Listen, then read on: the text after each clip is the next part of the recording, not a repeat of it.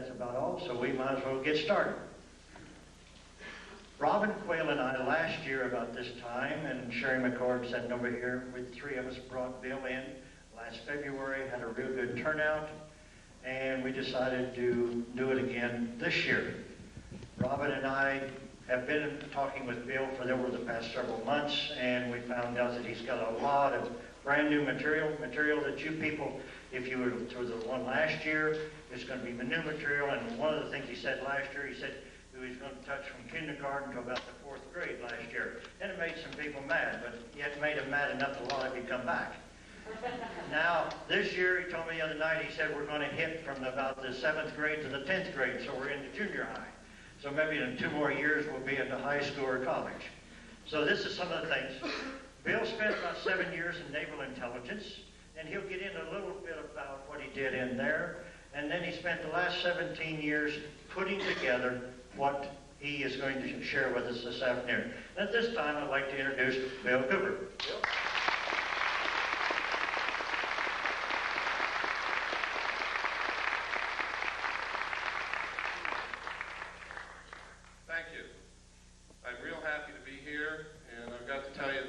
Hospitality is wonderful. When they talk about Georgia peaches, they're not kidding. And probably the best breakfasts that you can get anywhere are down south. My mother was from North Carolina, from Charlotte. I was raised on grits and all the good things. And it was funny, I didn't like it much when I was a kid, but now I can't get enough. It seems like we change over the years, and sometimes the poison becomes sweet. What I'm going to talk about today is a lot of how the sweetness has become poison. Just the opposite has been happening. But it doesn't have to be that way. We can change it. I'd like to know how many of you are here from out of state? Good, excellent. We try very hard to notify everybody that we have an address on anywhere around any state that I'm going to be in, and I see that people are appreciating that. So we're not wasting our money on the postage. How many of you are here to see what I have to present and hear what I have to say for the first time? My God. Something is working. That's incredible. That's wonderful.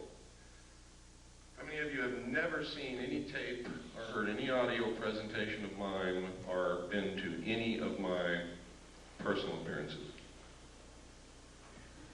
Okay, that's good. Something is really working. One of the most difficult things about what I talk about is get people to drop their preconceived notions, their preconceived ideas, it can't be happening, this is impossible, Bill Cooper's a nut. Get them to drop those kinds of obstacles and just take a look at the evidence. Because I'm going to tell you right now, I don't want you to believe anything that I tell you today. I don't want you to believe anything that I present to you today. But I do want you to see it. And I do want you to listen, and maybe, just maybe, what I'm all about is just maybe you will see or hear something here today that's going to convince you that something is terribly wrong. And it's going to empower you to become active and help us find out exactly what is wrong and fix it. Because I believe that we don't have too much time left to do this. I hope that I'm wrong. I sincerely hope that I'm wrong. But I have to tell you, ladies and gentlemen, since I have begun telling the world what I know and what I've found in my research, thousands of people have set out to intentionally prove me wrong, to ridicule me, to discredit me, to do all of these things, and no one has succeeded. Everyone who has gone to research the evidence to try and prove that I'm wrong has only succeeded in proving that I'm right.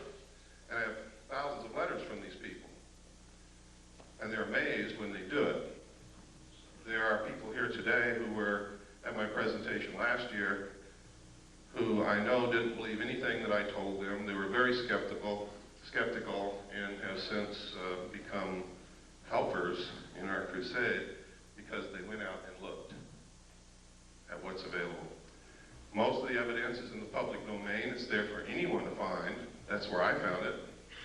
That's not how I got started on it, but that's where I found everything that I'm going to show you today, most of what I'm going to talk about. There is also a lot of deception. There is layer and layer upon layer upon layer of misinformation, disinformation, just plain old ordinary bullshit, and a lot of other things to get in your way. So wading through that can sometimes be difficult. You have to use your gut feeling, you have to use your common sense, you have to dig. But it's important that you learn to do that. For those of you who are here for the first time today, let me give you some background on who I am so that I won't be some mysterious character up here rattling off information, which may or may not be true. I was reared in a military family. My father was a command pilot in the United States Air Force. He is a retired lieutenant colonel. He lives in the state of Texas now. A command pilot means that he literally has flown aircraft for thousands of hours and he's still alive. He started in biplanes and he ended up in jets. When I was a child, I can remember, I think I've scrambled through every airplane that the Air Force and the Army Air Force ever had when I was a child. My dad used to take me out to the flight line to see these planes. I've flown in many of them. I used to eavesdrop on the pilots when they sat around the kitchen table and talked about UFOs and Foo Fighters and dogfights and things that went wrong with their airplanes and everything that you can think of, until they would get sick of me and my brother and sister and send us out in the yard to play. And then we would play what we heard. When I left home, also I was reared all over the world. We lived on Air Force bases in foreign countries. When I left home, I went in the Air Force. I was in the Strategic Air Command. I worked on B-52 bombers, KC-135 refueling aircraft, and Minuteman missiles as an aircraft and missile hydraulic technician. In the Air Force, of course, you have to understand I was a young man at that time. Went in when I was 18. I spent 4 years in. I got out when I was 22. And I met sergeants, people who were over me, but who I became friends with, who sometimes after about 10 or 12 beers would begin to tell me the most incredible stories that I'd ever heard in my life about having participated in teams of Air Force personnel who recovered crashed extraterrestrial spacecraft. Now you gotta understand, if they'd already had 10 or 12 beers, so had I. That's the first thing you've got to know. Second, you have to understand that after 10 or 12 beers at the age of 21, I wasn't interested in extraterrestrial crashed spacecraft. I was interested at the girl, and the girl at the other end of the bar. So I didn't pay too much attention to all of this, and you could never get these guys to talk about it when they were sober, and you still can't today. And in fact, today it's much more difficult because they have means that they have perfected of mind control and memory erasure, to where now some people who work in very top secret projects don't even know what they work on. They know that they go to work in the morning, they get off of work and go home, they don't remember anything that they did all day. The technology for this is well documented, it's in the public domain also, and it's one way that they've figured out how to keep projects secret. If you don't believe that the military can keep things secret, consider this. You just recently heard of the stealth fighter for the first time. This is 1991. I think the first mention of it publicly was in 1990. Did anyone hear of the stealth fighter before 1990? What year did you hear? Early 80s. Early 80s? Would anybody like to venture a guess on when the first flight of the stealth fighter took place?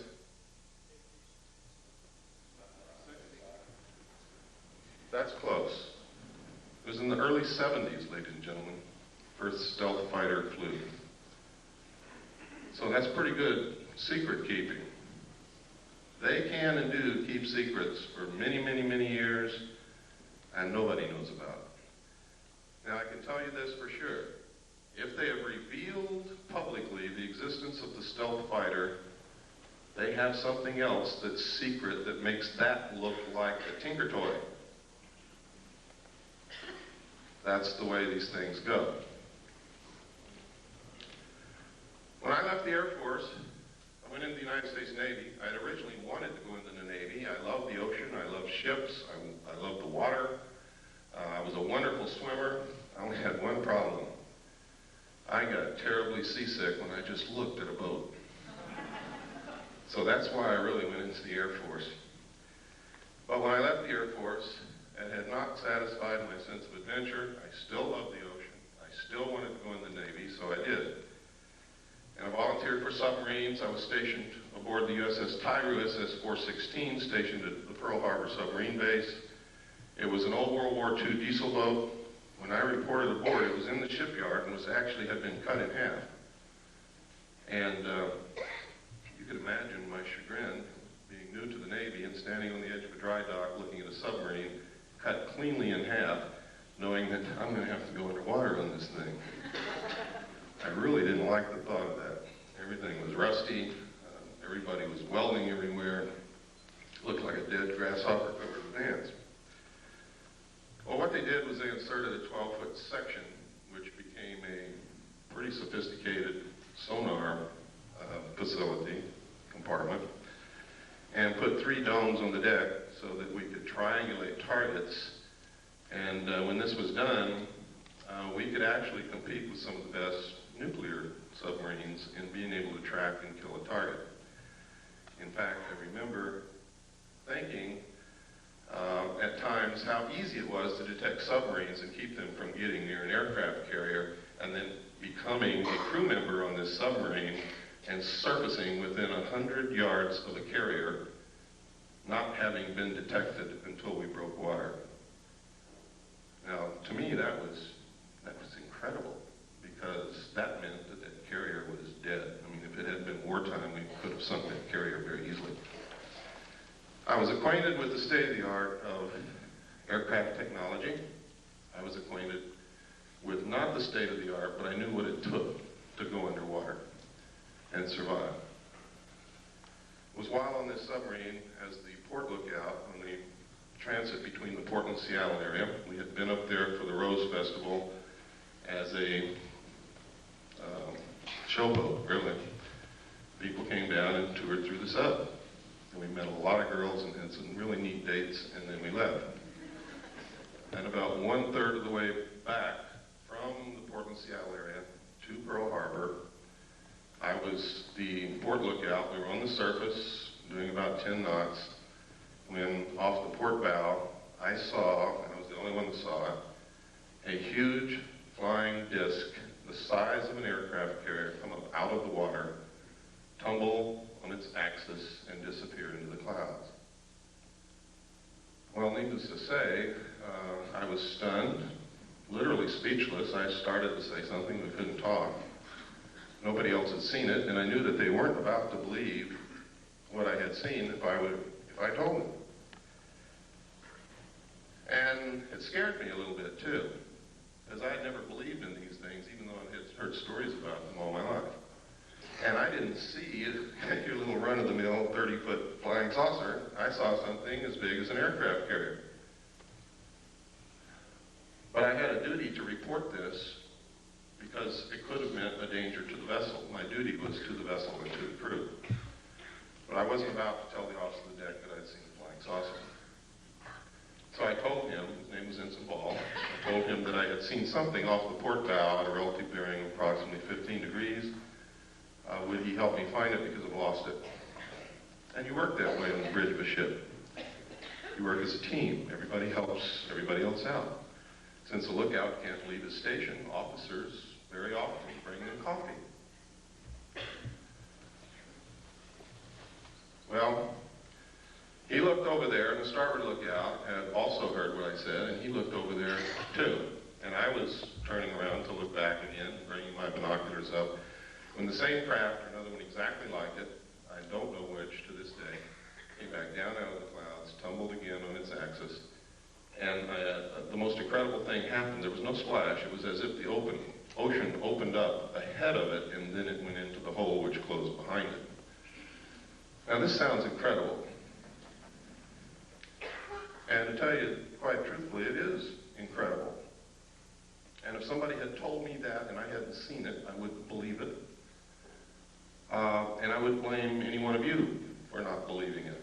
But I hope before this day is over, you're going to at least consider the possibility that these things exist, because I'm going to show you some real film, pictures, and documents, government documentation. And we're going to talk about a lot of other things that are going on. It's extremely important that people get out of the stuck in the mud, narrow view frame of mind. I can tell you that over the last 17 to 18 years that I've been doing research, I have discovered that our normal, everyday concept of reality is an illusion. It is a manipulation in most instances of the power structure that really runs this country and the world to keep us ignorant so that we won't know what the truth is. I can tell you that when George Bush says, out of the Middle East crisis will come a new world order, he is not joking. And the new world order is not what you think it is. Friendly nations working together. It's going to be a one world, totalitarian, socialist government. Some of the reasons for this are good, some of them are not. I can tell you that there is a hidden secret technology that is astounding, resembles nothing less than sheer magic, would literally set us free, enable us to cure most diseases, if not all, give us probably a source of, if not free energy, very close to free energy, very inexpensive energy, which we need very badly.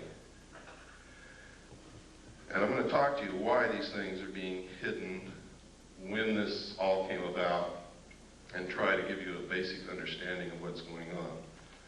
All of it's covered in my book, which you may or may not have seen. The name of the book is Behold a Pale Horse. This book has more suppressed information printed in it than any other book that's ever been printed in the history of the world, I can guarantee you. And if they don't succeed in suppressing it, a lot of people's eyes are going to be wide open when they read it. Everything that I have found, I document. So it's not a question of deciding whether or not to believe me, it's a question of whether or not you can accept those documents as proof. Someone once said you can put 10 tons of proof in front of people. If they're not ready to accept an idea, they will not accept the proof. No amount of evidence will suffice to prove anything. It is the jury that will decide. And you are the jury. Smart people know that.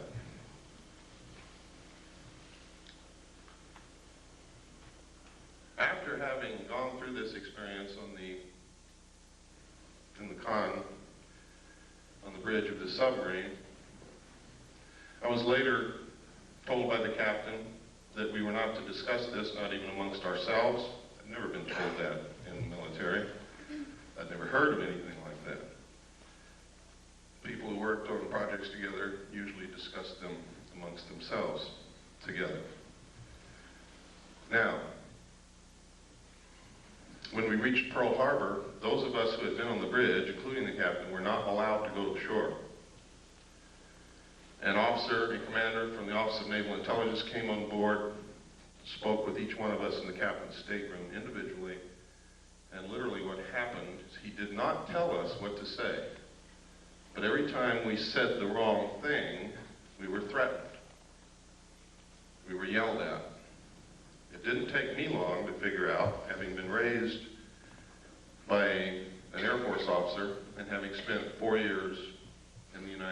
Air Force what this man wanted to hear. So I told him what he wanted to hear. Sir, I didn't see anything. I want to get the hell out of here real quick. Please, let's get this over with. That pleased him.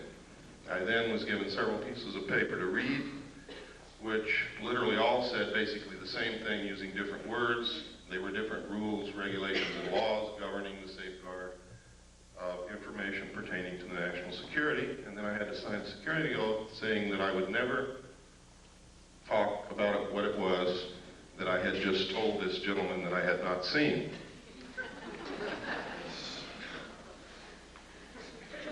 And then I was allowed to go. Later I was selected and trained for Naval Security and Intelligence. I was given a secondary NEC of 9545, which is Internal Security Specialist. My job was to safeguard, control classified information, secure perimeters, buildings, naval installations, detect bugging devices, all of these things. I was specifically trained to conduct Pacific Area intelligence briefings. And then after all this training, I was sent to Vietnam and made a patrol boat captain for Naval Security and Intelligence. I was attached to Camp Carter, which was the headquarters of Naval Intelligence and I Corps. I was then sent to a division of Naval Intelligence, which was the Da Nang Harbor Patrol. I was given a crew, a patrol boat, and a lot of weapons and ammunition, and they turned me loose. And that was crazy, because I was a young man that didn't know what the hell I was doing. But I did okay, thank God. Some others didn't. Later, I was transferred up to the Dong Ha River Security Group, which was another division of Camp Carter Naval Intelligence. And my job there was to patrol the river, make friends with the people along the banks, gather intelligence, and maintain the safety and security of the river. That river was at the DMZ. It's the Takan River.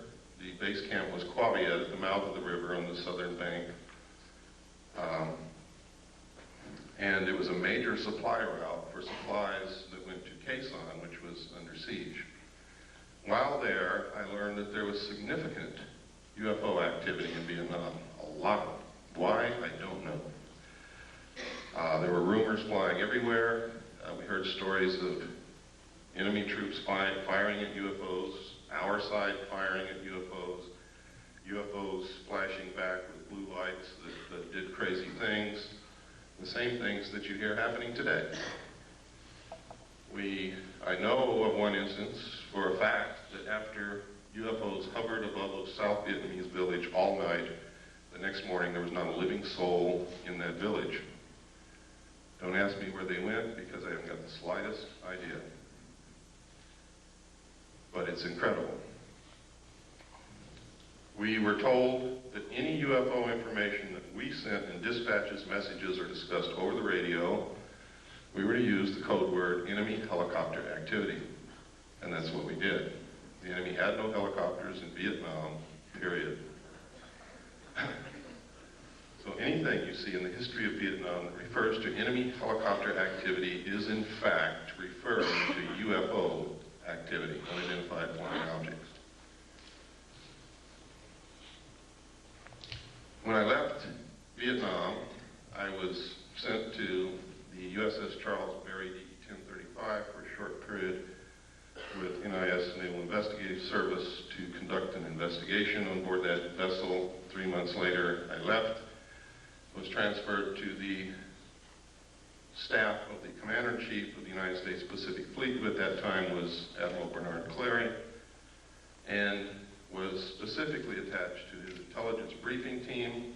I also stood watches. In the Navy, you have a primary job. Some people don't know this, so let me explain it. In the Navy, you have a primary job, which you do.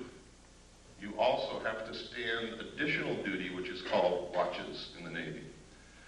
My watch station was Petty Officer of the Watch in the Command Center, which meant I was the senior enlisted man in the Command Center, in charge of the Command Center and the information. I was also the designated speak-out operator, which meant top secret, crypto, communications that came in under a specialized, compartmentalized category. I was the only one on watch who was allowed to handle that information and direct it to the specific place where it was to go. Now, normally these things are handled by radio men and communications technicians in a communications center. But in a command center where they have to have information instantly, everything that goes to the communications center also comes to the command center, so that there is not a delay in important information, urgent information getting to the right people who have to make command decisions. It was there that I saw documentation that I have to tell you right now could have been shown to me or given to me, or I could have been put in that position in order to see these documents so that I would specifically talk about them later. I'll tell you why in just a few moments that might have occurred. I don't believe that's the case. I believe that the information that I saw was real, was accurate, and is occurring. The documents stated that extraterrestrials were real, that UFOs were piloted by them and had been visiting this Earth for many, many thousands of years, that there was a project called Aquarius that had researched this history and compiled the history from written human records, starting with the ancient tablets left by the Sumerians, the Assyrians, the Mesopotamians, the Egyptians, right up to modern times. These documents were quite thorough and very convincing, believe me. There was documentation that the United States had actually recovered crashed alien craft. The first one occurred near a small town called Roswell, New Mexico in 1947. The crash site actually covered 2 locations. One location was on a ranch belonging to a Mr. Brazel. The other location was approximately 60 miles from there, where the main bulk of the craft had come down, from which they had removed 3 dead alien bodies. I saw photographs of these bodies, I saw photographs of the autopsies, and I saw photographs of the internal organs of these beings. It stated that in 1949 another crash had occurred, also in New Mexico, from which they had recovered more bodies, and that they had found 1 live alien creature wandering in the desert. Now you have to understand, just because I saw these documents doesn't mean that all of this actually occurred. These could have been presented to me to make me believe that this had occurred. It stated that they had kept this live alien in captivity until June the 2nd, 1952, at which time he died of unknown causes. They instituted a project called Sigma to attempt to contact the race that this being belonged to. Sigma evolved into the National Security Agency. That eventually contact was made. Landings occurred, communication took place, an alliance was agreed upon. This actually was supposedly happened at Muroc, which is now known as Edwards Air Force Base in California, in 1954. President Eisenhower was on vacation at that time in Palm Springs. During this time, you can see by reading the newspapers that he disappeared. The newspapers went crazy. Reporters were combing the countryside looking for the president. They were told that he had suffered a toothache and was flown by helicopter to a dentist. Well, this was not true. The true place where he was taken was Muroc, Edwards Air Force Base. The base was closed. This is also on record for 3 days. No one could go in, no one could come out. There are witness accounts that say 3 unidentified flying objects flew over Edwards Air Force Base and landed. We have a letter, which I'm going to show you later, from a Mr. Gerald Blight, who states that he was there when President Eisenhower was there. He saw the ships, he saw these creatures. And that's just the beginning, but I'm not going to go much farther than that. Right now, we're going to get into some documentation so that your disbelief can start to see that this is not as incredible as it sounds. And I know what some of you must be sitting there thinking. It wasn't too long ago I should have been thinking the same thing. Now, over the years, if this is real, it's been suppressed and covered up and hidden for very good reasons in the beginning. Reasons that don't stand up now. Reasons that have resulted in criminal activity, in erosion of the Constitution, in all kinds of things. Now, I said that I believe that this is all true. I don't believe that it's a hoax. The evidence is overwhelming that it's true. And by overwhelming, I mean exactly that. When you get into really investigating this, looking at it, the evidence will overwhelm you. It is incredible that such a cover-up has been able to be maintained for so long.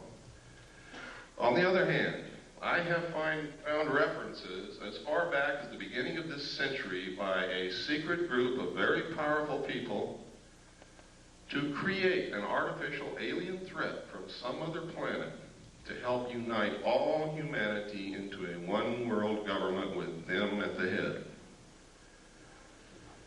I have found a speech given by John Dewey in 1917 to Viscount Ishii and the Japanese delegation in New York City, where the first thing that he says in his speech is, "Someone once told me that the best way to unite all humanity and do away with war is if we were attacked from some other planet by alien beings from outer space."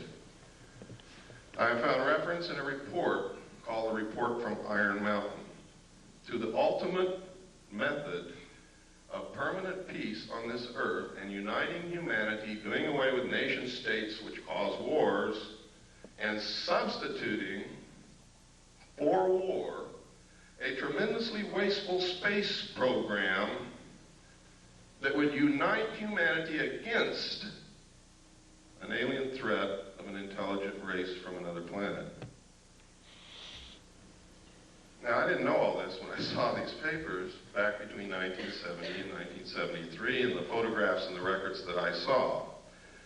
This information came out during my research over the last 18 years. So it's something that has to be considered. I have to tell you that the intelligence communities, the powerful people in this world, have the capabilities to do this, to perpetrate such a hoax. They can do it. They have methods and ways to make us believe damn near anything they want to. But I will tell you this. The only question is whether extraterrestrials are real or not. There is no question whatsoever about the craft. The craft are real. They've been seen by millions of people all over the world. Credible people, military people, doctors, lawyers, bag ladies, elevator repairmen, people who work in grocery stores, heads of colleges, politicians, Jimmy Carter, Ronald Reagan, and many others.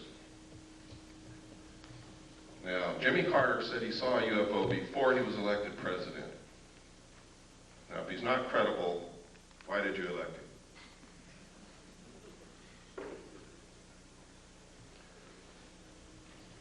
If we can send a man to the gas chamber or the electric chair on the testimony of two witnesses in court, why won't you believe millions of people who are telling you that they have seen these craft flying in the air, that they're metal, that they are intelligently guided, that they are real, and that they demonstrate a technology beyond anything that we know of publicly anyway?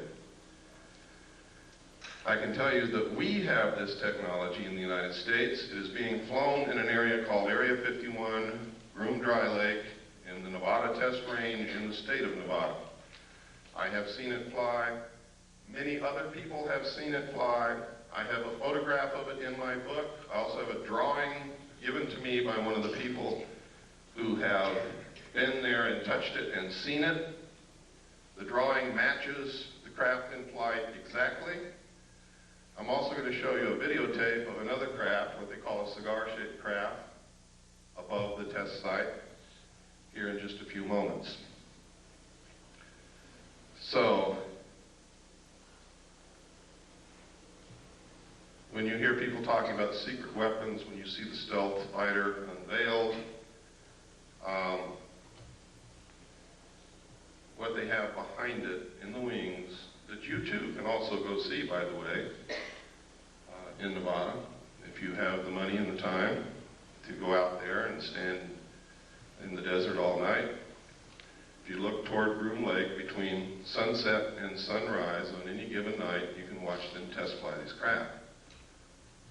But you have to be prepared to stay there 2 or 3 nights because they don't always fly every single night. Now at this time, to show you that I'm not so far out in left field that you could turn it off, I'm going to show you a tape now, and this tape is going to prove to you that the government's been lying to you for a lot of years. Now, when I say the government, I don't mean our constitutionally authorized and legal and lawful government. I mean the men who have infiltrated our government over the years and who are controlling it, subverting it toward their own end. Have been lying to us. Our government hadn't had a chance to work over the last 40 years. And you're going to see why. What I'm going to show you is a tape of the Kennedy assassination. It's not a tape that you've ever seen before. I hope you will pardon the editing because I'm not a professional editor and I have to do this at home because I cannot let this tape out of my possession because that would be totally irresponsible and it would probably disappear. Keep your eyes on the driver of the car. Do not watch Kennedy. Don't look around at the scenery. Keep your eyes on the driver of the car. That's important. They have always known who killed Kennedy, and they have covered it up for all these years. Okay, if we have the lights off, and please run the Kennedy tape. Can I sit down? Can that door be closed? Yes.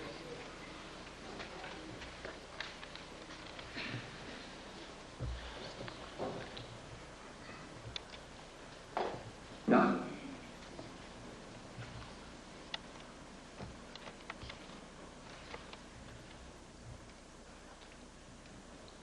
It was politics that motivated Kennedy to make the trip. Can you turn up the volume, please? It hoped to reconcile differences between two factions of the state's Democratic Party, as well as draw political support in the state that he had barely carried back in 1960.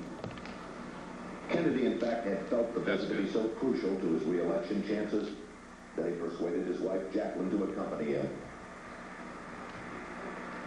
The first day of the trip, which included visits to Houston and San Antonio on November 21st, had been very successful. Despite his mediocre rating in the latest Gallup poll, overwhelming and enthusiastic crowds greeted the President and the First Lady at every stop along the tour.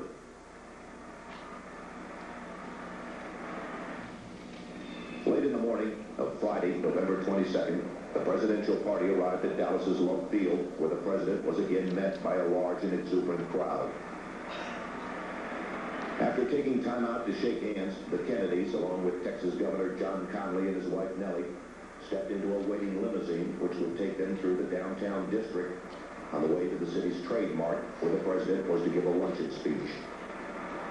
As the motorcade made its way through the streets of Dallas, it was obvious that Kennedy's trip was a tremendous success.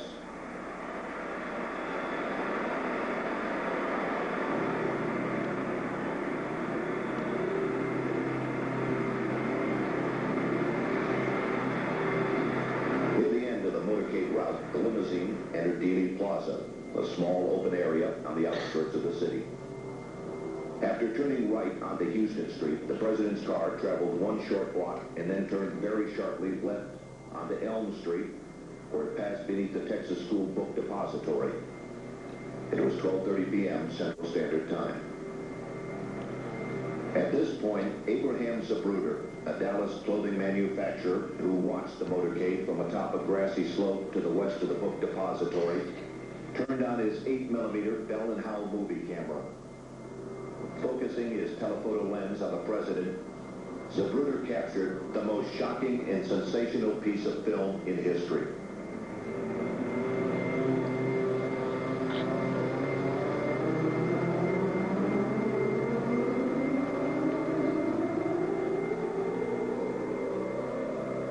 The motorcade in Dallas on November 22nd, 1963. As the presidential car passes behind the freeway sign, President Kennedy is struck in the throat by a bullet that was fired from the grassy knoll. As he's grasping his throat to John Connally, turning around to his right, he at that point is struck. You notice the the passenger of the car turning back to see what has happened to the president. As he turns back to the front, the driver of the car turns with his left arm over his right shoulder with a pistol and fires. You see the 45 caliber nickel-plated automatic weapon in his left hand. He's firing over his right shoulder. You see it in relief. You see his head pointing backwards towards the president.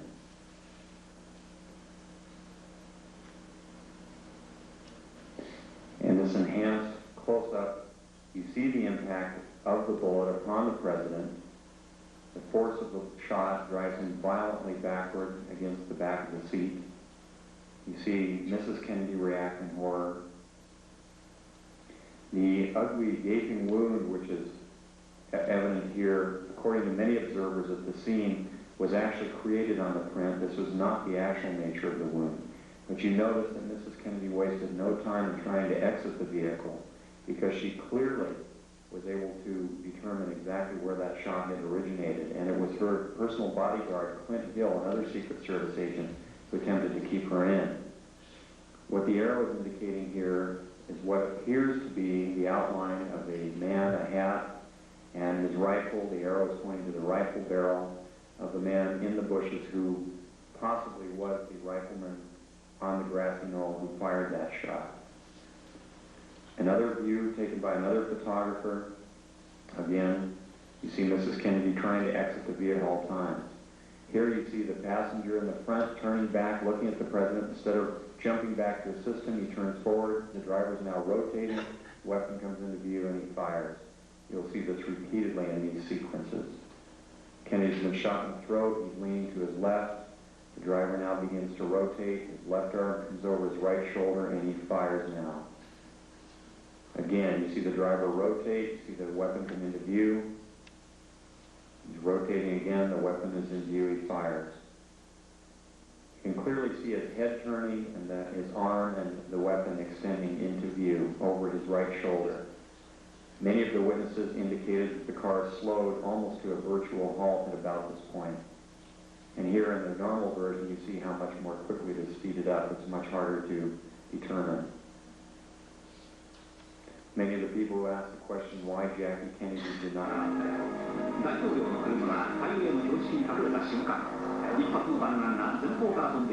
This is the same film that we sent to Japan to have a computer analyzed. The Japanese concurred. They said that I was absolutely right in the outline what they found from the computer analysis. They also gave us a very clear, beautiful color cut that you will see following it.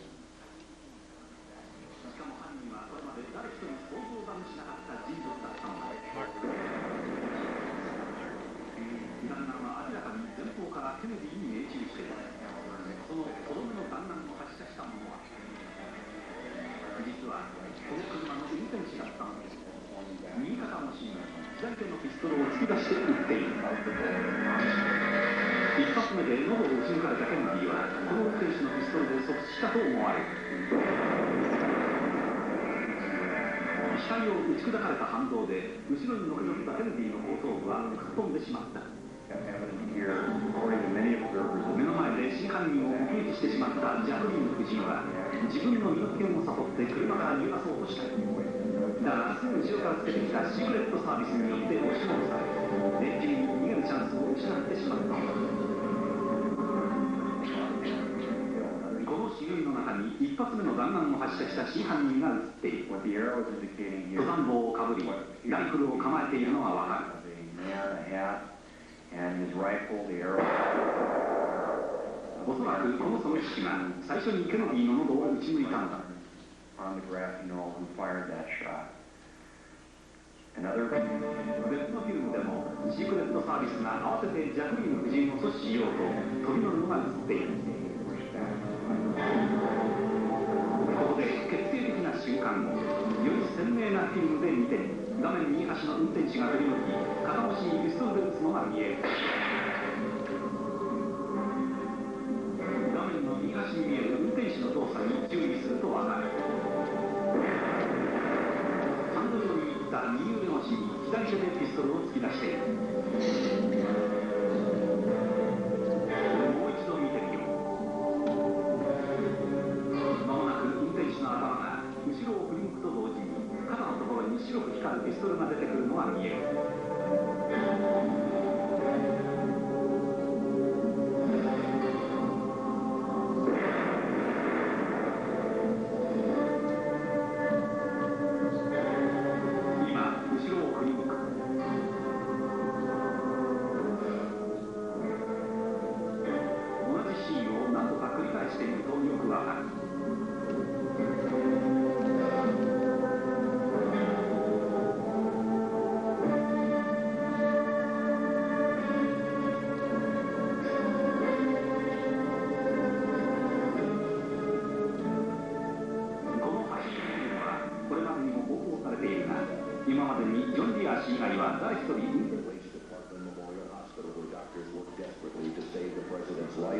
and to care for Governor Conley, who was also seriously injured in the shooting. Although the governor would make a full recovery, it was obvious to the doctors that Kennedy's wounds were fatal, and at approximately 1 p.m., the president was pronounced dead.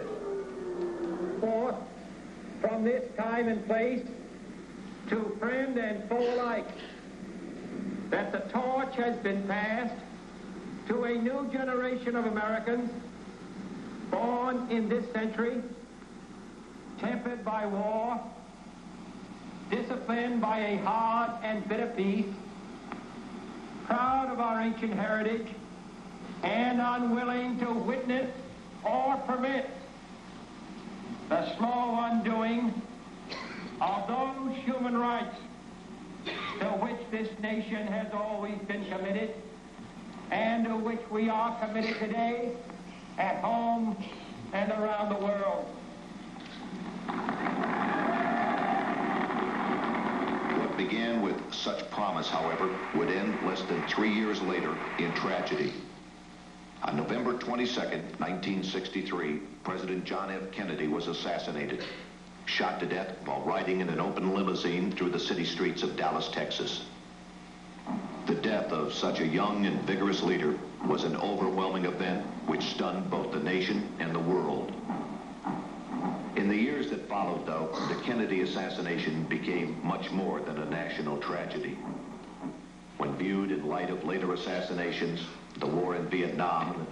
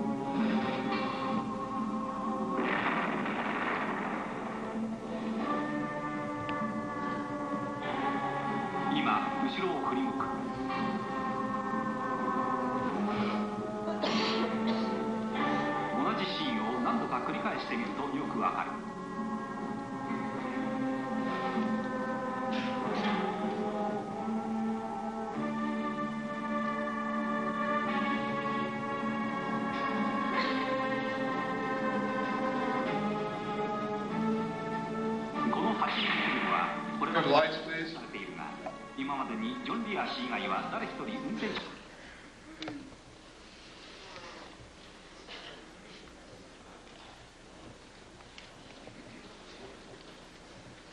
While I was with the Office of Naval Intelligence attached to the Commander-in-Chief of the United States Pacific Fleet staff, I saw documents that stated with no hesitation whatsoever, with clear understanding, that President Kennedy was killed by William Greer, the Secret Service agent driving his limousine in the motorcade.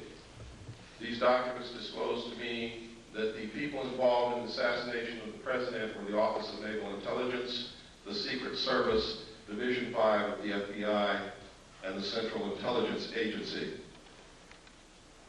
The reason stated was that he was a security risk, that he had ordered them to stop the sale and importation of drugs to the American people, and that he had ordered them to develop a plan to disclose the presence of extraterrestrial visitation to this earth within the following year.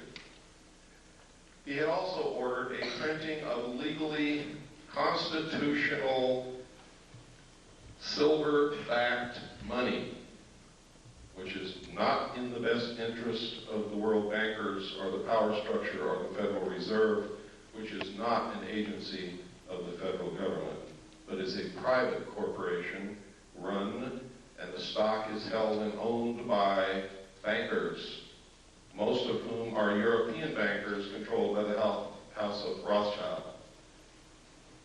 They pay no taxes on the national debt that we pay them and the money that they earn from the interest. So they were dead set against the printing of this money. Kennedy had also discovered what the CIA had been doing for many years. You see, being president, you get to open a lot of drawers that nobody usually gets to open. And he had informed the CIA that he had intended, and he said this publicly, by the way, that he intended to disband the CIA and scatter it in 1,000 different directions. So you see, he made some pretty big enemies. And there were some pretty powerful people who thought that he needed to be killed. Many of you saw this and found this out for the first time today. How many of you are upset by this? I am. I have been ever since I saw those documents. I've been terribly upset. In fact, in my book, I enclose parts of my service record in the appendix. You can see the exact day that I found out that the Office of Naval Intelligence was involved in the assassination of President Kennedy. I went over the hill with no intention of coming back. It was my good friend Robert Swan who talked me into returning so that I can do what I'm doing today. He said, "Bill, you can't help anybody if you're in jail, and that's where you're going if you don't go back." So I went back after 8 days. But you can see the exact day in 1971 when I saw the document that told me who killed President Kennedy. Let's take about a 5-minute break. Let's take a 10-minute break.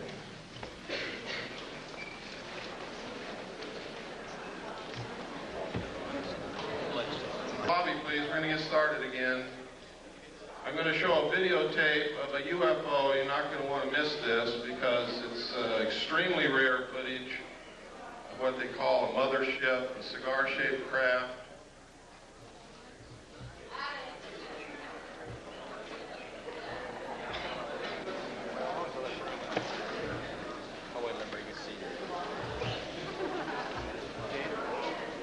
Close that door.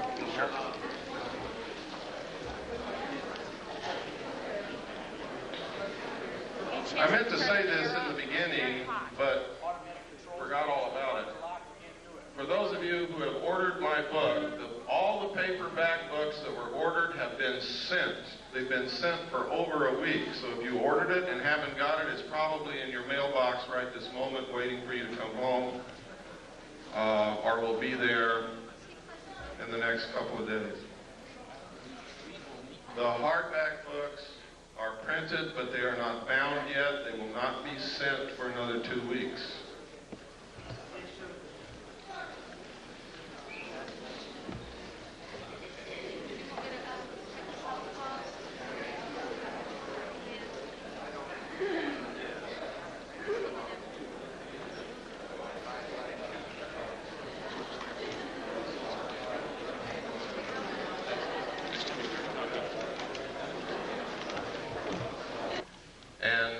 To be gotten to the bottom of very quickly. And that is that some people are coming forward and telling us that they're being abducted by alien beings and taken aboard their spacecraft. They're literally helpless. They can't move. Their clothes are taken off. They're given medical examinations. Some people are operated upon. Samples of their tissue is taken. Sometimes sperm and ova is harvested. Sometimes females are impregnated. It's all medical fact that these things are happening. It is not a joke. The only question is, was it really aliens and were they really taken into a spacecraft, or did something else happen and this is a planted story that's been put in their mind to disguise it? You see, this is a classic thing that they do in brainwashing. If they want to cover something up, they just put a different memory in your mind. Now that sounds difficult, sounds impossible, but if you go read the books that have been published by people who have participated in mind control experimentation, and the documents that have been released under the Freedom of Information Act, this is not a joke. They can do it, have done it, and will do it again in the future. Now, if this is a hoax, if it's the biggest hoax that's ever been perpetrated in the history of the world in order to create an alien threat from outer space in the consciousness of humanity so that we'll accept the elimination of the sovereignty of nations, the destruction of our Constitution, and will accept a one-world government wherein we may not have the freedoms that we have now in order to face this alien threat together as one humanity. If it's a hoax, that means we're being manipulated on the grandest scale in history, that people are being hurt, that their minds are being screwed with. And if this is happening, we have to find out if it's really happening. We have to be able to gather enough facts to prove it, and we've got to stop it. If, on the other hand, these are really extraterrestrials that are doing these things, we have to find out why. Because these people are being implanted with very small devices, about the size of a small BB, that are literally microchips in the brain.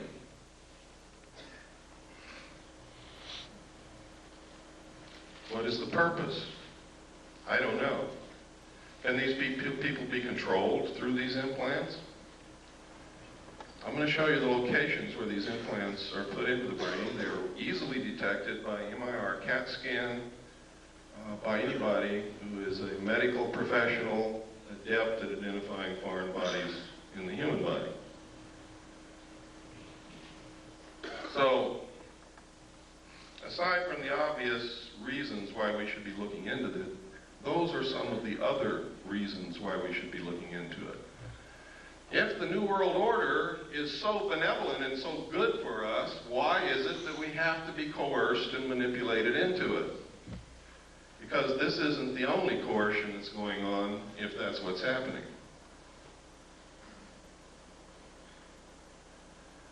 Now I'm going to preface what I'm going to say next, because I'm going to talk about the war in the Middle East for a few minutes. I'm going to preface what I'm going to say next with this statement.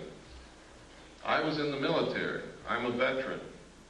I support the Constitution and the government of the United States of America and will fight anyone who attempts to overthrow it or destroy it. I am for our troops in the Middle East. I am for them. I hope that not a one of them gets killed. And as long as we're engaged in battle, I hope that we win. But I'm going to tell you right now, we are not there for the reasons that you've been told. And let me give you a little history of this.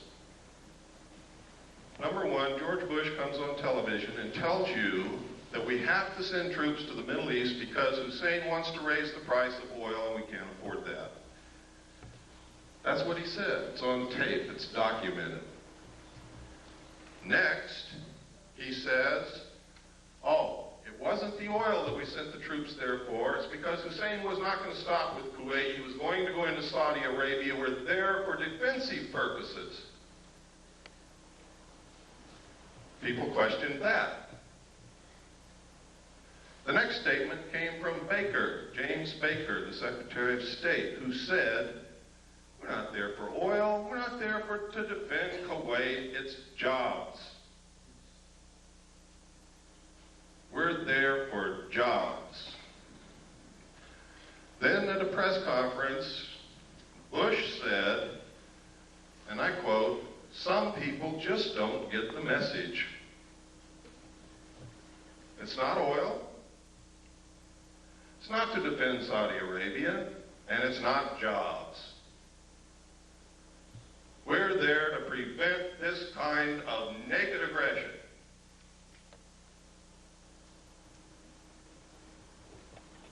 Now, I submit to you that if the President of the United States and the Secretary of State don't know why the hell we're there and they change their mind every minute, that none of the above is true. The truth is, a legal precedent has to be established that says that the United Nations is the ruler of the world. It has to be a legal precedent that all nation states submit to the will of the United Nations and give up their sovereignty to the United Nations and submit to the rule of the law of the world, which is the United Nations Charter and the resolutions passed by the United Nations.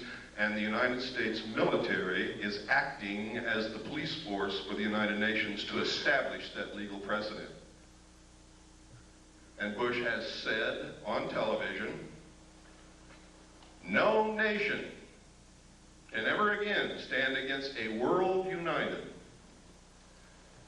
And if they try it, the same thing will happen to them. Margaret Thatcher was the last world leader who was opposed to the one world government. And she is no longer the Prime Minister of England because of that. I'm going to tell you now that the only obstacle to the New World Order coming together at this moment is the right of the American people to keep and bear arms. That is why there is such an effort to take your guns away from you. You see, the intent of the Second Amendment, the second article and amendment to the Constitution, was not so that we could go hunting. It was not to protect the possessions in your home or to protect you from burglars. The intent of our forefathers in establishing the second article and amendment to the Constitution was that as long as every American owned a weapon, whether they ever fired it or not, our government could never oppress us just with the knowledge that we all had that weapon in our closet. That's the reason. That's why every time you see a bill to take weapons away from the American people defeated in Congress, 4 more are introduced immediately. It's a never-ending battle. That's why they lie about the statistics. The truth is, in a town where everybody owns a weapon and everybody knows it, there is almost no crime.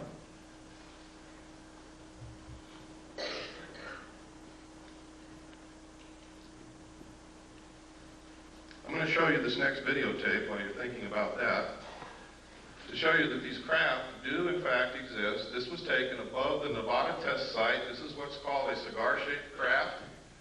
They are very large. They're also called motherships. Every time they're seen, except in this photograph, usually you see other smaller craft exiting and entering these craft, like scout ships or something. I don't know what you would call it. But it's absolutely incredible. This piece of footage you're going to see is so rare.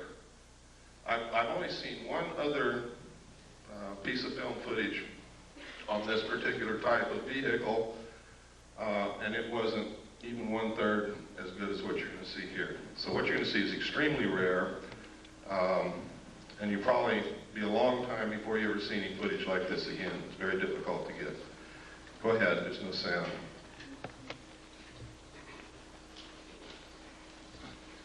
Kill the lights, please.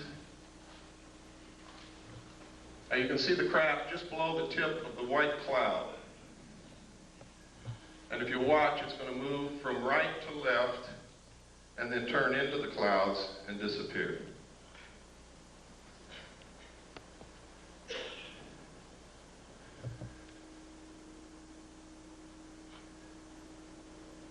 were approximately 15 miles from that location when this footage was taken. Which means that what you're looking at there is approximately 2 to 3 miles in length.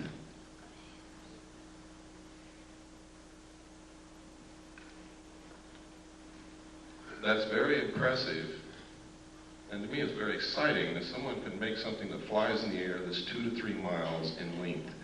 That is the actual time that you see there, those are the actual seconds passing.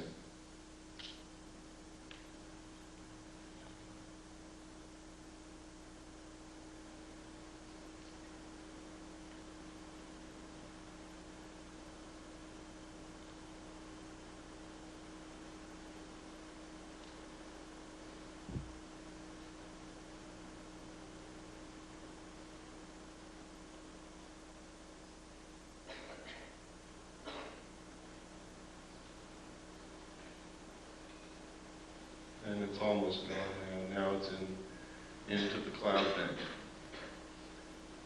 You can stop the tape.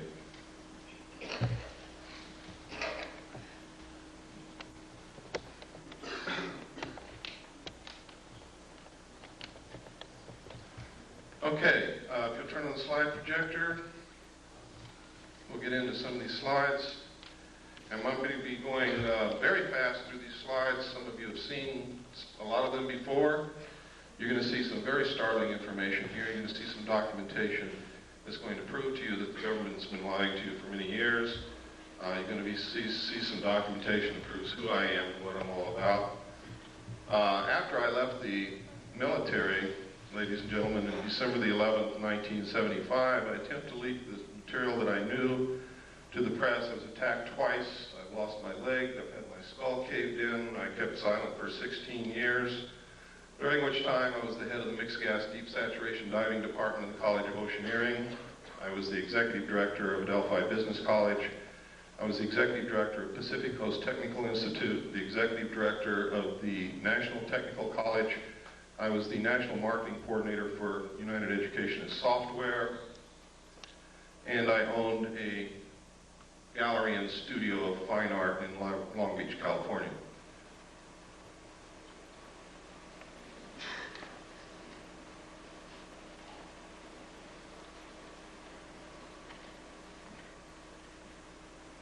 Is it on? It's on. Maybe you just go forward one.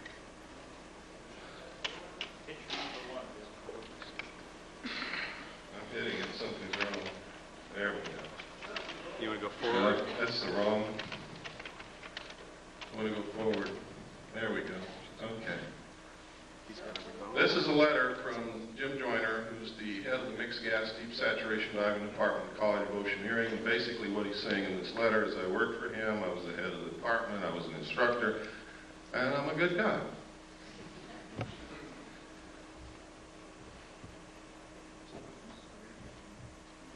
This is not working. It's not. Go ahead and push it. Just say forward and he'll push the button. Okay. This is a piece of research that was done by Bob Exler. In his own research, he verified something that I had not told anybody, and was that when I was with the Commander-in-Chief of the United States Pacific Fleet, I worked directly under Bobby Ray Inman. He verified all of this, and verifies that I was there, and that I had reported seeing UFO-related documents under that command. And it goes through to outline Bobby Ray Inman's career path, which is incredible.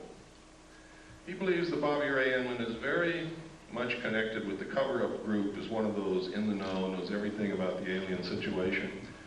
Born April 4th, 1931, graduated from college at the age of 19 with the BA from the University of Texas in 1950. He entered the United States Navy in 1952, advancing to the rank of Admiral in 1981. 20 years after entering the Navy, he graduated from the National War College in 1972. He was the assistant to the Naval Attaché in Stockholm from 65 to 67, and no records are available for his service assignments from 68 through 71. From 72 to 74, he was assistant to the Chief of Staff of Intelligence Office of the Commander of the Pacific Fleet. Inman was the director of Naval Intelligence from 1974 to 1976 before moving on to become the vice director of the Defense Intelligence Agency. You can see what he did? I mean, he skipped over some pretty senior people, and he's going right straight to the top. And only people who are considered to be of the inner circle do that. He became the director of the National Security Agency in 1977, holding that post until 1981 when he attained the rank of admiral and became the deputy director of the Central Intelligence Agency. He retired from government service in 1982 and became the CEO for MCC. Remember what I was telling you about implants? Microelectronics and Computer Technology Corporation. MCC is a private sector joint venture supported by and share funded by the government and corporate shareholders.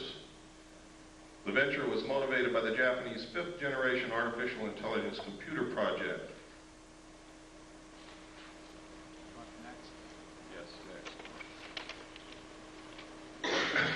This is a letter from Bob. Remember I told you Bob Swan was the one who talked me into going back after I went AWOL. Later, I got married on June the 2nd, 1972. On June the 1st, 1972, I sat down with Bob and a bottle of scotch and I told him everything I knew and gave him a set of documents to prove it. Bob acknowledges that conversation in this letter.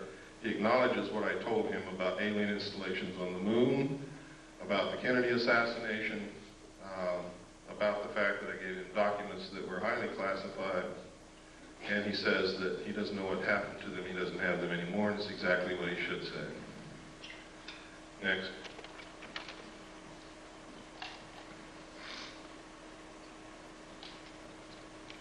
And next.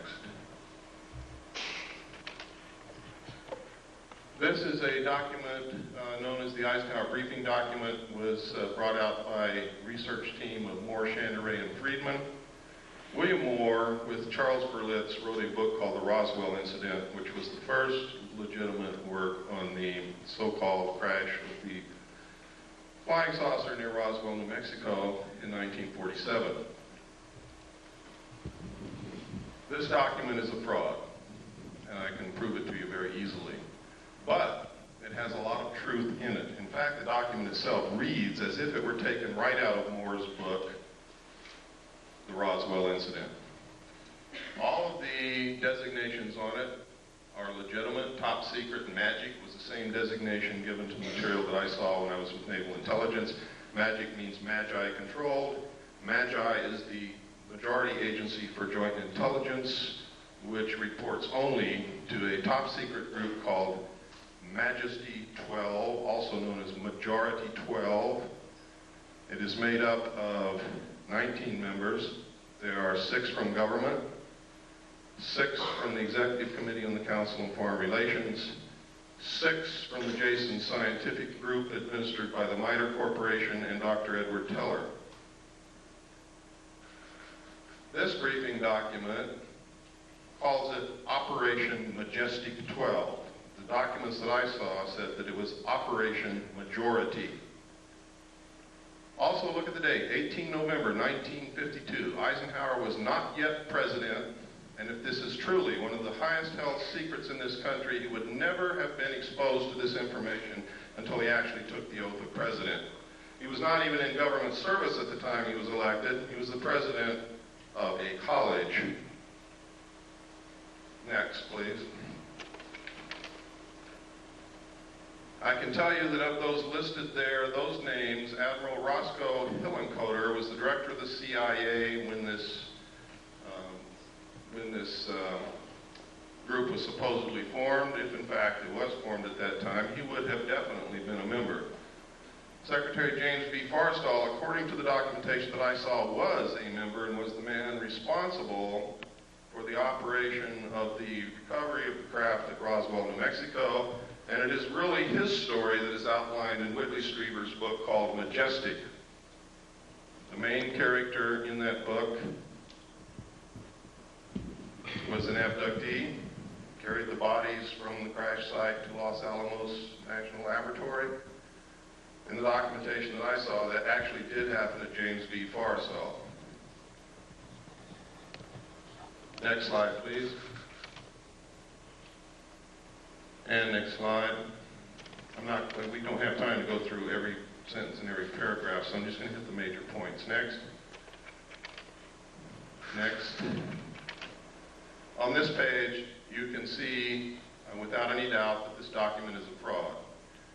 In enumeration of attachments, you'll see attachment A, special classified executive order number 092447 TS/EO. TS is top secret, EO is executive order.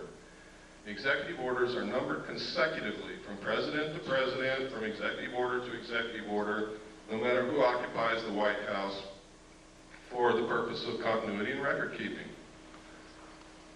Truman wrote executive orders in the 9,000 range. Eisenhower wrote executive orders in the 10,000 range, and so on and so forth. President Nixon wrote in the 11,000 range, and some of the ones that he wrote were actually signed by Carter. This is 92,447. Any way that you look at it, it can only be a date. 09, which would be what month? September the 24th, 1947. Executive orders are not listed by date, they are listed by number. Next slide, please. This is a memorandum for the Secretary of Defense. This also is a fraud. Next slide, please. This is legitimate. This came directly from the National Archives. It is legitimate. One thing that makes it important is it does mention NSC, National Security Council / MJ-12 Special Studies Project. In the documentation that I saw, Majesty 12, also known as Majority 12 for security reasons, where I got the name Majority 12 is that they had to have a majority of 12 votes to carry on any motion or any operation or anything that they wanted to do. If they didn't have 12 votes, they couldn't do it. It was abbreviated MJ-12. I also saw documents that there was a special studies group made up of scientists and prominent people belonging to a secret society called the Jason Society, which actually makes up the core of the Council on Foreign Relations. And under them is a Jason scientific group administered by the MITRE Corporation to study all the facts, lies, evidence, disinformation of the alien question and arrive at what the truth was. It was a 3-year study. Dr. Zbigniew Brzezinski headed the study group for the first 18 months. The second 18 months was headed by Dr. Henry Kissinger. During that time, Dr. Henry Kissinger, this is historical record, wouldn't even speak to anyone.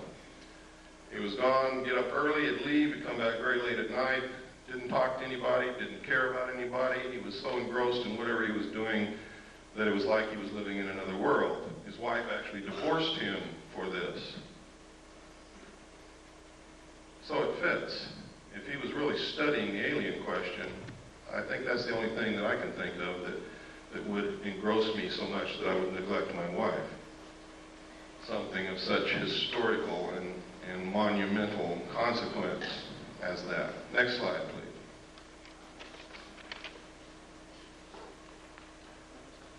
This, nobody knows if this is real or not, but this is one of the documentation that Moore, Channery, and Friedman came out with. Next slide.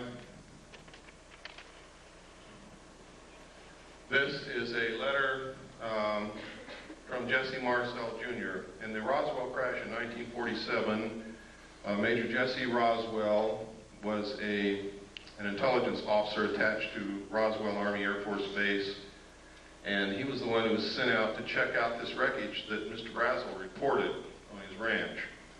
When he got there, he determined that this wasn't anything he'd ever seen before, didn't know what it was, gathered it all up, put it in his car, took it home, showed it to his wife and child that night, and the following morning took it into the base.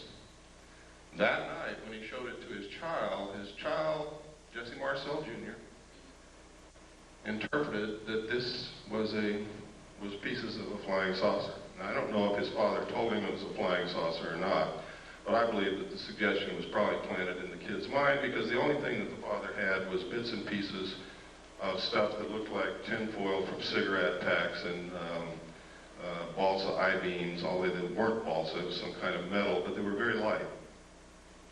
Next slide.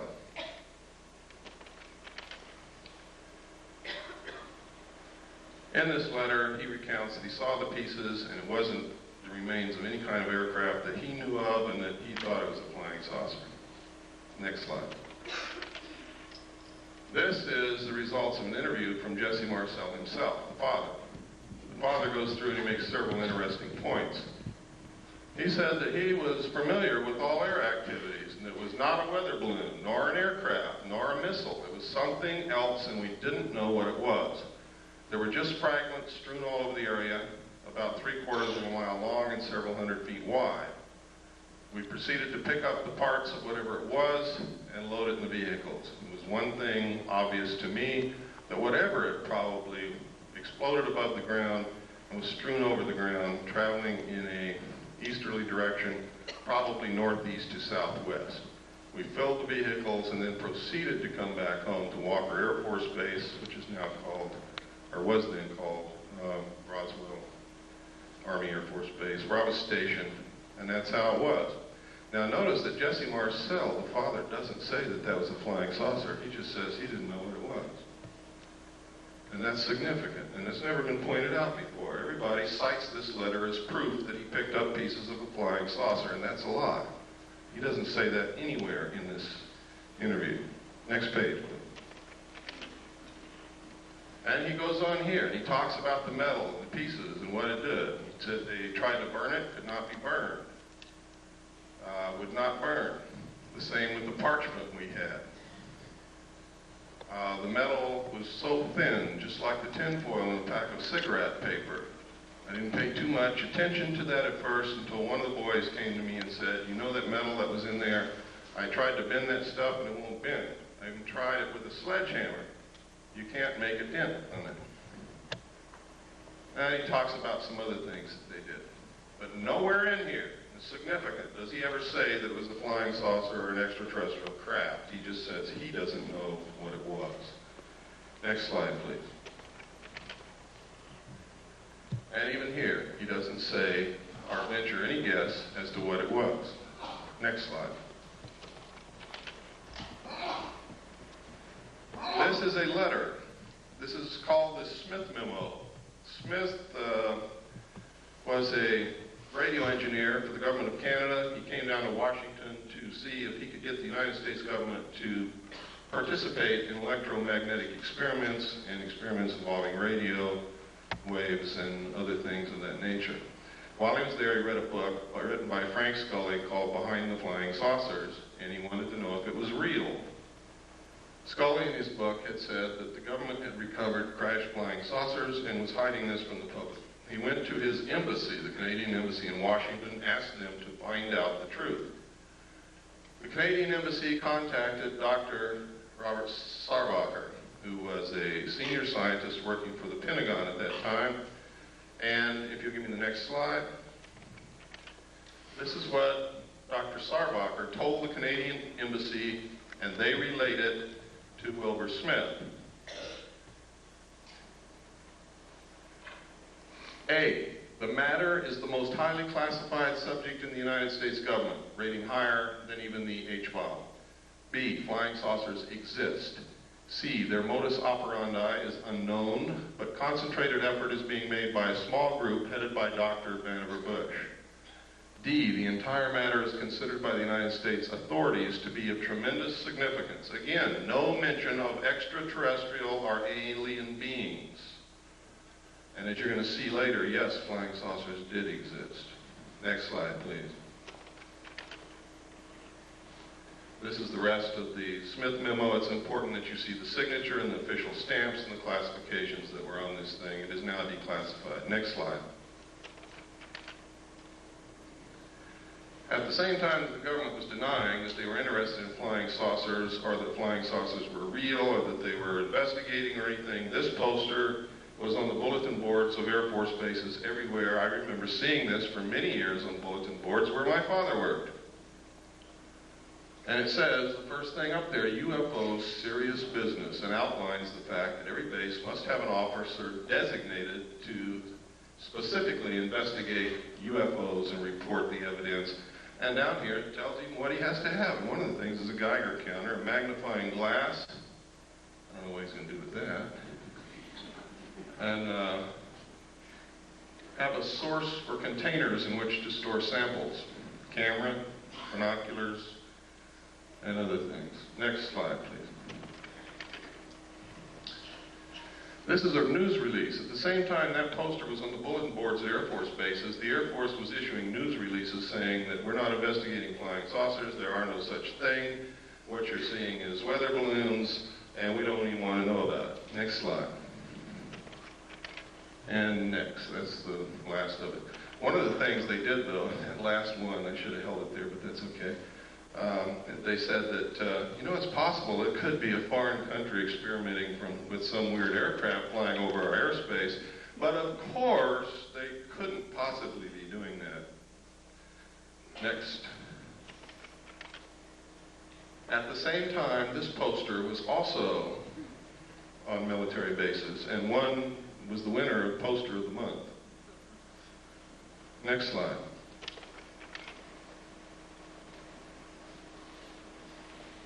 These are cows.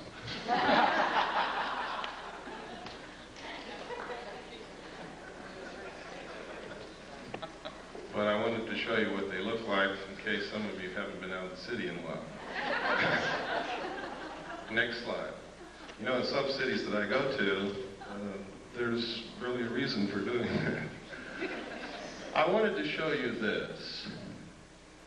There's something happening with this phenomenon that is absolutely incredible. Everywhere on this slide where you see an M, there has been a classic case of cattle mutilation. I'm going to describe to you what a classic case of cattle mutilation is so that you will know in your mind what I'm talking about. I'm talking about the lips on one side of the face gone. The jaw, the flesh and the muscle on the lower side of one of the jaw, lower jaw, gone, stripped to the bone. The tongue missing, one eye missing, one ear cored out and missing. Usually a 6-inch diameter patch of skin somewhere on the animal has been cut out. If it's a cow, either the entire udder or a portion of the udder is missing. The rectum is cored out in a perfect cone shape. These sexual organs are always missing. If the cow is pregnant, sometimes the fetus of the calf is gone, but the fetal bag is not opened or cut and has not been invaded in any manner. Now that's incredible. But the most significant thing is that all the blood is drained from the animal's body with no vascular collapse, and there's not a drop of blood anywhere. There are no cigarette butts on the ground, there are no tire tracks, there are no shoe prints, there are no footprints, there are no gum wrappers, there is nothing. The government says that coyotes did that.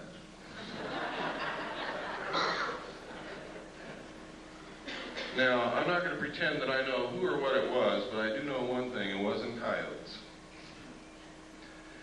And I also know that our medical personnel, with the best surgical tools at their disposal, cannot make or duplicate the same cuts that are bloodless, that seem to be literally between the cells. There's no blood in any of the wounds.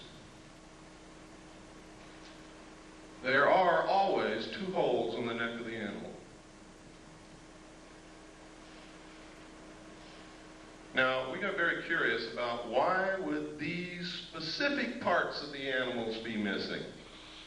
And we came up with some things that are very interesting. Dust collects in the ear. Things that float around in the atmosphere collect in the ear. The lips touch the grass and the earth, so does the lower jaw. The eyes exposed to the atmosphere. The rectum is where most of the heavy impurities, the things that cannot be digested, that are poison to the system, collect, and that's why people get rectum cancer and colon cancer from these things. The sexual organs would show genetic damage. And where does radioactivity show up first in a mammal? In the milk. So then we got very interested in where these mutilations occurred, what time of year, which way was the wind blowing, and what was upwind from these locations. And we found in every single instance there was a nuclear site of some kind, a power plant, a weapons base, a weapons storage installation, weapons manufacturing plant, a testing area, missile stockpile, uranium mines, and tailing piles, waste disposal areas. In every single instance were upwind from these sites. From that, I deduce that whoever is doing it is trying to find out how much radiation has leaked into the atmosphere, the food chain, and the groundwater, and what is it doing to the living mammals in its path. The fact that they leave these carcasses laying out there is an act of terrorism. Literally. I mean, if you want to check for something in these animals, that's fine. But there's no reason why you couldn't take it somewhere else, chop it up, dispose of it, or eat it, or whatever. Why is it being left on the ground? That's an act of terrorism. It's done intentionally to scare people. Why? Maybe to create an alien threat from outer space. Maybe because aliens don't eat beef.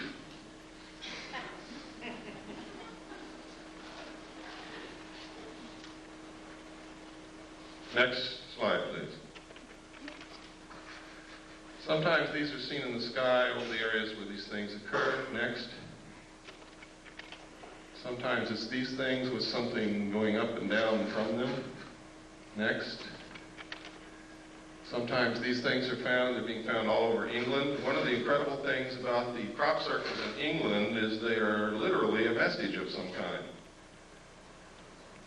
There's a book called The Father of Lies. In the back of that book, it gives an example of the cipher that the secret societies used in ancient times to communicate with their members so that people who were not initiates would not learn the secrets of the society.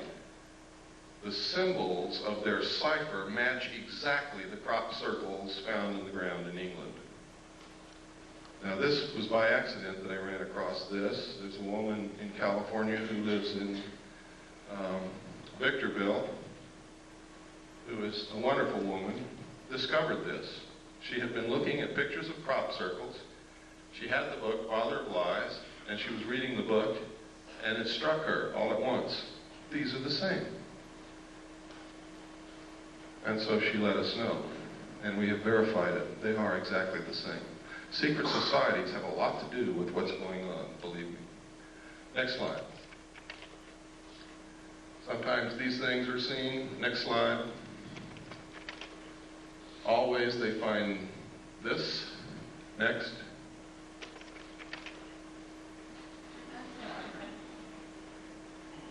Then we got to wondering, gosh,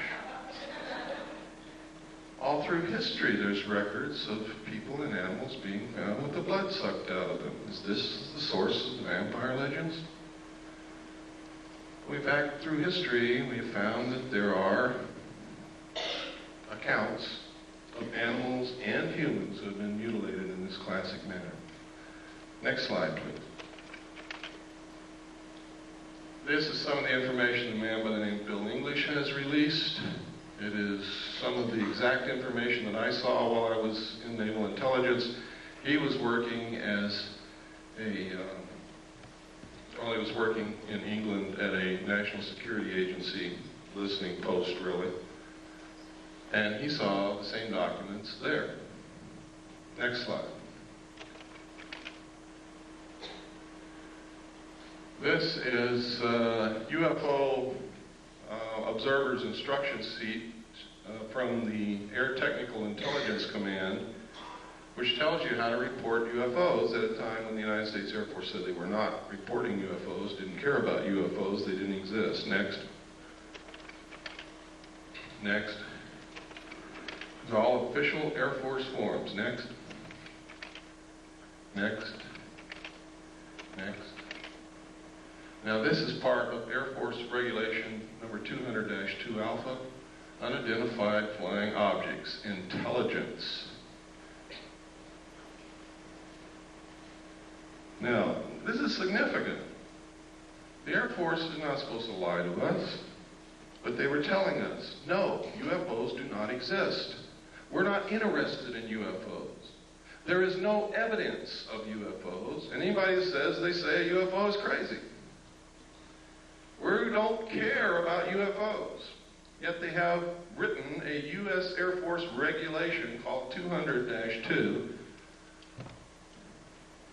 And this says on the cover sheet, direct communication is authorized between ATIC and other Air Force activities in matters pertaining to UFO investigation. Specifically, the ATIC may call upon the commander of the 1127th Field Activity Group, Fort Belvoir, Virginia, to conduct further field investigations if review of the initial report indicates such a requirement. In this event, the headquarters, 1127th U.S. Air Force Field Activity Group, will prepare the final report by order of the Secretary of the Air Force, Thomas D. White, Chief of Staff. Next page. This tells how to report it, what forms to use, identifying information, weather and winds, comments of preparing officer, classification, time and date of sighting, manner of observation. Next. General information, releasing information. That's funny. Releasing information, it says under here. All information of releases concerning UFOs, regardless of origin or nature, will be released to the public or unofficial persons or organizations by the Office of Information Services Office of the Secretary of the Air Force. This includes replies to correspondence, except congressional inquiries, submitted direct to ATIC and other Air Force activities by private individuals. Exceptions. In response to local inquiries resulting from any UFO reported in the vicinity of an Air Force base, information regarding a sighting may be released to the press or the general public by the commander of the Air Force base concerned only if it has been positively identified as a familiar or known object.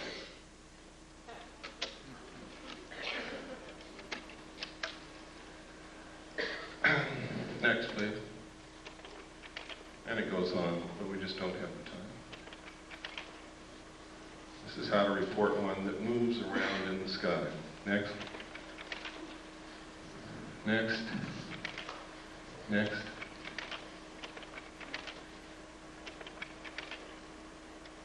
People always ask me, why don't they just fly around the White House? Well, there's a UFO. This photograph was taken in the early 50s, and that's certainly the White House. Next slide. Those are not butterflies. The truth is, in the early 50s, there was extensive UFO activity in the immediate area of the White House on an almost nightly basis over a long period of time. It is in the headlines of the newspapers. Pilots were scrambled in their aircraft to go and get them out of the airspace around the White House because it's prohibited airspace. And every time they would scramble, get in their planes, take off, the UFOs would disappear. The pilots would go back and land, the UFOs would come back. This kept happening night after night after night until the pilots got so disgusted and so frustrated they wouldn't even get in their planes anymore. Next slide. This is another, this is 200-2 identified flying objects UFO. This is the rest of it. Go ahead, next. All Air Force regulations. Next.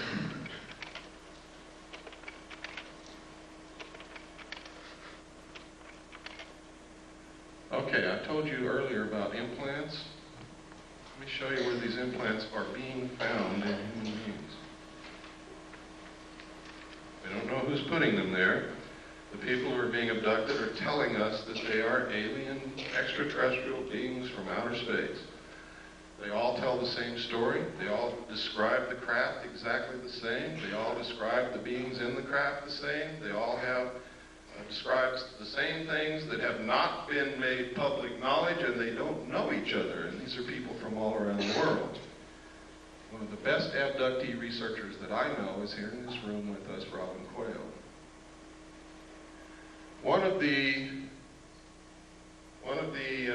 implants is inserted up through the nose and is lodged next to the optic nerve in this region. Another implant is inserted beneath the skull cap next to the medulla oblongata in this region. Another implant is found subcutaneously behind usually the right ear and can be seen and felt. I always like to watch everybody feel behind their right ear when I say that. Implants have been found in the wrist, in the calf, and in the lower arm. Next slide. Now, this is very strange because just before these began happening and after we began finding these implants, we began noticing newspaper articles like this. Computer chip implants can help find lost pets, and it goes to outline how this happens. And it tells us that the sheriff's department or the police department in the cities are given electronic equipment to communicate with a satellite that the government has put up. And if you put an implant in your pets, this satellite can find your pet wherever it is when it's lost, and your local law enforcement people, by tuning into this satellite with their electronic equipment, can tell you where your pet is and go get it.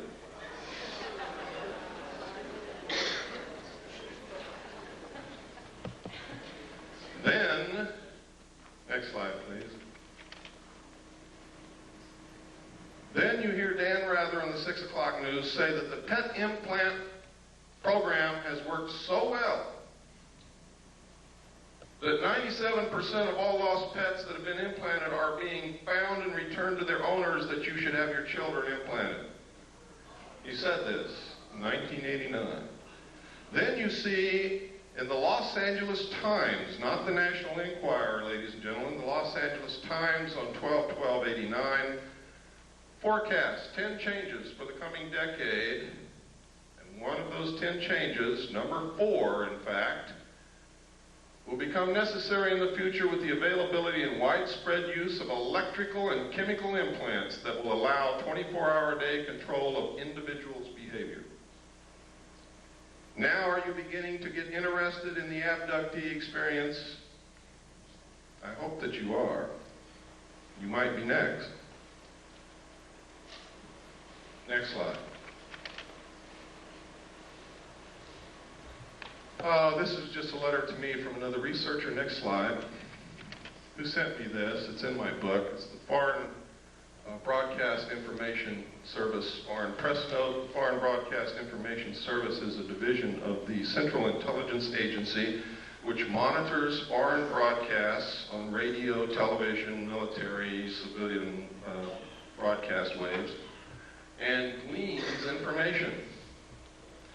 This entire report, each paragraph, is a separate report of flying saucer or UFO reports in the Soviet Union during the period covered by this report, and this report was issued 22 November 1989.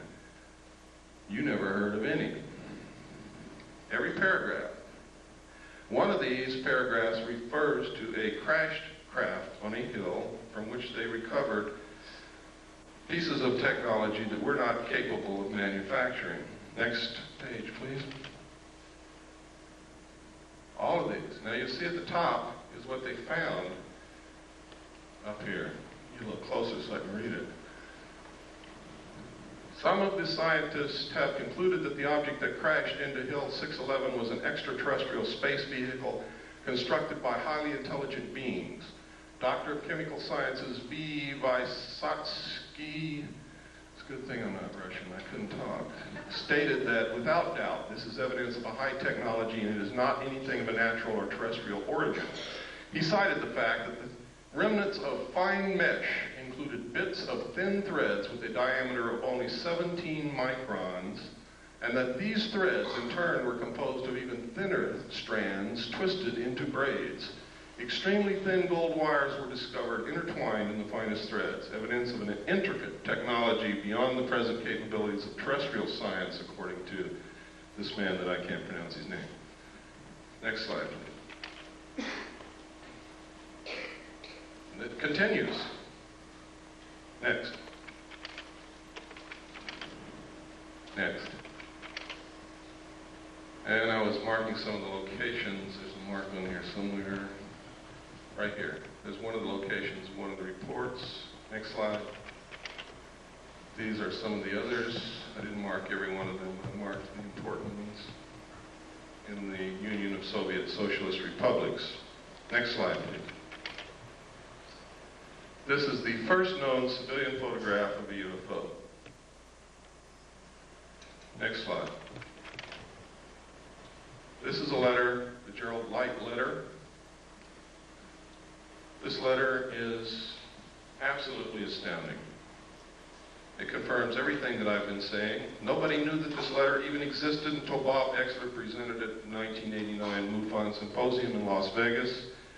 He presented this on July the 1st. I had already issued my information that this confirms on May the 23rd of the same year.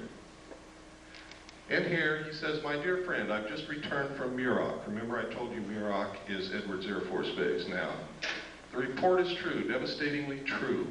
I made the journey in company with Franklin Allen of the Hearst Papers and Edwin Norse of Brookings Institute, Truman's erstwhile financial advisor, and Bishop McIntyre of LA. Confidential names for the present, please. When we were allowed to enter the restricted section after about 6 hours, in which we were checked on every possible item, event, incident, and aspect of our personal and public lives, I had the distinct feeling that the world had come to an end with fantastic realism.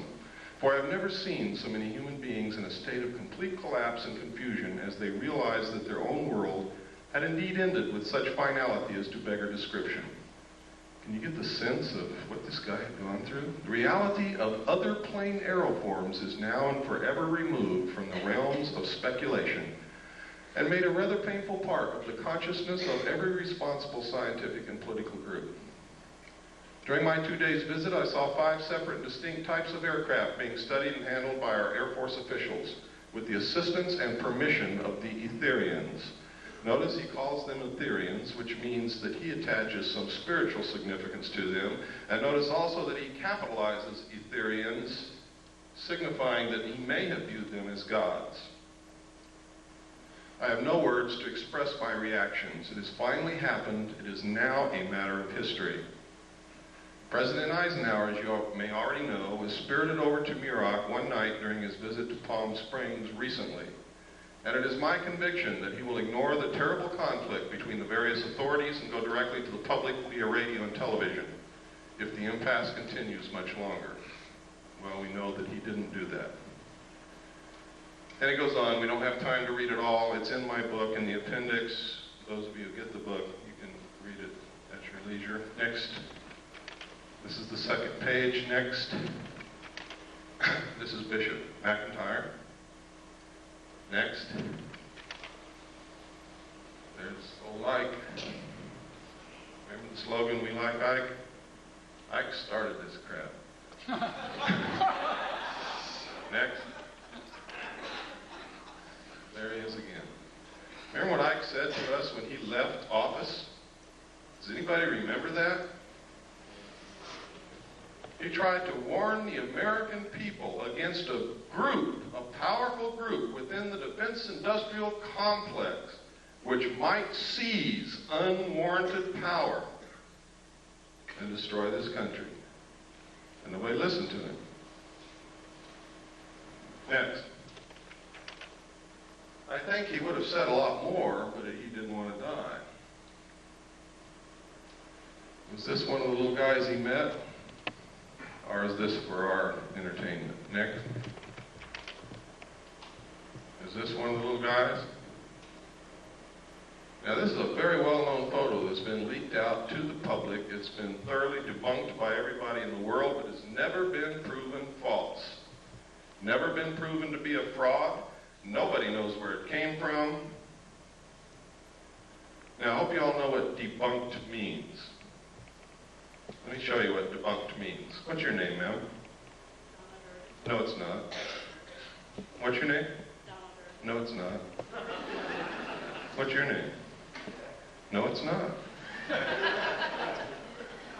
That's what debunked means. Next slide. One of the things that I saw and I talked about earlier was that there was an elite group of scientists called the Jason Group, administered by a corporation which at that time was not the MITRE Corporation, but is the MITRE Corporation now. I talked about that all over the country. People said, you're crazy. Well, I found reference to them in the Pentagon papers that were leaked by Daniel Ellsberg. And in the Pentagon papers, it said that the Jason Group had invented and come up with the electronic barrier that was placed across the DMZ of Vietnam to detect and prevent the North Vietnamese regulars from coming across the border. I was there on the DMZ. It didn't work. So they're not as smart as they think they are. But they do exist. Some people submitted Freedom of Information Act requests and actually got the truth out of the Pentagon. The first official acknowledgement that they exist. We submitted one and got it, but what I'm going to show you is not what I got, because people always doubt what I get, so I'm going to show you what somebody else got. Richard Whitmire of the Gannett News Service published this in the Olympian in Washington, and this is what he found. Next slide. He found that these guys are incredible. They have the highest security clearances in the nation. There are several Nobel Prize winners in the group. They hold the protocol rank of Rear Admiral, which is 2 stars whenever they visit any military installation, ship, airplane, Air Force base, or government facility. They are paid $500 a day consulting fee, and they are literally some of the best brains in this country. Next slide. Next. And these are some of the lists. These are some of them.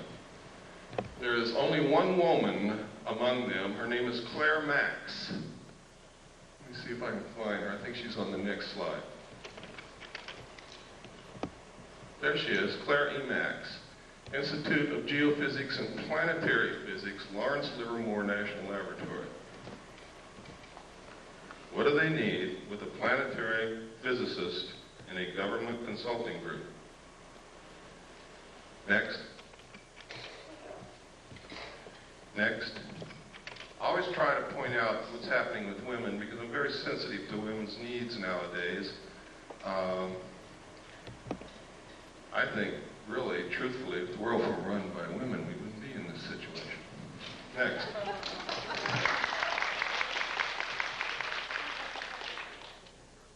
This is Bob Exler's idea of what the cover-up structure looks like. He believes wholeheartedly that to have a cover-up of this kind, involving this kind of technology, you would have to have full support from what we call corporate America. Now, this would be very easy in this country because who is corporate America? It's literally the Council on Foreign Relations. And I'm going to show you later that not only is this possible, it's probably absolutely right on. Next. Next, we've already looked at this. This is a piece of film that was sent to Leonard Stringfield, who is another researcher, who, the person who sent this film said that this was an alien extraterrestrial body recovered from a craft that had been burnt. I've looked at this at every angle that I possibly can think of, and I can't tell what in the world it is, except that you can sort of get a sense that it's probably biological something. Next. This was also sent to Leonard Stringfield, and the same thing was purported to be said. They said that this was the burned body of a crashed extraterrestrial being from a crashed spaceship. And this one is a fraud. Because right here, under the body, is a pair of Air Force flight glasses.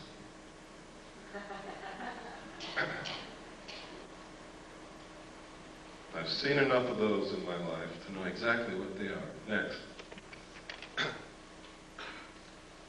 This is an official U.S.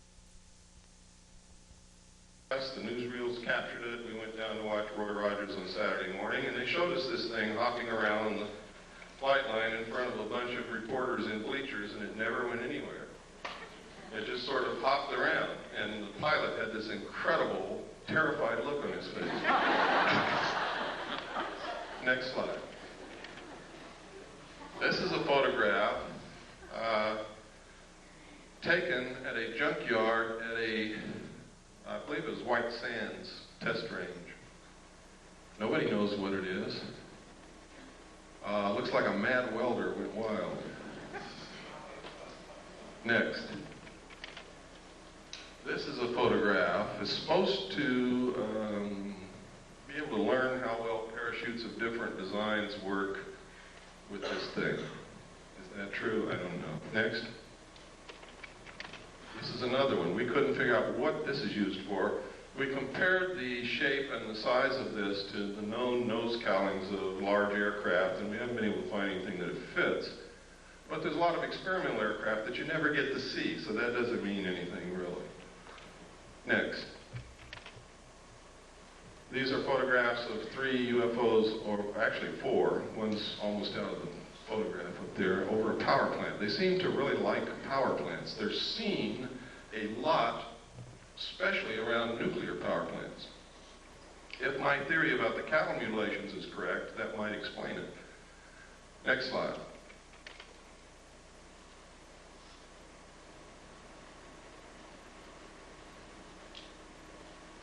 February 27th, 1951.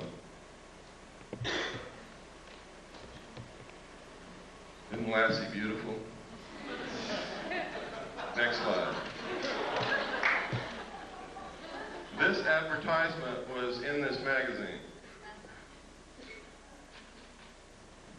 Flying mobile camper of the future may be electric powered, plugging into any electric outlet for recharging. Now this is during the period of time when people like Herman Oberth, the world-renowned rocket scientist who was the teacher to Dr. von Braun, was saying that we couldn't take credit for all the technology that we've developed in the last decade. And when the reporter asked Dr. Oberth, "What do you mean? What other nations helped us?" He said, "It wasn't another nation, son. It was those little guys from out there." And security people grabbed him and hustled him right out of the press conference. That was at his retirement. It was also the same period of time when William P. Lear, John Lear's father, said on a television talk show, when asked what he could see for the future, he said, "You will be able to get into a phone booth in Los Angeles and step out in New York City." And he wasn't joking, and the audience laughed at this man. This was one of the bigwigs in the defense industrial complex who knew exactly what was being researched in our laboratories at that time. Next slide. And also in this magazine, this scientist, Richard Wilson, exposes flying saucers. He says what they've been saying for day one, they're weather balloons. Next slide.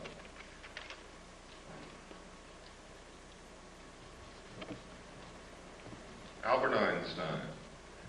If, in fact, extraterrestrials were real and we had recovered that technology, I'm sure that Albert Einstein would have known about it, would have been in on it in one way or another. Next slide. And he may have known about things like this, the proceedings of the Lunar and Planetary Exploration Colloquium. May 13th, 1958. Look at that date because it's very significant when you look at what's in this book. And I'm going to show you a few pages. I've got this book at home. I guard it carefully because it's the only copy that's ever been able to be located, and I've got it. Introduction to the Initiating Group, Scientific Aspects of the Lunar Surface. How did they find that out? The physical characteristics of the lunar surface. The geological aspects of the interior of the moon. Evolution and nature of the lunar atmosphere. Didn't someone tell us that there was no lunar atmosphere? Isn't that correct? Or was I not paying attention that day? Next slide. In this paragraph, they say the introduction to the initiating group is that this is a lunar-based planning group. And then it's going to be attended by the RAND Corporation, by people from UCLA, by North American Aviation. Next slide, please. You can see that this colloquium took place between May 13th, 1958 and April 25th, 1959. Next slide. Next. Here's another contents of a separate section of the same document. The chemistry of the moon, chemical resources on the moon, power for a lunar colony, where to land on the moon, observations on Mars and Venus. It doesn't say observations of Mars and Venus.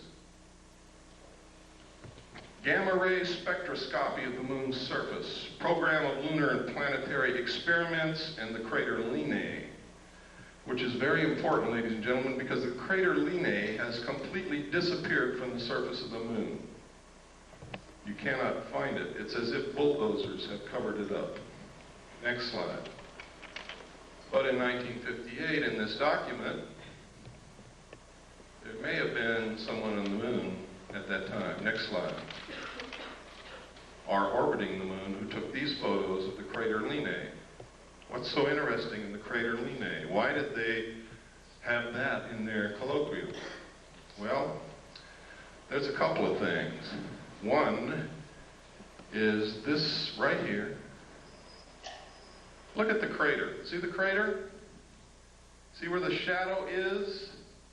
And see where the sun is? There's another crater. See where the shadow is and where the sun is? That means this is not a crater. This is something sticking straight up from the surface or coming out of the surface of the moon. The caption in the photograph said that this is gas escaping from the interior of the moon. But there's even something even more interesting, and that is in this crater there is a dome. And in this crater there's also a dome. These are both the same photograph taken with different filters. Next slide. Now supposedly we had nothing up there in 1958 and 59 orbiting the moon, and there was nothing on Earth that could take a photograph like that from the Earth. This is the Tonopah area of Nevada. Tonopah Test Range is out in this area. Next. Down here you can see Nellis Air Force Base. See again up here, Tonopah Test Range. Down in here is Mercury. Over here is Groom Lake. Next slide. This is the Tonopah Test Range with some revelations on it. Stealth fighter flight path, turn off to TTR, rocket on stand, radar road, large radar facilities, unmarked runway used by stealth fighters is here. We could go on and on, but we don't have the time. Next. This area is also the test range.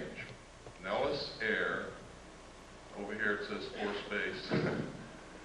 Gold Flat. You see over here is Tonopah. Right up here it says Saucer Mesa. See that? Saucer Mesa. I don't know if that means anything, but I think that's a hell of a coincidence in an area where they're testing flying saucers, that you've got a name on a map called Saucer Mesa. Next. This is a letter from a man who worked in, this is in my book, so I'm just going to brush over it lightly, who worked in Area 51 and saw the saucer fly. Next. That's just a lens cap for my camera. We cover up names to protect the identity of people so that they don't get hurt. But in here, he talks about seeing crates labeled Project Red Light. Project Red Light is the name of the project that I saw that flew crashed alien discs and the technology that we had for flying saucers. He also talks about the fact that when a certain siren would go off, they were supposed to run into a building and they couldn't look out the windows. Or if they were caught outside, they all wore a little pouch on their belt that contained a black hood. They were to take the black hood out of the pouch, put it over their head, and lie down on their stomach on the ground and not move. Next. And he goes through, he talks about, he says he saw the pilots, they were human and they were just slightly larger than he was. Next. And next. This is a photograph of one of the craft flying above Area 51 in Nevada. Next. This is a photograph of some craft. I forgot where this was taken. It was not in Nevada, but this symbol, some people say that this symbol belongs to a group of aliens called the UMO group. Now, I did a lot of research to find out if there's anything in this earth named UMO. I found an UMO corporation in London, England, that was a KGB front company. Just like the CIA has front companies. One of them is Gray Advertising in New York City. Belongs to the Central Intelligence Agency. They are the ones who pay the expense checks for UFO Cover-Up Live. Next. This is a saucer developed and flown by the French. It is real. It flies. It's not a joke. Next. It's another view of the same saucer. You can see the hatch down here. This is significant. That is a watertight, airtight hatch. What kind of technology is that based on? Boy, you got me. It says here, it says 3 135 horsepower engines would supply the power. Doesn't say that it did, and it doesn't say what kind of engines. Next.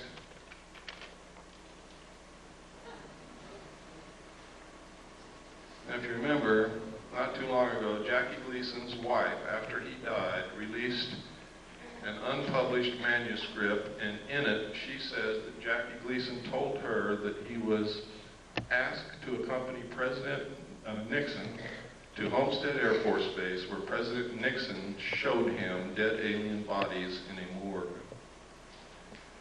Jackie Gleason was very much interested in UFOs and all of that kind of stuff, and he was a friend of President Nixon. Nobody knows if the story is true, but I don't think his wife has any reason to lie to us.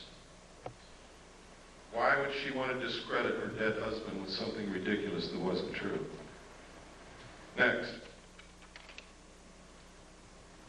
And that was the cover of this magazine, June 14th, 1955. Next. In which this story appeared. This was information leaked by a general. And he gave them a scoop. These are actual drawings of a United States Air Force flying saucer. Tells how it worked. Shows the air base of the future. And what is it? I'll be damned if it isn't an underground base. Where they can go in and out this way, out cliffs like they do under the Archuleta Mesa near Dulce, New Mexico, or up out the top. What a coincidence. Next.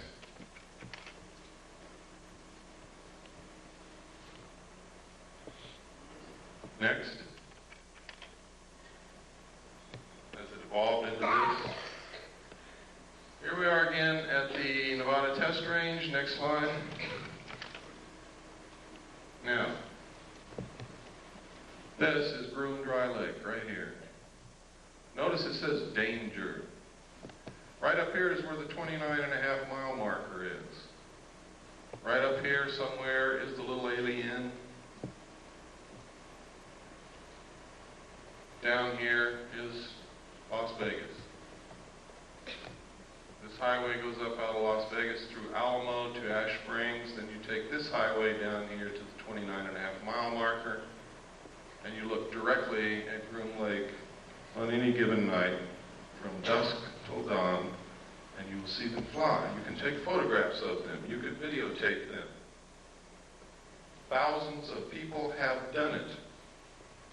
They have called into radio shows and said what they saw. When Billy Goodman was on KVEG in Las Vegas, every night, dozens of people would call in and report what they saw out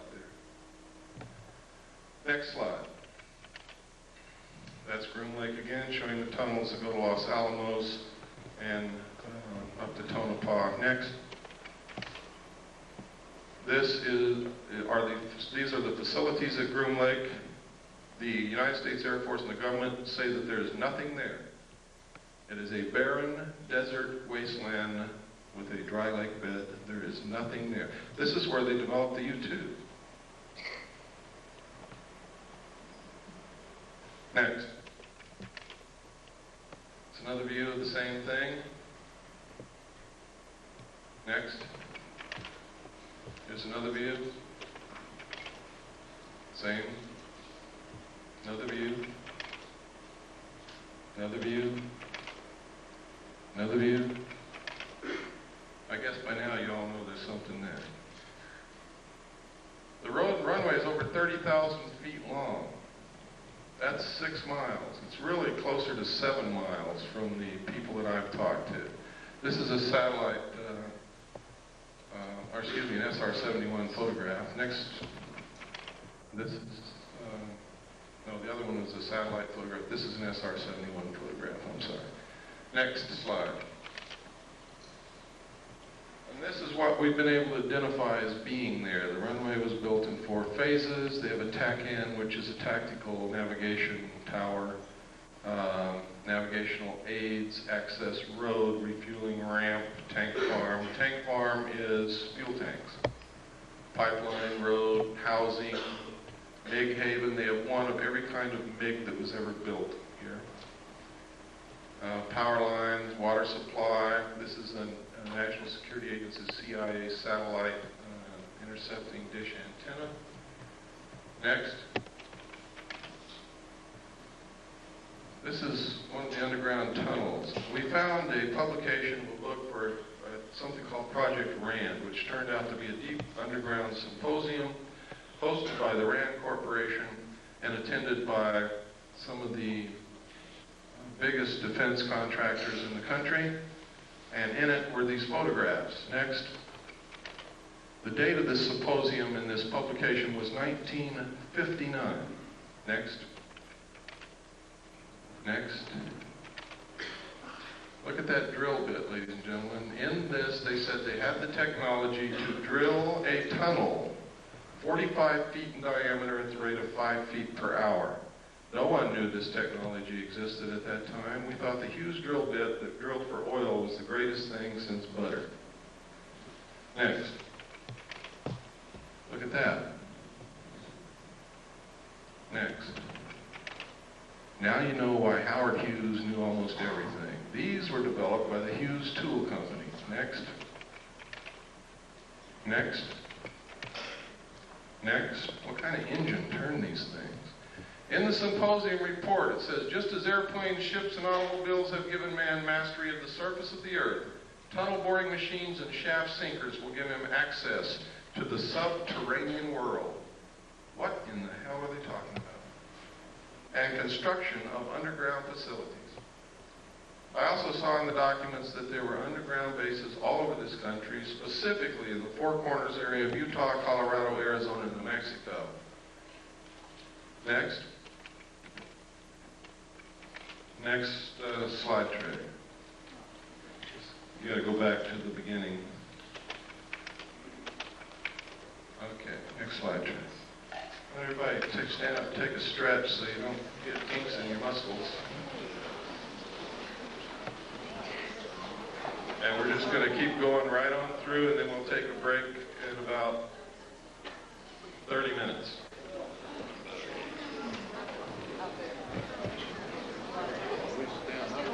Wrong, and you need to help us find out what the truth is. I don't pretend to know all the truth. I think I have some of the answers. I think I have reached some pretty good conclusions, but again, those are my conclusions, not yours.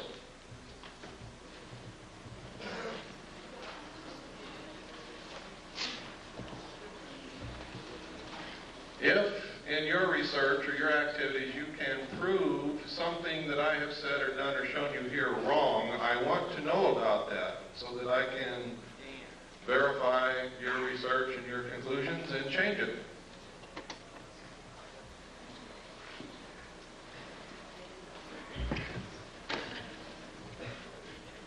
Just go ahead and put the first slide in.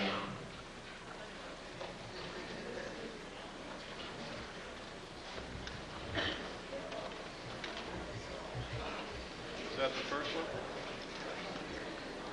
That's backwards. Backwards? I think so. Is it first? Forward button. Okay, go back to 0. Oh, go back to 1. Is that 1? Okay, go to 1. That's the last one. Okay. Should be number 2. Okay, when we began to research this underground stuff and these tunnels, we found newspaper articles that stated, this is the Los Angeles Times, Wednesday, June 28, 1989, the secret of Moscow's underworld. Moscow also has tunnels under it, as does much of the Soviet Union. And next slide.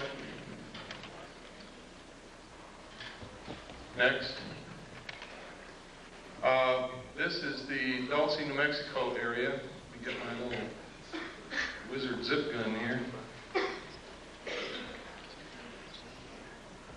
This is the small town of Dulce, New Mexico. Everybody is making a big mistake calling this the Dulce base, the Dulce underground base, the Dulce papers, the Dulce this, the Dulce that. It causes confusion. I don't know how many people have gone to Dulce, New Mexico, walked all day around that little town, and have come back and said to me, there's nothing in Dulce, New Mexico. And they're absolutely right. There never was. Except some very nice people who are terrified. North of Dulce, however, there is an area called the Archuleta Mesa, up here. Under this mesa is an underground installation of immense proportions. Up Seguro Canyon here, there's an area right in here where there are 400-foot cliffs, out of which people who have gone on expeditions that knew exactly where the base was, because they came and talked to those of us who know and found out where to go, have gone up to these peaks across Seguro Canyon from Archuleta Mesa and observed the mesa and these cliffs and the surrounding area. They have seen UFOs fly over this mesa. They have seen them stop over the mesa and showers of sparks come down. Nobody knows what it means. They have seen craft fly in and out of this 400-foot cliff area here. They have seen strange marks on the ground from the air. They have reported during the night hearing what sounds like CB radios or police radios coming from in this area. And I'm sure you've all heard what that sounds like. But there's nothing up there. There's not supposed to be anything up there. The old-timers who live in the area will tell you that, and that's on the Colorado side up here, the old-timers who live up here on the Colorado side, will tell you that back in the 50s, there was a logging road built up in there, and logging trucks went back and forth every day, but they never brought out any logs. Next slide. This is the Colorado side of Archuleta Mesa. Here's the logging road that they built. You can see it. Went all the way up here and then up into the mesa. It's not being used now. This is all under the Jicarilla Apache Indian Reservation, and Archuleta Mesa is considered to be their holy land, their holy ground. It's an excellent security proposition for them. They didn't have to build fences or anything. The Indians keep people away. The Indians see the strange lights and the craft flying back and forth, and they attributed this to their religious beliefs that they have seen all through their history, that it's in their writings, in their tales, in their stories. You can get some of the most incredible stories about UFOs from American Indians, when they will talk to you. Next slide, please. These are some more of the photographs from the Rand Symposium. Next. Oh,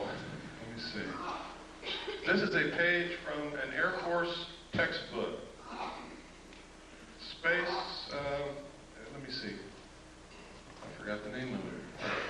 I think it's Physics and Space Technology, I believe. But anyway, in this textbook, it says the most commonly described alien is about 3 1/2 feet tall, has a round head or helmet, arms reaching to or below his knees, and is wearing a silvery spacesuit or coveralls. Other aliens appear to be essentially the same as Earthmen, while still others have particularly wide wraparound eyes and mouths with very thin lips, and there is a rare group reported as about 4 feet tall, weight of around 35 pounds, and covered with thick hair or fur, and in parentheses they have clothing with a question mark. Members of this last group are described as being extremely strong. Human fear and hostility. It says, besides the foregoing reasons, contacting humans is downright dangerous. Might be one reason they want to keep themselves secret if they're really here. Now, this is a textbook. This is a page out of a U.S. Air Force Academy textbook. Next page. This is another page out of the same textbook. It says, this leaves us with the unpleasant possibility of alien visitors to our planet, or at least of alien-controlled UFOs. When this textbook got into the hands of researchers, they excised the entire chapter from the textbook. Next.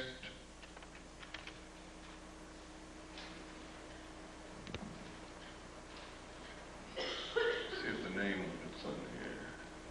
Nope. Okay, next.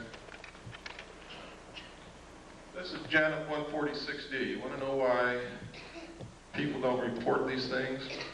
Want to know why more airline pilots don't speak up? Why more captains of ships don't speak up? It's because of Janet 146, Joint United States-Canadian Communications Instructions for Reporting, and notice it says vital intelligence sightings. Now, in this regulation, it says, if you make this report, you can be thrown in jail for talking about any of the information in the report. You can be fined. You can lose your license. But if you don't make the report, it's okay to talk about it. Next. And this just goes through telling you what's in here. Next. Next. Next. Wait a minute, go back to the last. Oh, here we go. Stay on that. Unidentified flying objects. Just want to make sure that you know that this specifically stated in this report that they are to be reported. Next. Okay, let's go through this. Go ahead. And go ahead. We just don't have time to cover every paragraph and all of the pertinent information. Go ahead. Keep going. Keep going. You can see how extensive this is. Keep going. Keep going. This is some footage that I put in here because someplace I get to where I'm going, and they have assured me they will have a video projector, and they don't. So you'll see a little bit on Kennedy assassination here. I use these photographs because this man was extremely human and photogenic and charismatic. So much so that if you hated his politics, you still couldn't help like John Kennedy. Most of the pictures you're going to see came out of this magazine, next, this magazine, next, and this book, next.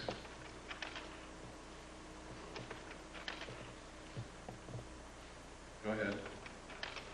Can you imagine pictures like this of Richard Nixon? Lyndon Johnson? George Bush? Gerald Ford? Oops. Next. Next. Look at that. I'm not going to ask you this because some people are probably not going to be able to raise their hand. But I just wonder how many men in here have kissed your father lately. Next. This is a photograph of Kennedy after he'd been shot in the throat. Jacqueline is looking at him in horror. He's clutching his throat. Next. This is William Greer beginning to turn around. You can see his hand here, his arm. You can see the end of the gun barrel right there. Next. Now you can see him. Here's his hand, his arm. The gun is right behind this flash of reflection here. You can see him looking directly back at the president. Next slide.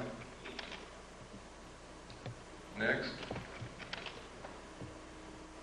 Now, you can see the top of Kellerman's head right here.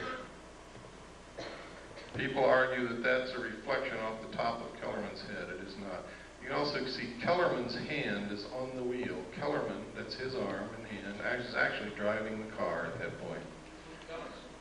Kellerman is a Secret Service agent who was the passenger in the front seat. Pardon? No. No. John Connolly was sitting directly behind Agent Kellerman. And his wife was sitting directly behind Greer. That's John Connolly's wife. That's John Connolly. Next. This is Kennedy's grave. Next. Everybody wonders why Jacqueline Kennedy never said anything. That's the reason right there. Where were her children? They were being guarded by the Secret Service, who just shot her husband. It was the Secret Service. Who the hell was she going to tell? And what was she going to tell them? To this day, her children are in the guard of the Secret Service, and so is she. Next. It was not Lee Harvey Oswald, ladies and gentlemen, because that's him right there, standing in the doorway of the Dallas Book Depository as the motorcade drove by.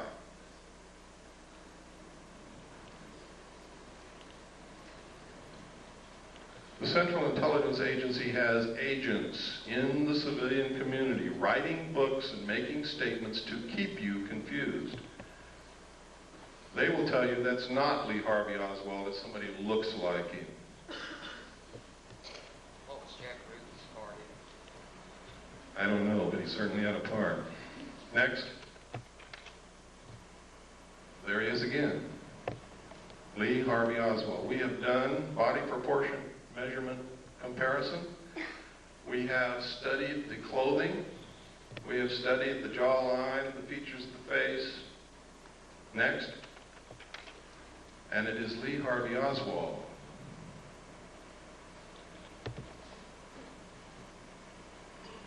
Next. And that's us if we don't do something quick. Next. Now, everybody wants to know, why do we have to have a one-world government? Why is it that they won't let us have these things that we know will cure disease? Why are they so hard on homeopathic medicine? Why this, why that, why this, why that? It's simple, folks. Once you really get into it, there is no doubt about it, there is a serious population problem. At the end of World War II, or actually during the war, they did a study to try to determine the effect of the returning soldiers from the war upon the economy. What the people who made the study projected was that there was going to be a whole bunch of babies born. They did a study again in 1957, which stated that the exponential increase of the population would ensure that the population would double between 1957 and 1990, and it did. They said that if something wasn't done, the increase in the use of insecticides, toxic chemical waste, effluent sewage, the pollution of the air, the use of fossil fuels, the use of timber, the increased need for raw materials was going to put us in a crisis, because they said that if something wasn't done to stop the growth of the population would double again 28 years from 1990, and it will. And then we will need twice as many trees, twice as many homes, twice as many cars, twice as much oil, twice as much food, twice as much everything. We will be putting twice as much sewage into the earth, twice as much pollution into the atmosphere, twice as much toxic waste material. And the study said if we don't stop this, if something isn't done, the human race will cause itself to become extinct shortly by or after the year 2000. Some people still didn't believe it. So the Club of Rome was formed secretly by Dr. Aurelio Pacheco in Rome, Italy. He got together a group of elite men and scientists, and they did another study and came up with exactly the same answers. They then commissioned a group of people in the United States at MIT. They put together a team to establish a computer model to determine what can be done to stop this, what can be done to ensure that it doesn't happen again, what can be done to ensure that the human race survives. And the answer is some of the things that I'm going to show you. All of this is in my book. It's thoroughly documented. It's going to really upset some of you, but it's true. The first indication publicly was this book written by Dr. Paul R. Ehrlich. Now, y'all wonder why is Dr. Paul Ehrlich writing these books? That's because his wife, ladies and gentlemen, is a member of the Club of Rome. Next slide. This was copyrighted first in 1968. It was the first indication of the results of the secret studies. This was published by Paul Ehrlich. Next. It says here, probably accurate to say that if all the food produced in the world today were in some sense equally distributed, that everyone would have an adequate diet. Does that mean that those who claim that there is no population problem, only a problem of distribution, are correct? Absolutely not. Population pressures are a product of animals as they exist, not as they might be. If lions ate grass instead of antelopes, the plains of Africa could support many more of them before the plains would be overpopulated. Similarly, the carrying capacity of Earth for saints is considerably higher than the carrying capacity for Homo sapiens. In theory, the problem of human overpopulation could be solved by a reduction in population size or by a change towards more saintly behavior.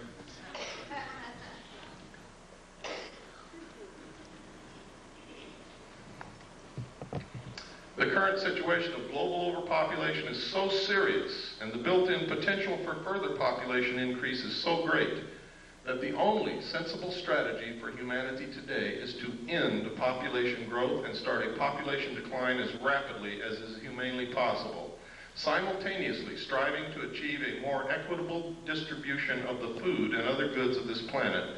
Limiting births and increasing social justice are not alternative strategies to preserving society. They are, ladies and gentlemen, necessary complements. Next slide.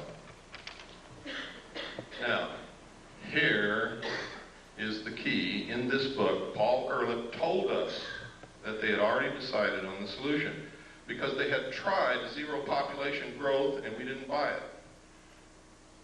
We didn't buy it.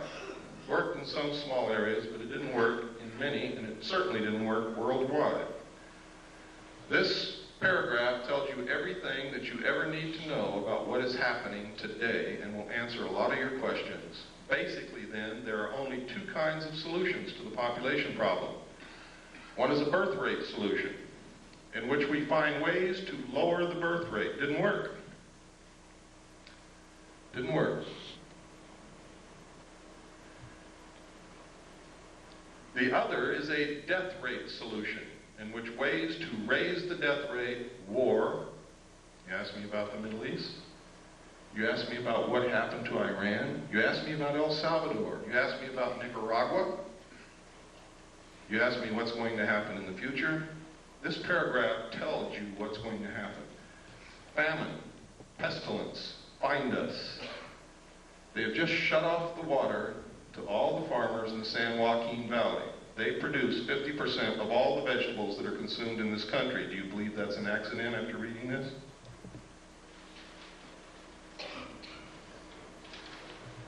Large corporations and banks have been forcing the small farmer out of existence and buying up land which sits fallow. Do you think that's an accident? We have sold all of our grain to the Soviet Union. Do you think that's an accident? There's not 20 days supply of grain in this country if we needed it in an emergency. Now listen to this. The problem could have been avoided by population control, in which mankind consciously adjusted the birth rate so that a death rate solution did not have to occur.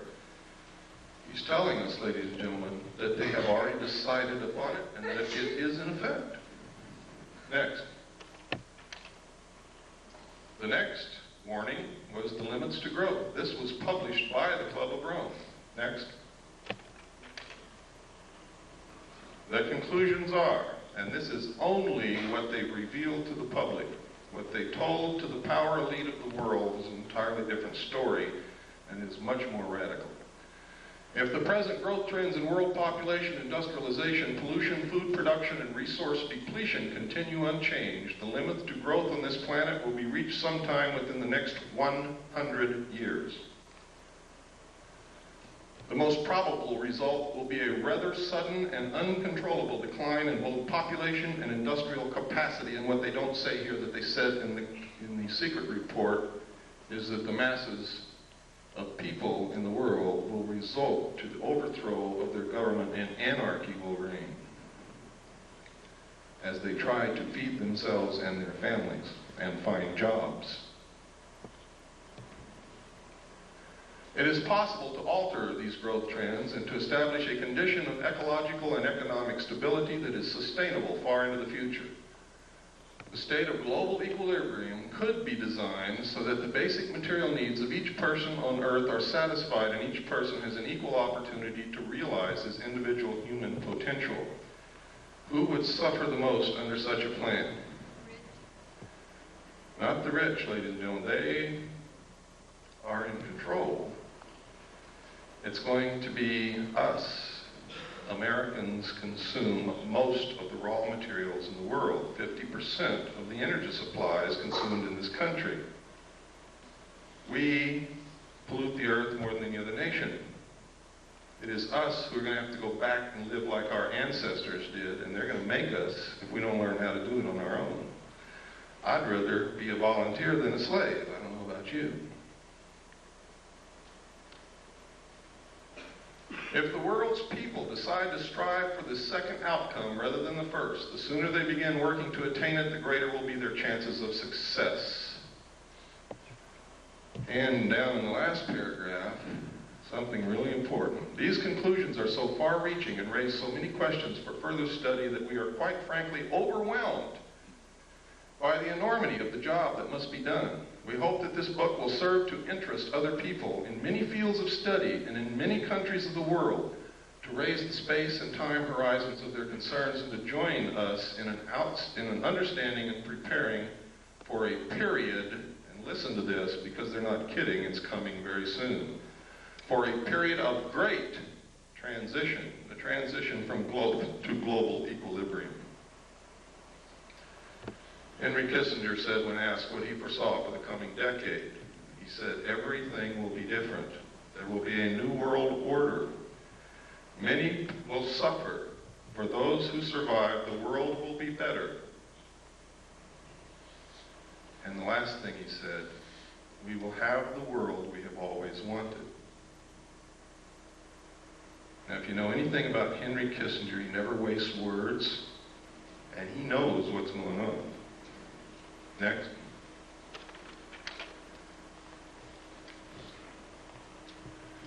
This is the regionalized and adaptive model of the global world system from the computer model at MIT, designed for the Strategy for Survival project of the Club of Rome. Patriots in this country have been running around calling the Club of Rome a subversive organization. They've been trying to ensure our survival. They're a study group, a think tank. That's all they are. They don't make the decisions. Next.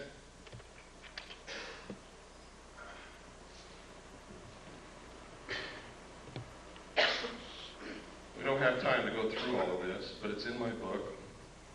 That chapter is going to be the most interesting chapter that you're going to read in my book. And everything that I say in there and here is thoroughly documented. Next. And next. And next.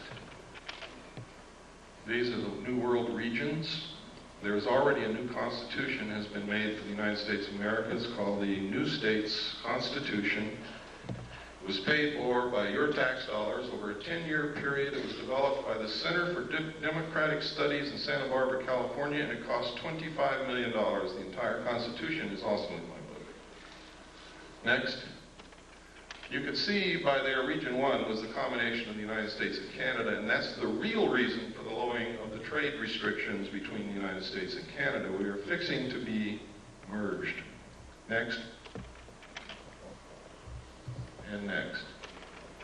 There are 10 regions in the New World Order, and you are looking at them now.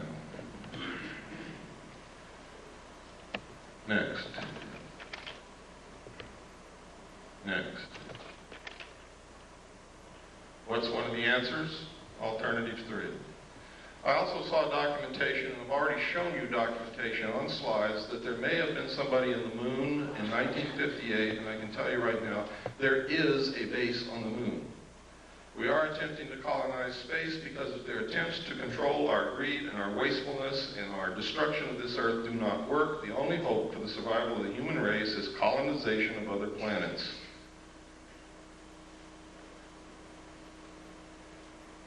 Next.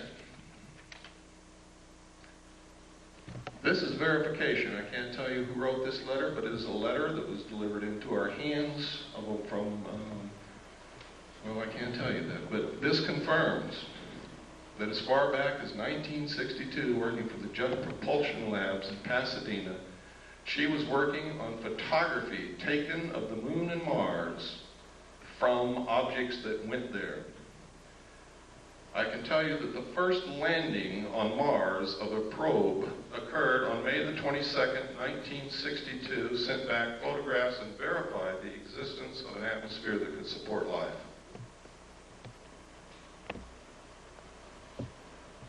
This woman was married to a man. She says in this letter, his function was to design domed modular living facilities. Next slide, please. For colonies of Earth scientists to be stationed on the moon and then Mars. It was called Project Adam and Eve. We didn't get this letter, ladies and gentlemen, until August of 1989. I had already revealed the presence of a colony on the moon and Mars on July the 2nd, 1989. Okay, next. Next. Next. Report from Iron Mountain on the possibility and desirability of peace. Next. This is really important. Though not yet expressly put forth as the development of a long-range sequence of space research projects with largely unattainable goals, this kind of program offers several advantages lacking in the social welfare model. First, it is unlikely to phase itself out regardless of the predictable surprises science has in store for us. The universe is too big. In the event some individual project unexpectedly succeeds, there would be no dearth of substitute problems. For example, if colonization of the moon proceeds on schedule, it could then become necessary to establish a beachhead on Mars or Jupiter and so on. Next. This is a book called Exploring Space with a Camera, published by the National Aeronautics and Space Administration. Next. In which you see tracks on the surface of the moon.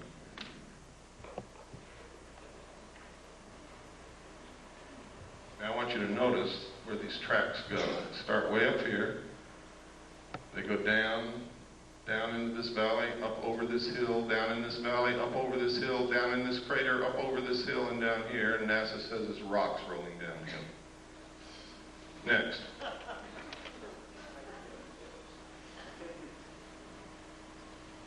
Next. Here's another one. Look at this. It goes way down in this crater, up here, over here, down in this little crater, up, down again, and stops right there and makes a long shadow. Next. Here's another one. So whatever was making those tracks was still there. Yes. Next. Look here. Look at those tracks. Look at that object and look how big the shadow is. Here's another small set of tracks here. Goes out into the washout and the light. And here's another one. It comes up out of the crater and down here. And there's the object casting a shadow. Rocks rolling downhill. Next. These are official NASA photographs taken right out of a NASA publication. I didn't fake them. You can go get the same book and look at them yourself. They told us there's no water on the moon. I guess that doesn't call for any comment, does it? Next. This is another book that we had to get because they had pulled it off the shelves when they found out what was in it, and another one also. Also printed by NASA. Next. There's the title page. Next. And this is the other one, Atlas and Gazetteer of the Near Side of the Moon. We have located one in the library of the Jet Propulsion Laboratory, which the title is The Lunar Base, and we are trying to get someone in there to photograph it now. Next. Next. Next. Right here, you can see a machine inside the crater throwing dirt out of the crater, and right there you can see a saucer sitting on the rim. Over here you can see a crater that's already been artificially mined and is just left vacant. Next. That's another view of it. You can no longer see the disc that was sitting on the rim. It's gone. Next. Pardon? I don't remember. We've already passed that page. Does everybody want to go back to it? Got to be quick. Go ahead. Next. Down in this crater, you see all kinds of artificial objects. We have no idea what they are. They are not natural. It's really strange. You can see here a building with a ramp coming this way and then up to the top, and then a flattened off top here and square corners all around it. You never find anything like that in nature anywhere. There are other objects, I won't go into them. That is the most obvious. It has square corners all the way around. Next. Here you can see the antenna from the lunar orbiter here. Look at these weird things in this crater over here. These are the ones we just looked at, and that's where the mining is going on, or what appears to be mining up there. And this is the artificial crater that we looked at. All of the other photographs that you saw were macro photography taken from this photograph out of the book. Next. Anybody see anything strange there? It's right out of the book, folks. Don't see anything strange? What's that? Next. I don't know. What is it? Give me the next slide. What is that? Give me the next slide. Okay, go back one. This looks exactly like a B-24 Liberator bomber. Is it? I don't know. Look over here. Here's another one. There's a wing, there's a body, there's a tail section, small plane. Next. Look here. See this mountain that has been shaved off the top is flat and there are 4 domes on it. Can you see it?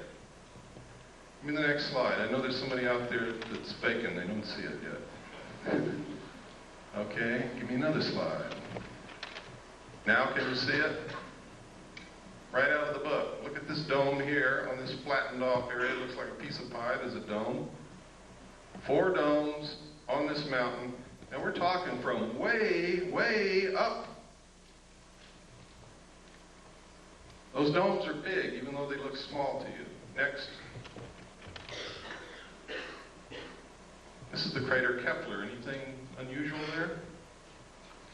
Right out of the book. Look at this. You see those 4 domes lined up in a row right there? You see where the side of the crater has been cut out? Do you see where somebody's built it's either a road or a wall beside a road that goes from here down into the crater?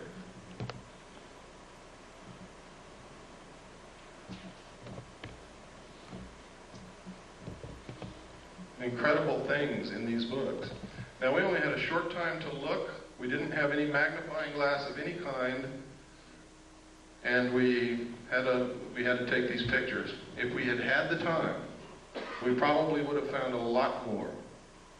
But we had to do what we had to do and get out of there because of the restrictions put upon us. Next. There's a close-up again. You can see the 4 domes right in a row. You can see the crater's been artificially cut out. Next.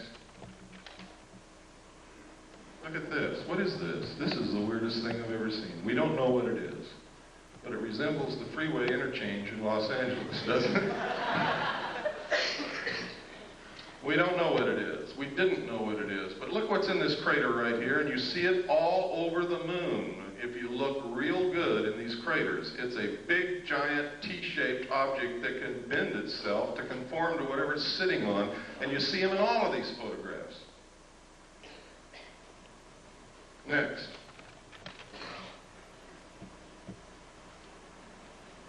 Look right up here on this ledge, folks. You'll see a whole bunch of buildings. See them? They're all square and rectangular with perfect 90-degree angle corners all the way around.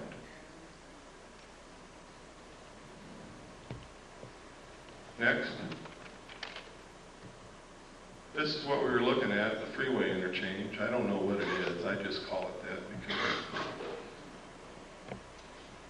Next. Oh, go back. I'm sorry.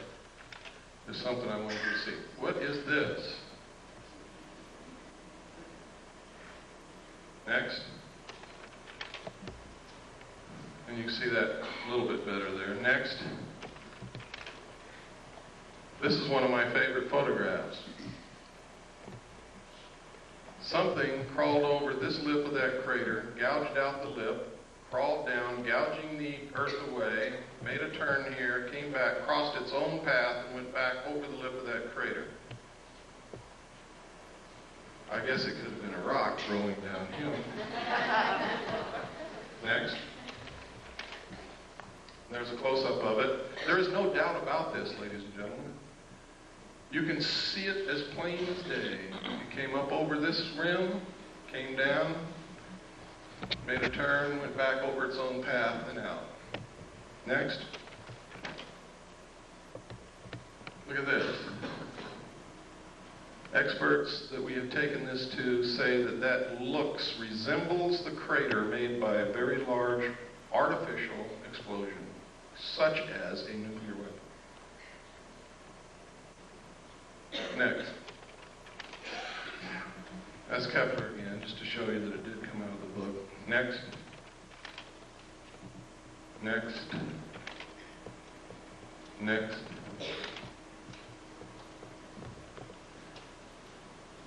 What was it? Oh, you can see these T-shaped things again. There's another one.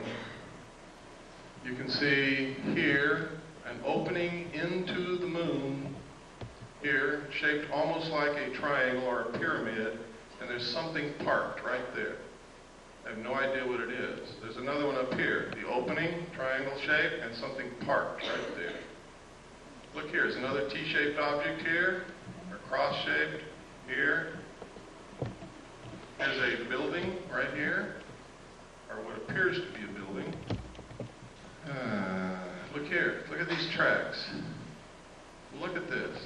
It has an arm coming out the side and something trailing behind it. Next. Look at it. Boulder rolling downhill. Next. I forget what this was. I think we were just looking at this strange, looks like somebody's been running around there with a bulldozer. We don't know what it is. Next.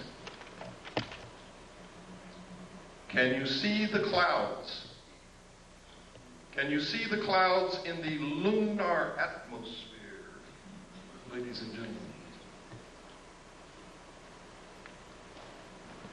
This is an official NASA photograph out of an official NASA publication, a book that they printed that shows clouds in the atmosphere of the moon.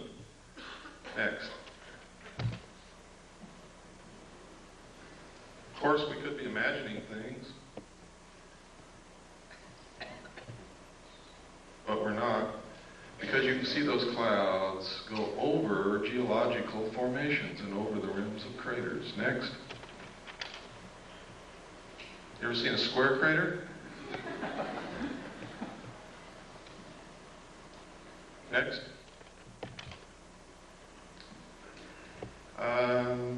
Oh, look here, folks. What is that? Doesn't that look like a triangular-shaped lake or reservoir with an island in the middle?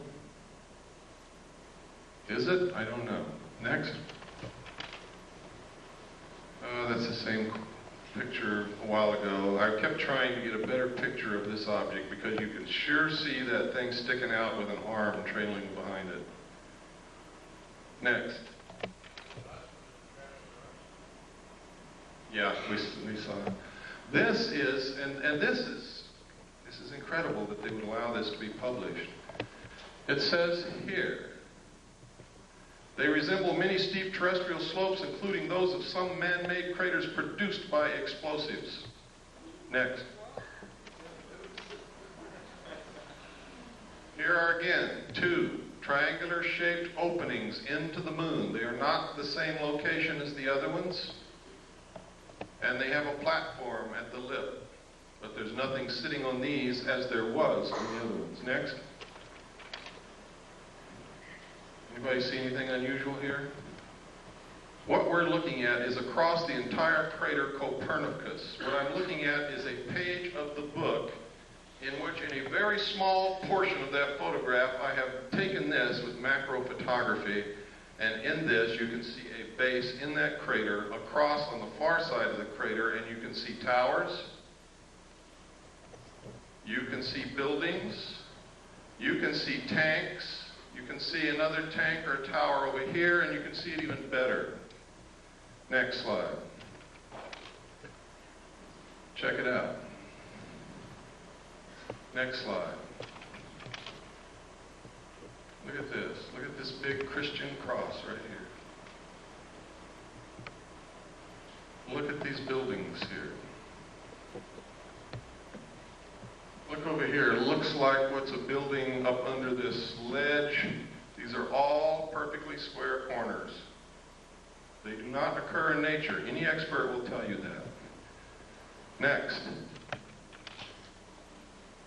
This right here is a pyramid, exactly to the same scale of the Pyramid of Cheops.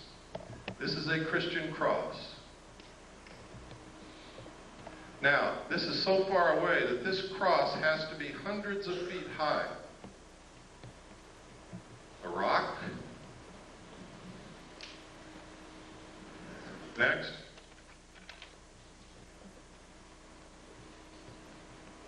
See the pyramid?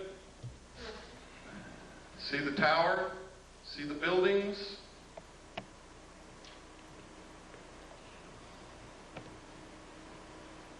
Next.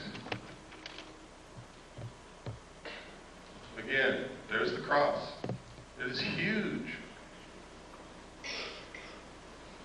You can see tanks right along here. They look like oil tanks. Here's another tower over here. See it? Next. Again, you can see the pyramid, you can see this tower, you can see the cross, you can see looks like a city here. These are buildings. All have perfect 90-degree angles, all over the place. Again, here's the tanks, look like oil tanks. Next. What was this? Sometimes if I don't look at these all the time, I lose what the heck I was even looking at to begin with. Oh, right here. Look at this. This is some kind of an artificial installation that has been built. Look, here's a perfect square. Here's perfect right angles. Here are two arches. Here is an arch that goes over something that goes underneath it. What is it? I don't know. But I can assure you that it is artificial. It is not natural. Next. Look at how this has been flattened out here.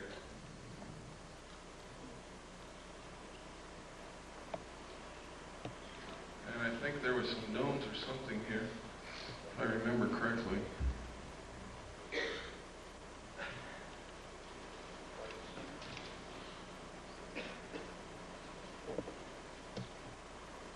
I can't see it now. Next.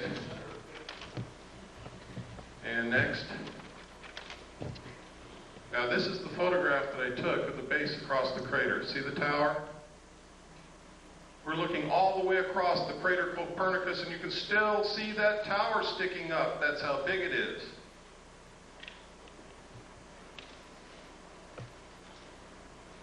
That's what caught my eye. And then I began to take macro photographs. It wasn't until we really developed the film that we knew that we had anything from that, because this is the photograph that I was photographing. That's why NASA put it in the book. They overlooked it. Next. That's Kepler again. Next. That's the crater Copernicus. That's the one. This is the photograph that I took the pictures over there. The last one you looked at was a close-up of about this area. And the close-ups that you saw where the base was were right in here. Next. That's the one, remember, we talked about, we didn't know what it was. It looked like a bulldozer had run back and forth inside the crater. Next. Next.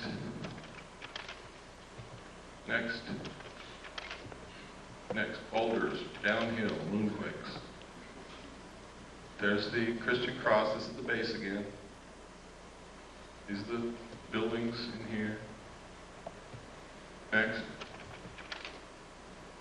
These are photographs of Mars, ladies and gentlemen. What you're looking at is agricultural terracing. Ancient agricultural terracing. You can follow each terrace all the way around. NASA says this is wind erosion. But NASA tells us that Mars doesn't have any appreciable atmosphere, only 1% as dense as Earth's. Next. Next. These lines are exactly like the lines on Nazca, and you can see that each line carves into the lip of that crater. Next. Here you can see the face on Mars. Up here you can see an arrow in the surface of Mars. See it? Over here you can see pyramids, what we call the fort. We don't know what it is. Incredible? Damn right it is. Look at this plateau with these buildings on top of it. Next, or whatever they are. Another view. Next. Under computer enhancement, the face has eyeballs and also has teeth.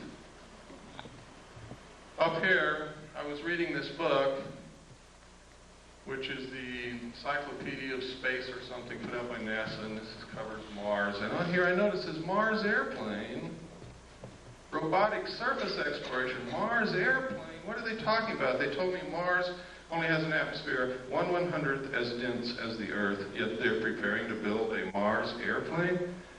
Well, maybe my concept of a plane is wrong. Let's pursue it a little further. Next. There's an official NASA photograph of the Mars airplane that they intend to build. If what they tell us about the atmosphere of Mars is true, this airplane will not fly in the atmosphere of Mars. It's absolutely impossible. Look at the nose of that airplane, ladies and gentlemen. You will see a propeller spinning. Next.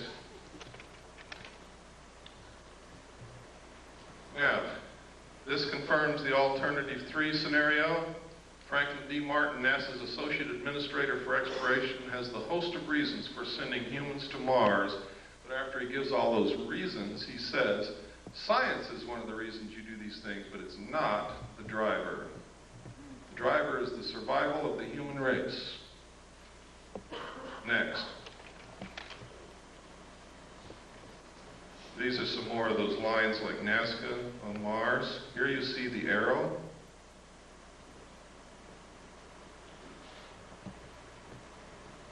Next.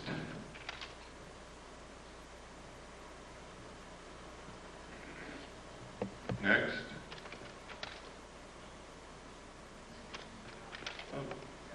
Okay, let's go back one and change slide trays.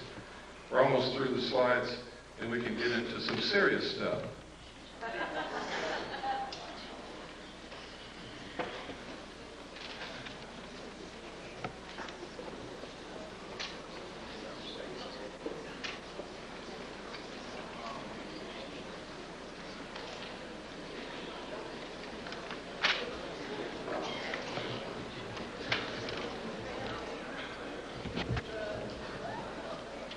Robin Quayle told me if I came to Georgia and did this, that she would take me to dinner tonight.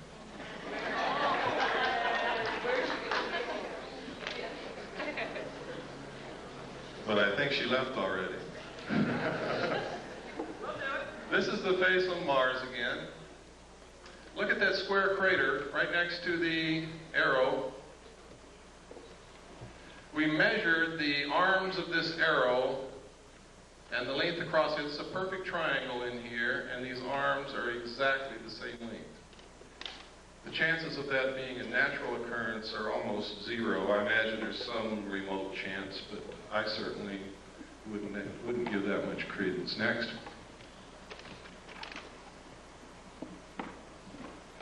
And look at this down here. It's almost boat-shaped, with what appear to be buildings on top. They may not be buildings. We can't get perfect 90-degree angles on it, but that could have been eroded away over who knows how many centuries. Next. The black dots. Those are places where the spacecraft was sending back the information and it didn't make it to Earth.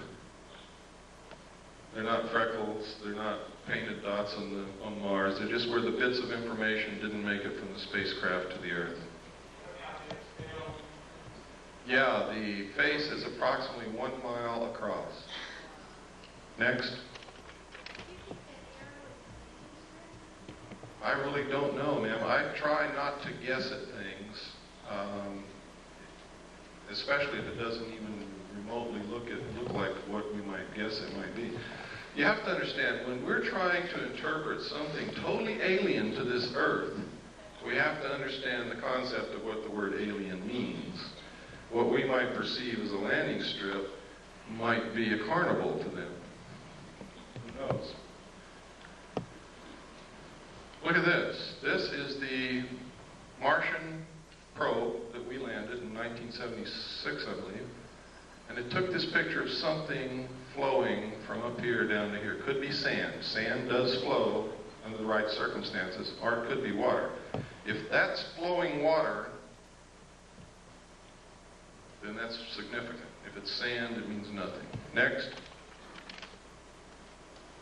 Government scientists call newly discovered heavenly object a stray asteroid. Sounds kind of interesting, doesn't it? Until you read the subhead Astronomers worldwide in disagreement with official explanation call phenomenon an intelligently guided object. London Evening Standard. I think that's 7/10/60, page 3. Next. Now, if you won't believe all this other stuff, how many people in here believe that Gordon Cooper, the astronaut, is a credible individual?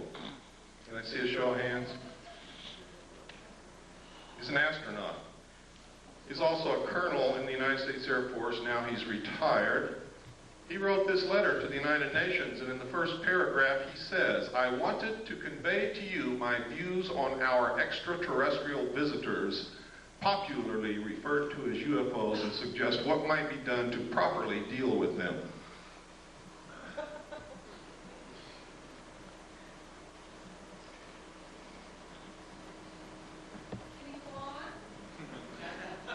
Certainly. I was waiting for the gasps to die away.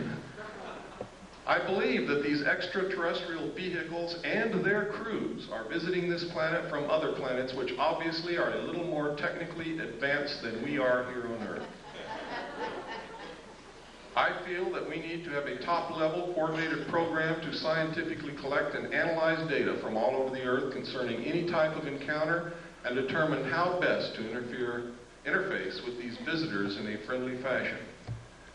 What's another reason for a one-world government? I'll tell you why. If people can't get on a bus with black people without causing incidents, if they can't accept a Chinese person who moves into their neighborhood because they're a chink, how in the hell are we going to interface with a completely alien race from another planet?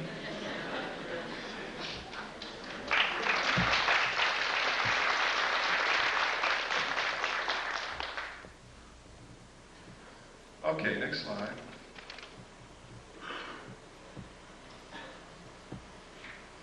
This is in my book too. A lot of this stuff is in my book with a lot of stuff that you're not seeing here. In fact, there's a lot of stuff in my book that nobody has ever seen before in their life outside the secret government. This is an accident report that occurred at Ellsworth Air Force Base, South Dakota. 7 miles southwest of Niland, South Dakota. They got an alarm situation that at a missile site called L9, there had been a security breach. They sent a SAT team out that consisted of Airman First Class Jenkins and Airman First Class Reiki. There was SAT alert team, or security alert team called SAT. Next slide. When they got out there, they saw these crazy little guys running around in silver suits with helmets on their head and something hovering real bright above the missile silo. Reiki went up the hill, challenged them, told them to stop. They didn't stop. He raised his M16, and they blasted him with some kind of a light and melted his M16. They never even found a piece of it, and gave him second and third degree burns all over his hands and arms. He called back to Jenkins, who came from the vehicle. Jenkins saw 2 of them, fired at both of them, hit one in the helmet, one in the chest. They both fell to the ground. A few seconds later, got up and ran off and went up into this craft, which zoomed away into the sky. Further investigation showed that the nuclear components of the warhead was missing from the missile. Next. And next. UFO photographed over Disneyland, that's it down there.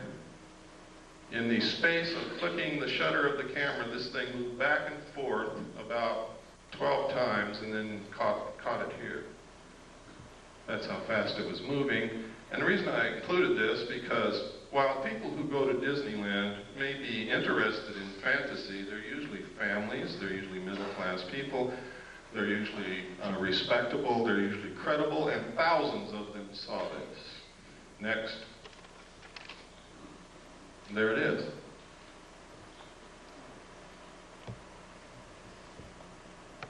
That's incredibly fast when you figure that during the time the shutter snapped, it moved back and forth that many times.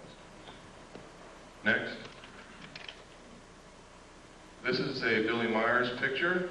One of the things that I think is incredibly suspicious about his still photographs is they're always sticking out of the tree.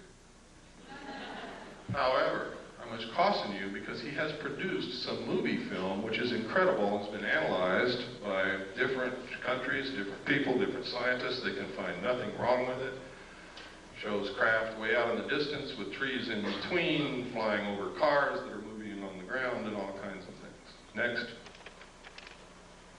This is one sitting on the ground. Looks like, never mind. Next. This is a drawing that an abductee made of the craft that they were supposedly abducted and taken up into. Next. This is one of the best of the historical, genuine photographs of UFOs that exists. Because of the different things in the photograph, you're able to obtain perspective, depth, and you're able to triangulate and compute the size and shape and distance away from the camera of the saucer. Next. This is another very good one. Next. This was over Phoenix, Arizona. It was seen by hundreds of people. Next.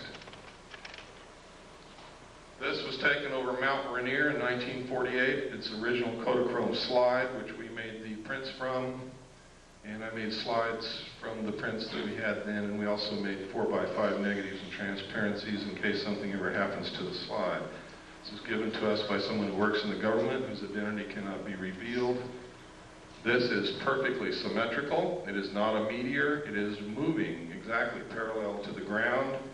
This is ionized air. It is not fire or flame. Next. This is commonly what's known as a lenticular cloud formation. This red haze over here is the test firing of a rocket at the Rocketdyne facility at the west end of the San Fernando Valley. I only know that because I used to live right on top of the mountain next to it. Next. Somebody's hat blew off. Next. Notice that photograph was taken by the local barber. These are photographs that were taken in New Mexico and Colorado during a particularly heavy, what they call a flap. There's a lot of sightings by a lot of people in one area. And there were a lot of photographs came out of that. These are some out of the newspaper. I tried to photograph them so that they can be identified as not something that I made up. I have been accused of being the most rotten bastard that ever lived, making up everything, phoning photographs. So I have to be very careful. Next. This photograph was taken over London. It's one of my favorite. I have a degree in photography, and this is a very artistic photograph. It's a very rare photograph, and it is a very unusual subject, and I have to like it. Next. This is another part of what I call Project Snowbird, to make the public think that what they're seeing can be explained away by technology like this. And you saw some of it on the news about the war. They said they had things that can fly over the enemy and do recon with no pilot in them, so no loss of life if it gets shot down. That's what that is. Next. And next. And this is just about the Aurora spacecraft that they fly in Nevada. It's what they call a TAV, Trans-Atmospheric Vehicle, which literally takes off from Groom Lake, flies completely out of the atmosphere, can orbit the Earth, and I believe that it can do more than that, but that's where I'll leave it. Next.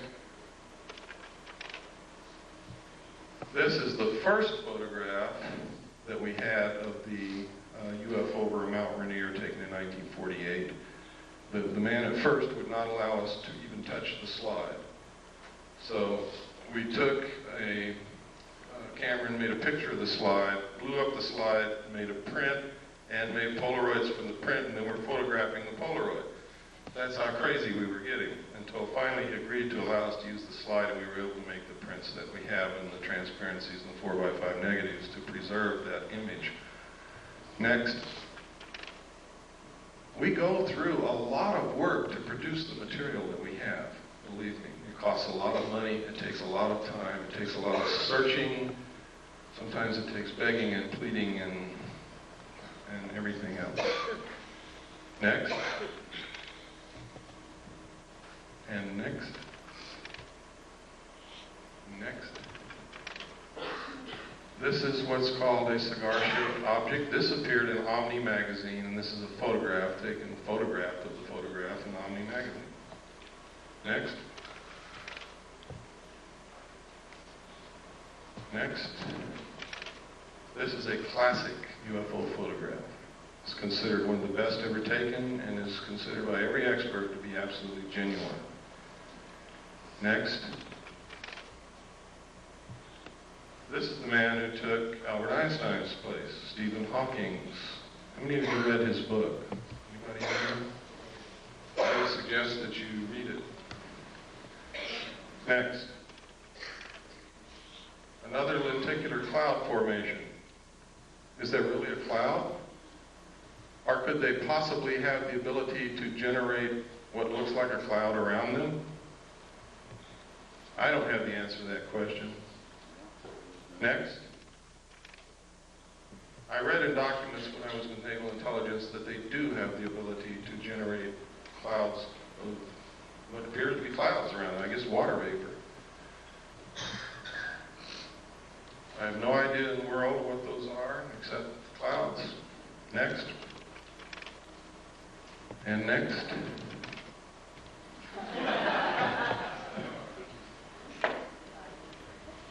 Is this what they're trying to make us believe is happening? So that we'll accept a one world government, give up our freedoms, submit to totalitarian control?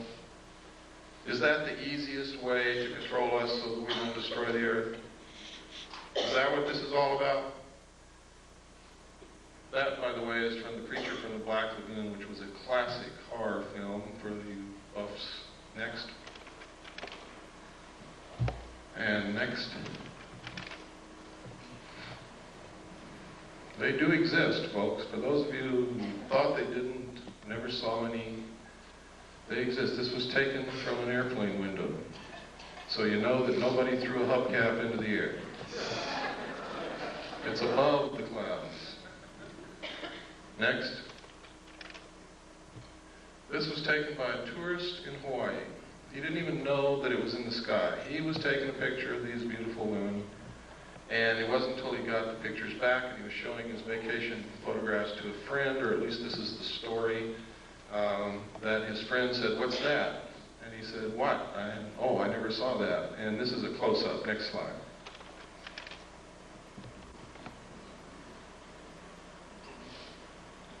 Incredible. Next. Now, they say this is a UFO. I spent a lot of time in Vietnam, and it sure looks like a flare to me. Next. Anybody know what this is?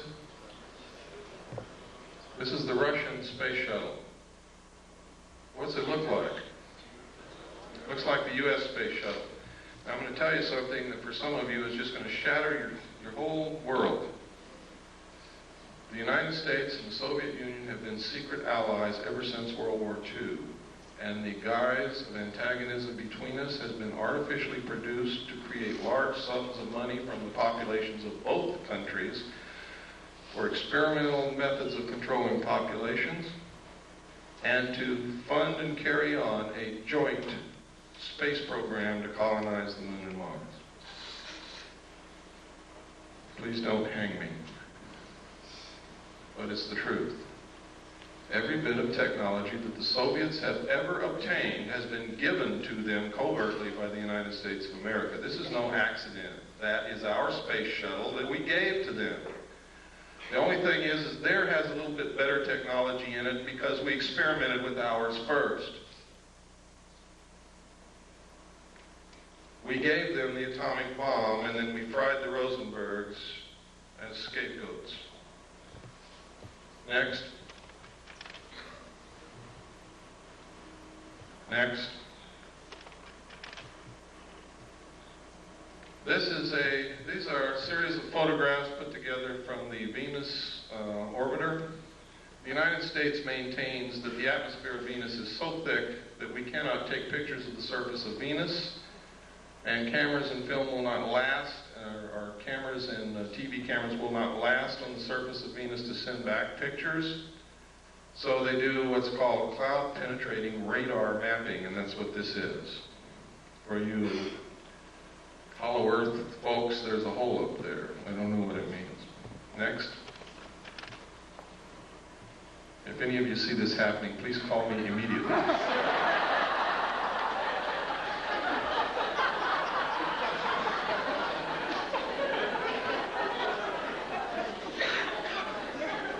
Next. This is a photograph of the Russian Venusian lander sitting on the surface of Venus, sending back pictures of a sun-drenched desert landscape. Somebody's lying. Immediately after the Russians released this photograph, officials and government people from Washington called a high-level meeting with the Russian space program people, and you never saw it again. Next. These are comparisons of the two, the Russian photographs and the photographs that we get. Now, I want to give you some food for thought. Recently, they had a flyby of Uranus. Remember that? And most of us were glued in the middle of the night to our TV set, hoping to see something strange that we'd never seen before and get a little bit of illumination from what was happening out in space. The target of the probe was the planet. Does anybody remember that? The target was the planet. The main interest for the flyby was the planet. What did we see? Anybody know? Did anybody stay up like I did and watch? We saw the moons of Uranus. We saw one long-range shot of the planet, and we never saw it again. But we saw the most incredible close-ups of the moons of Uranus that you could possibly hope for. Why? Why wouldn't they show us the planet? And it happened elsewhere also. Next. This is a book after its kind. In the documentation I saw, that symbol there was said to be the trilateral signal, or the trilateral symbol used by the aliens as their symbol. It literally means, in ancient writing, I found it, finally. The first place I ever saw it, outside of the official documents, was on this book.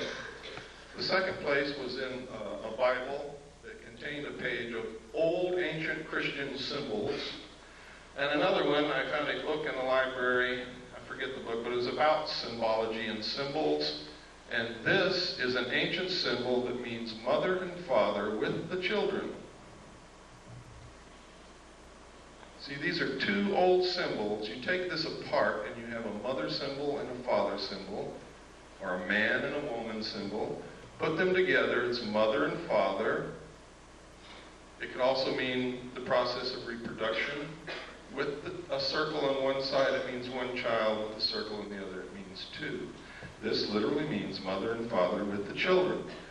The thesis for this book is a scientifically dependable yet popular analysis of the theory of evolution. In it, he asserts that there must have been some outside interbreeding or influence or genetic insertion into the human race to produce modern man. Next slide. This book was first written in 1927. Next. This is an article that just says how they can move technology, secret technology, from government laboratories into the world. Next. And next. Oh no, go back one. Go back one, please. Right here. This is a perfect illustration, folks. Look at this photograph, and you'll see that in the shadows there is no detail whatsoever. In space, without an atmosphere, there can be no detail in shadows because the only thing that will produce light in shadows is diffusion of light through an atmosphere. Now, next photograph. which proves that this photograph was not taken on the moon. Or if it was taken on the moon, there is an atmosphere. Next. Oh, this was right after I gave my talk in Sedona, which I'm sure some of you know about. I was driving back the back roads because I wanted to see some of Arizona, because I had fallen in love with Arizona, and now I've moved there, and then I'll show you how much I've fallen in love with it. And I saw this cloud form. There was nothing there. There was no cloud in the sky anywhere, and all of a sudden, bam, a saucer-shaped cloud right in front of my eyes. I stopped and took the next picture, next, and it disappeared as equally, as quickly as it had formed. There was not another cloud in the sky. There's no lake. There's no water anywhere. It was incredible. I can't explain it, but it's certainly something worth looking into. Next. This is a drawing made by one of the students at Glass College, where I was the executive director. Stan was the head of the security department. Some of you know Stan Barrington. He's my only authorized representative in this world. Would put my life in his hands, and I have on several occasions. Stan was the head of the security department, and one of the students in the security curriculum was in trouble, was failing. Stan was counseling the student, and she drew this picture.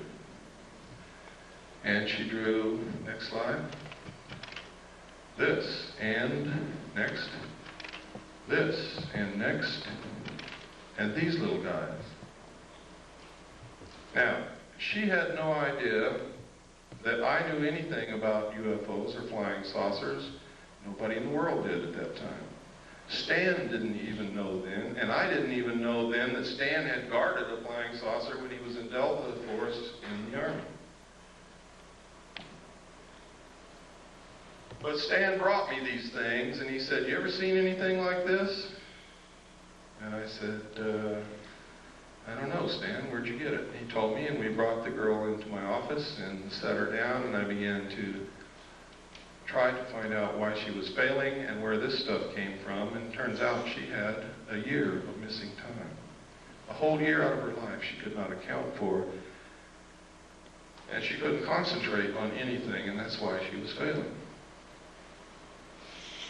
Next. This was drawn by Krista Tilton. Notice the similarity. My student had never seen Krista Tilton in her life, had never read a UFO book, didn't know anything about any of this. Next. Next. Next. This is Aviation Week in Space Technology, November 21st, 1988. Write that down because somebody's going to ask me. November 21st, 1988. You can find it in used bookstores and libraries. Next picture. In which this ad appeared, talking about technology so advanced it will help answer some big question, and on the facing page, what's there? This picture. On the side of the neck, there's hair growing. We did extensive analysis of this photograph. We rephotographed it, we relit it, we blew it up. We tracked down the photographer who would not tell us what it was he photographed. We asked originally to Amoco for the name of the artist who drew the picture. They said, "I'm sorry, we can't reveal the name of the photographer." We found the photographer. He would not tell us what he photographed, but he sent us an 8x10 copy from the original negative, and then we began to work on that as well as with the ones we had photographed out of the magazine. And this is what Amoco told us. They told us several different things. First, they told us that it was a 9-foot-tall bronze statue. Second, they told us it was a 12-foot-tall bronze statue. And third, they told us it was a 9-inch clay statue.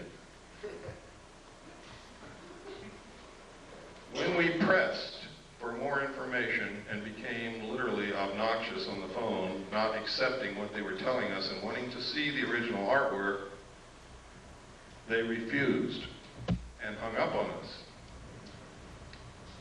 So, whereas I cannot say definitely that this is a live alien, I can tell you one thing: it is not a bronze statue. I can also tell you it's not a clay statue. And hair don't grow on the necks of statues. Next.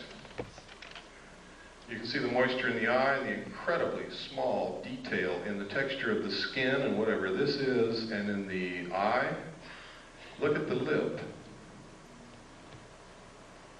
You ever kissed anything like that before? I know a guy that did in the back seat of a Chevy. Next.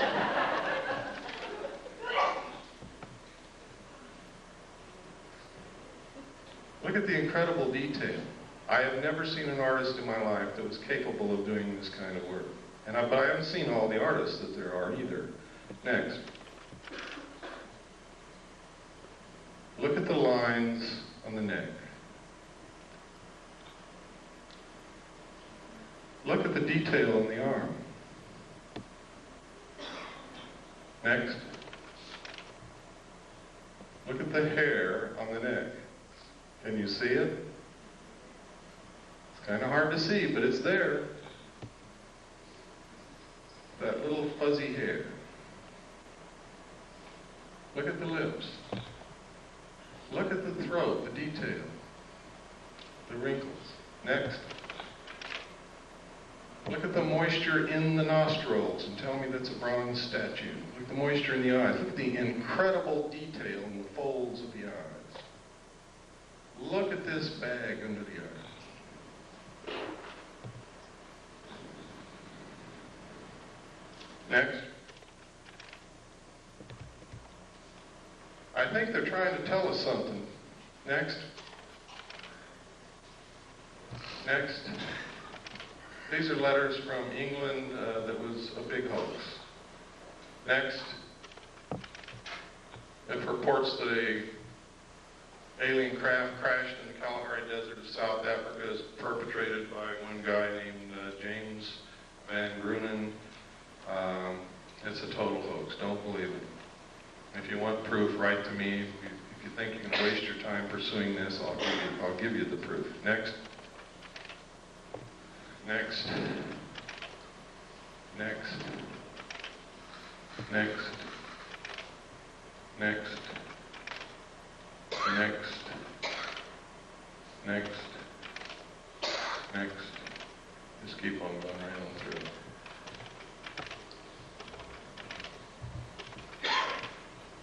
Okay, next. Oh, this is significant.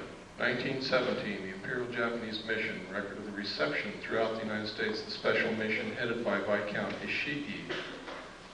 John Dewey, professor of philosophy at Columbia University, he's the one who built our education system that is not teaching our kids anything.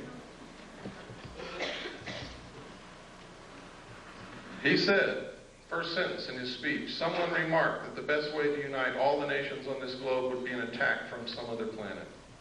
In the face of such an alien enemy, people would respond with a sense of their unity of interest and purpose. Next. Knowing who John Dewey was, and knowing what he's done to our educational system, and knowing that this was written and planned a long time ago, this is probably going on. Next. This is from the report from Iron Mountain. Credibility, in fact, lies at the heart of the problem of developing a political substitute for war. This is where the space race proposals, in many ways so well suited as economic substitutes for war, fall short. The most ambitious and unrealistic space project cannot of itself generate a believable external menace. It has been hotly argued that such a menace would offer the last best hope of peace, etc., by uniting mankind against the danger of destruction by creatures from other planets or from outer space. Experiments have been proposed to test the credibility of an out-of-our-world invasion threat. It is possible that a few of the more difficult to explain flying saucer incidents of recent years were in fact early experiments of this kind. Next.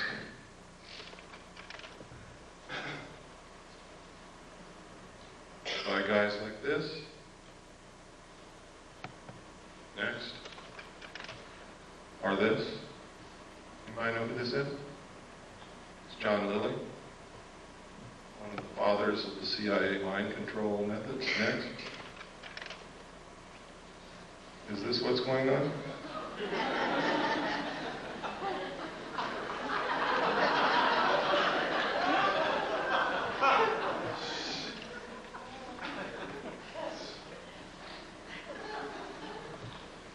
Next. Silent Weapons for Quiet Wars is the first chapter in my book. Once you read that, you will have a complete understanding of what's happening in one very important area. And you will get an understanding of what the elite think of us, the common man, the mass of ordinary, everyday people, which is what most of us really are. We're all special in our own way, but we are a part of the masses of people. They believe that we are cattle, that we do not use our intellect, that we are easily manipulated, that we will not solve the problems of the world because we are greedy scumbags. And because of that, we are nothing but stakes on the table for those who will use their intellect. And until we change that, they're going to treat us like cattle. And I've got to tell you right now, on a daily basis, we prove them right. Next.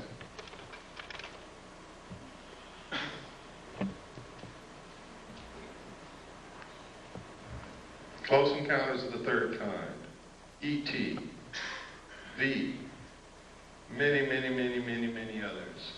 Many, many, many movies. We've been bombarded with alien movies, alien commercials, an alien spaceship landing at the end of the 1984 Olympics to reinforce in our consciousness the creation of an alien threat that does not exist, or to wake us up to an alien presence that has been here for many, many years. It's not an accident that these things are happening. It's not an accident that you're seeing on your TV. Was ITT or ATT? AT&T, one world, one card. These aren't accidents. Right out here in the lobby of this church, you see a picture of the world on the bulletin board. And go, when you leave, just look what it says.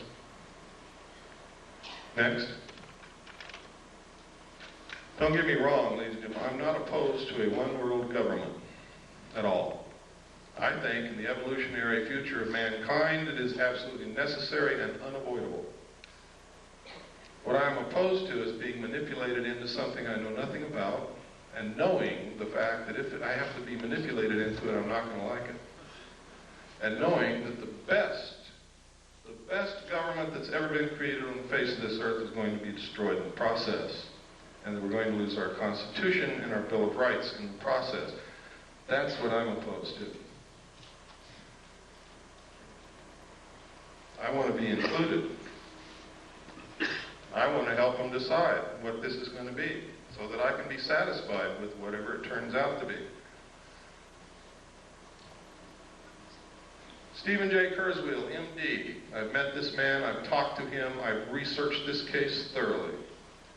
This is his credentials, his curriculum vitae. Look at who this man is. This is no flake. This is a medical doctor with many degrees, a lot of credentials and memberships in many of the medical society,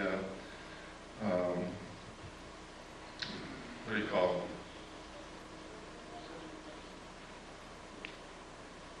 Associations, I guess. He's also Phi Beta Kappa and an Alpha Omega Alpha Honor Medical Society. This guy has the credentials that most people would drool for. What happened to him? I'm going to show you his testimony here in a couple of minutes. What happened to him, he was approached by someone named Joan Thompson at not at a UFO meeting, to attend a UFO meeting. He said he really wasn't interested, but went because she was a pretty woman, and he wanted to meet her. He went with her. It was like a date. He said what he learned there astounded him. He never heard of any of that stuff. But he also met somebody named Bud Hopkins. Joan Thompson told him that she was an agent of the Central Intelligence Agency, and Bud Hopkins identified himself as also being an agent of the Central Intelligence Agency and recruited this doctor to help them work with abductees and report information to the Central Intelligence Agency. He worked with them for a while until he found out that Bud Hopkins had no credentials whatsoever, was an artist, a painter, but was hypnotizing people who had been abducted, was conducting group psychology therapy sessions with them, was extracting as much information as he could out of them and then dumping them like a hot potato. And this man, Stephen Kurzweil, MD, with all these credentials, reported Bud Hopkins to the New York State medical authorities, and nothing happened to Bud Hopkins. Stephen Kurzweil, on the other hand, was charged for being delusional, and they're trying to take his medical license away from him, because he told them that Bud Hopkins was engaged in this research of alien abductions that the government was covering up, and he was judged to be delusional. We have all the documentation, the medical reports, everything. Next. It's all in my book. These are the official charges that the state of New York brought against him. It's incredible. Next.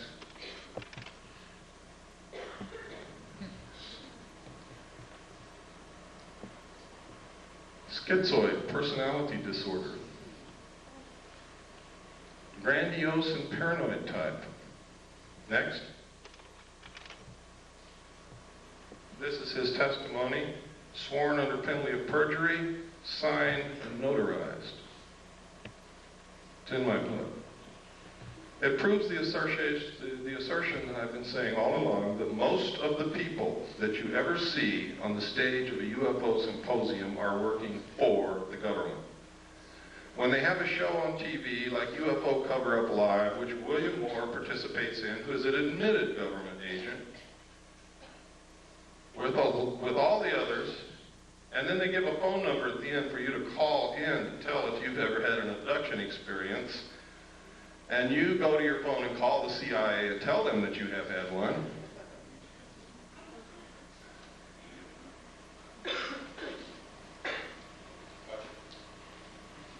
That's right, gotcha. You guys better start being careful, and you better start listening to those of us who are really looking for the truth and not trying to bullshit you. We are being manipulated on a grand scale by people who know what the hell they're doing. And if we don't wake up, we're going to be wherever they want us to be, and only we're going to discover that that's not where we want to be. Next. This. In my original paper, The Secret Government, which I published May the 23rd, 1989, I said that there had been a military coup in the United States. I documented in my book. 3 other people have confirmed that they saw the same message that I did, and the message was, before Nixon resigned. Nixon was not going to resign. He didn't think that they could impeach him. And I don't know whether he could or not. Nobody will ever know because no trial occurred. But the Joint Chiefs of Staff sent a message to all military commanders of all the military forces, and the message said, upon receipt of this message, you will no longer accept any orders from the White House. Acknowledge receipt. That's unconstitutional. That is a military coup. Nixon was forced to resign because they yanked the military out from under him. They cut off his communications to his commands because those communication centers are under control of the military. In my book, it's documented. You no longer have to take my word for it. Nobody believed me when I published that at first. But now 3 other people have come forward and stated that they saw exactly the same message that I saw. And that's in my book. Their names, everything. Their statements, sworn statements. This is the sworn statement of David Race. It is notarized on the original. You can see the notary seal, which didn't photograph very well. Next. He also named 4 other witnesses that saw it with him. Richard Doty. This is extremely interesting. Richard Doty. Richard Doty was the agent in shadow called Falcon on UFO Cover-Up Live. I also found reference to a project called Project Mogul, which you have to remember that it was in July 1947 that the Roswell crash supposedly took place. You have to remember it's William Moore, a confessed government agent who researched and wrote the Roswell incident. It's Richard Doty Falcon who's been working with Moore for years to supply him information. Richard Doty is the counterintelligence agent for the Air Force Office of Special Investigation at Kirtland Air Force Base. These are the notes of an interview that Barry Greenwood did with Richard Doty. It's funny that Project Mogul, a project that released balloons on July the 3rd from Holloman Air Force Base, which floated in the direction of Roswell Air Force Base on July the 3rd, 1947, and these balloons were coated with thin aluminum sheathing. Now go back and remember the description that Jesse Marcel gave of what he found in the field on Brazel's Ranch. And the man in charge of that Project Mogul was Richard Doty's father. That's significant. We are now in the process of getting documentation through the Freedom of Information Act to prove this. Next.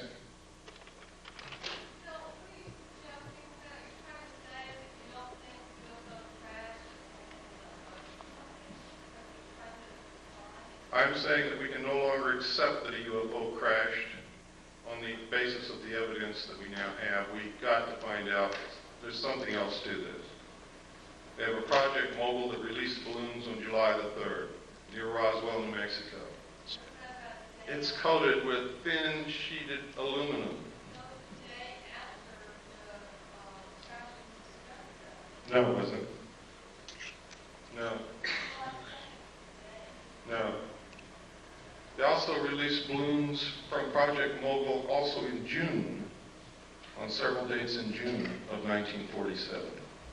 What I'm saying is that Richard Doty is participating in putting out phony flying saucer information to the world, and his father was in charge of Project Mogul, that we need to look at this more closely. That's what I'm saying.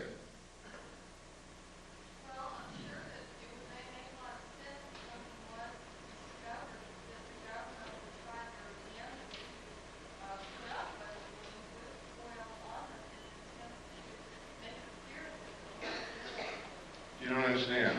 These balloons were also released in June of 1947. The crash at Roswell occurred in July.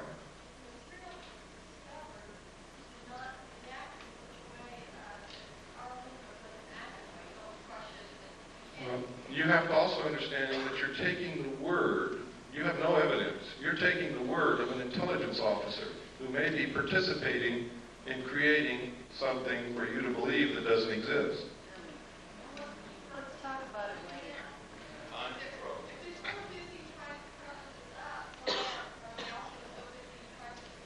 Listen to me very carefully. One of the best ways to bring about a one-world government and get you to accept the destruction of your Constitution and the loss of the sovereignty of this nation is to create an artificial alien threat from outer space so that all humanity will give up whatever they have to and band together to face this threat. That's not what I'm saying. I'm saying I'm presenting evidence to you that should make you want to do some more investigating before you believe anything. And I specifically stated at the beginning of this lecture, I don't want you to believe anything that I say or anything that I show you, but I want to create enough curiosity and maybe anger and maybe a lot of other things in you that you help me start looking for the truth. That's what I'm about. Earlier, you said that you would explain why the government's spent billions of dollars on stealth aircraft and other conventional aircraft with this technology that we have. Why are they so ignorant of the fact that we have this kind of technology, if that be the case? I've already explained it to you, sir. Some people can't, and I know it's hard to put all this together. You saw that there's a population problem. The technology that they're hiding from us would make us live longer, would give us better lives, would give us a source of possibly free energy or next to free energy, would probably give us methods in which to kill most, if not all, illnesses and diseases. And their goal is to cut back the population. They're not suppressing cancer cures so doctors can get rich. They're suppressing cancer cures so more people will die. So that they don't have to come out and say, you and you and you up against the wall, it's your day to get killed. They make it appear to be natural, or as natural as they possibly can. That's why. Can you talk about AIDS? This is a letter no, that's in the book. I'm not going to get into AIDS today. That's in the book. This is a letter that was written to the White House to Mr. Fitzwater, who was Reagan's press guy. And what he wanted to know is who wrote the paragraphs about aliens that Bush inserted into the end of 6 speeches that he gave during his administration. Most people don't even remember that he said those things, but he did. Next slide. What Marvin Fitzwater wrote back was that the president himself inserted those paragraphs. They were not put in there by the speechwriters. One of the speeches was to Boston High School students and faculty. Next. In which he said, I couldn't, but one point in our discussion privately with General Secretary Gorbachev, when you stop to think that we're all God's children, wherever we may live in the world, I couldn't help but say to him, just think how easy his task and mine might be in these meetings that we held if suddenly there was a threat to this world from some other species, from another planet outside in the universe. Do you think all this stuff is coincidence? I hope you're beginning to wake up. He said this 6 times in 6 speeches in his administration. This has come together one world government stuff. This is alien threat from outer space stuff. 6 times the president said. Next. To the General Assembly of the United Nations. Next. In our obsession with antagonisms of the moment, we often forget how much unites all the members of humanity. Perhaps we need some outside universal threat to make us recognize this common bond. I occasionally think how quickly our difference worldwide would vanish if we were facing an alien threat from outside this world. And yet I ask you, is not an alien force already among us? What could be more alien to the universal aspirations of our peoples than war and the threat of war? What would a one-world government do? Abolish war. What is the threat that will bring it about? An alien threat from outer space. Please wake up. Next.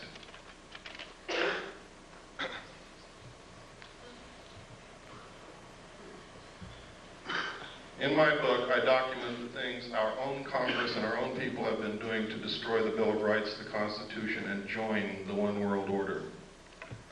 Document it. I don't just say it, I document it. Most people don't know what goes on in Congress from day to day. They can pass anything they want to and you would never know it until they come and bang on your door and throw you in jail because you didn't know it. Next. That's right. But they're not there because they know that most people aren't watching and don't give a damn. The backbone of hidden government. This is documented in my book. NSDDs, National Security Decision Directives, National Security Memos, the fact that they write memos and write law outside of Congress and the executive branch, and most of it is signed by auto pen. The president never sees it. Next. And next. And next. And these are some of the things that they've done. There's no time to go into it. Next. Next. This is the United States with the Soviet Union into a one-world government.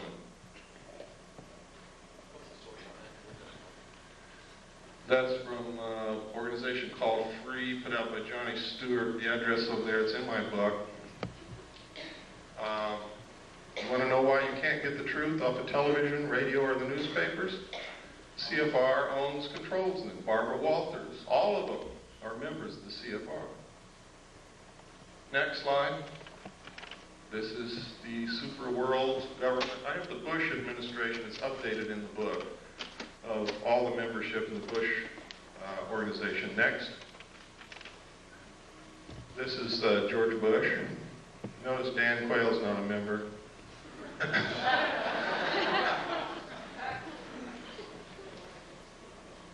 Now this is serious. Their goal is a one world order, one world government, the destruction of the sovereignty of the United States and the merger of the United States and the Soviet Union. Why do you think our generals and admirals have been going back and forth to the Soviet Union and theirs have been coming back and forth over here? They're getting ready to do it. Why do you think the Soviet Union began giving some more freedom to their peoples? The people didn't bring that about. It was given from the top down because it's time to solidify the New World Order when the European states come together. Why do you think that there are so many attacks upon our Bill of Rights right now? Because we all have to be on an equal level. We can't have all these freedoms if the rest of the world doesn't. How does Israel fit into this world pattern? I don't know what you mean by how they fit. There's certainly a thorn in everybody's sides, but not because they're Jewish, but because they will not settle the Palestinian question. There'll never be peace in the Middle East until they do.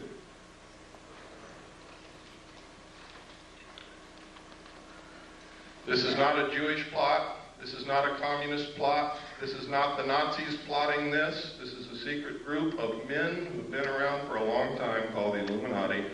They are made up of all different religions, all different political viewpoints. They believe in reason. They believe in solving problems. They believe in controlling the populace if the populace won't control themselves.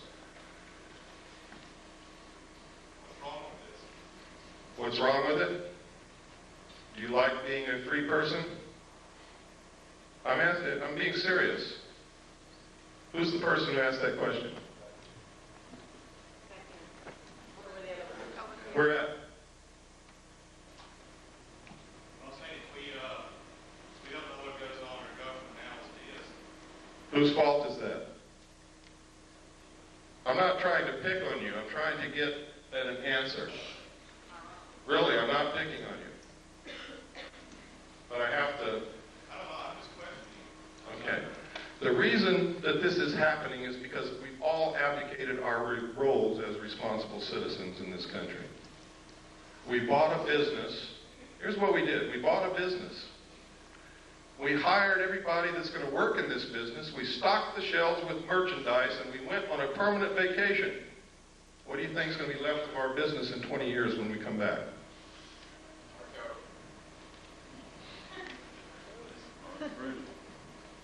Nothing's going to be left.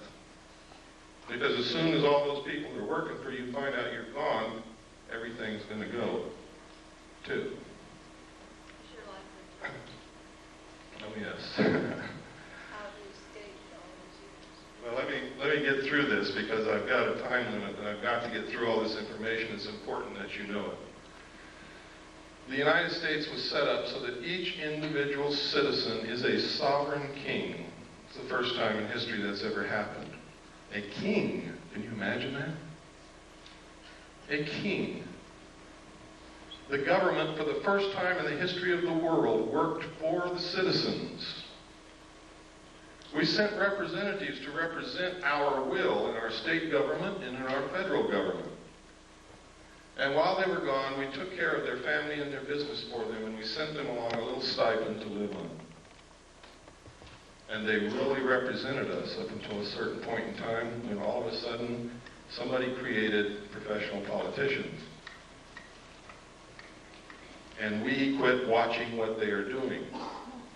How can we tell our politician what we want out of him if we don't even know what the hell he's doing in Washington, what bill he voted on, even what's coming up in front of him, and we never read the bills anyway?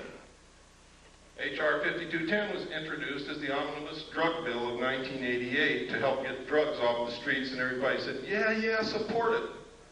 But when you read it, inside it, it establishes funds to develop a national identity card. It establishes military installations as mental treatment centers that legalized concentration camps. It authorizes prisons to borrow money to manufacture products, to sell those products on the open market with slave labor, which will destroy small business. I can go on and on and on. H.R. 4079 is in front of Congress, which will allow the President to create a national emergency for a period of 5 years, which will literally allow him to suspend the Constitution of the United States and declare martial law. Thanks to Newt Gingrich. That's right. Could you explain that bill that you had That's it. That's it. Yes. So what I'm saying is, this is our government, our country, and we're going to lose it if we don't get smart real quick. And we're going to find ourselves a part of a one-world totalitarian socialist state merged with the Soviet Union and the other countries of the world in a cashless economic system. Bankers already know it.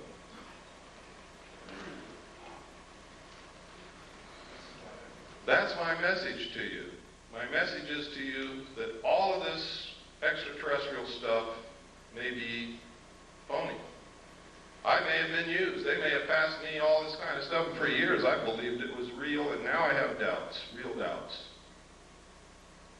Now I'm telling you, I don't know if extraterrestrials are real or not, but there's no doubt in the world that the technology is real. And I've shown you documentation after documentation after documentation. And there's more in my book, much more. So much, in fact, that that book is probably going to cause me a hell of a lot of trouble, but it's worth it if we can save our country. Next slide. There's the membership in the media.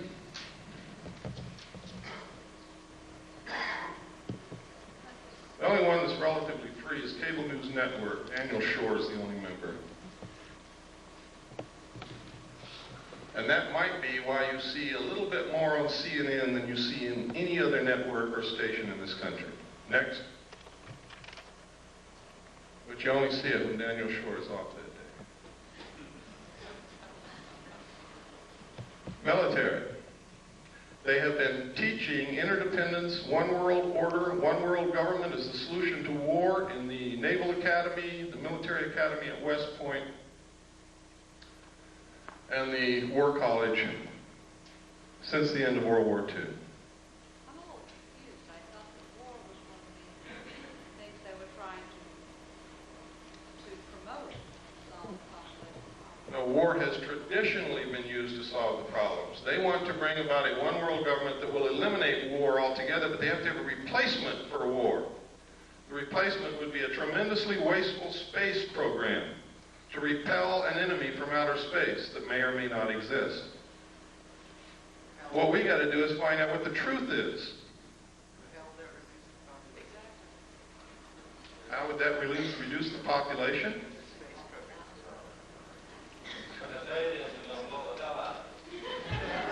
Next slide, please. Next. Next. Is Colin Powell on that list? Next.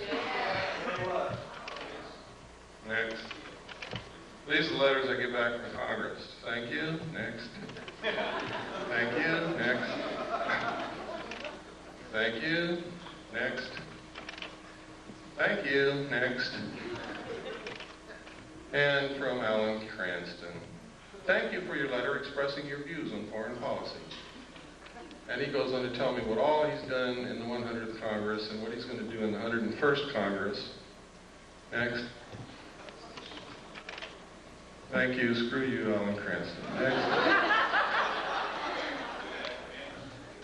Out of 500 and I forget how many letters, sent a letter to every senator, every congressman. Those were the only replies that I ever got. Ever. I sent one to the president. I sent one to the vice president. I sent one to the attorney general and each of the Supreme Court justices. I never received replies from any of them.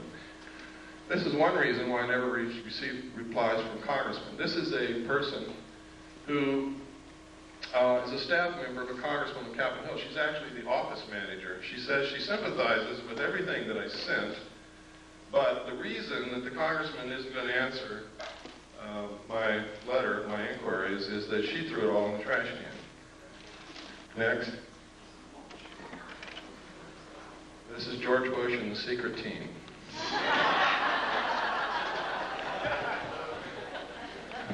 Next. Another reason for a new world order is if extraterrestrials are real, who speaks for planet Earth? Who? I mean, if they're really real, who's going to speak for all of us? Who's going to represent the Earth?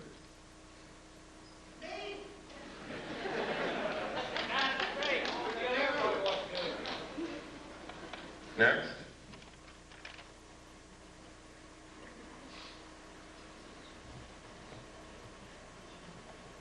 For all of those of you who were going to tell me that you're just one person, there's nothing that you can do, I think this says it all.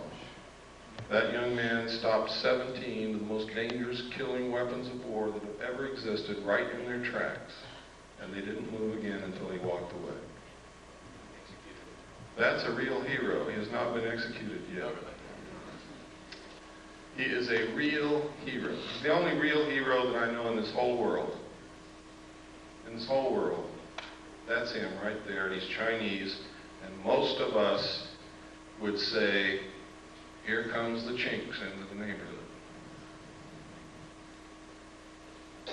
That man is my brother. I don't care who he is. And I hope that you learn that he's yours. His heart's probably bigger than all of ours in this room put together. But that's your answer when you come to tell me that you're only one solitary little person. There's nothing that you can do. This is our country. It belongs to the people. And we can do whatever we want to do with this country, but we have to do it together. I hope that we can all find a way to do that. If we could have I believe that's the last slide. If we can have the lights, we'll have some questions and answers. Or we'll have some questions. I don't know how many answers.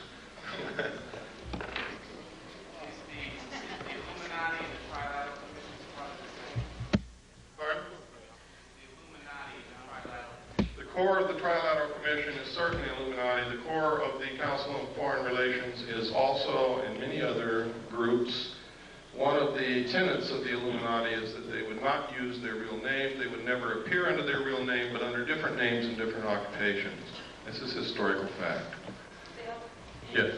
Are you in personal danger because you are, advocating all of this? It doesn't make any difference, and I don't want to dwell on that. I believe that the future for my family and for my daughter and for my children is more important than my personal safety. I believe that this country is more important than my personal safety. And you have to understand that we wouldn't have this country if George Washington asked if he was going to be in danger, if he signed the Declaration of Independence or signed the Constitution or participated in the war against the king. There are some things worth dying for. And I believe that I've found out what it is. No, I'm not afraid. Yes, I'm in danger, but I don't give a damn. Yes, Nancy. I came to your talk 2 years ago with Lester, and I'm curious to know what political organizations have organized or what kind of activists. I mean, it seems wonderful to sit here and listen to all this stuff, and then everybody goes home and they don't do anything about it. Yeah, we need to talk about that. One of the things that is bad about this country are political organizations. Because you tend to label yourselves and square up against each other instead of against the real enemies. For instance, I know many people in this room consider themselves to be right-wing conservatives. I also know many people in this room who consider themselves to be left-wing liberals. But I also know that in their heart, every one of those people believes in this country, believes in the Constitution of the United States, would never consent willingly to give up any of our rights under the Bill of Rights or under the Constitution. So therefore, this right-wing conservative, left-wing liberal is bullshit. They're really Americans, but they don't know it. They don't realize that they're just really Americans. Why label yourself something other than that? I'm an American, I'm a constitutionalist because that's what this country represents. The Constitution is this country. Destroy it and this country ceases to exist instantly. Therefore, I have no other political viewpoints, period. None other whatsoever. If it's allowed in the Constitution, I'm for it. If it's not, I'm against it, period. That's my political viewpoint. I would hope that it would be yours, because any other viewpoint is anti-American, anti-constitutional, anti-United States. I hope that if you think you're a right-wing conservative, that you'll stop doing that. I hope that if you think you're a left-wing liberal, I hope that you will stop doing that. I hope that you will become an American again, because that's what we all started out as, Americans, and all of a sudden we became something else. I'm black, whitey's out to get me. I don't want them blacks in my neighborhood, they're scumbags. They're Americans, folks. Pardon? I just did. No, I asked you specifically, what has been done by the people who are interested in the project? Have the senators, been contacted on that? The only thing that you can do is throw the people in Congress out. People, we've been telling you this over and over and over again for years. Somebody's not listening.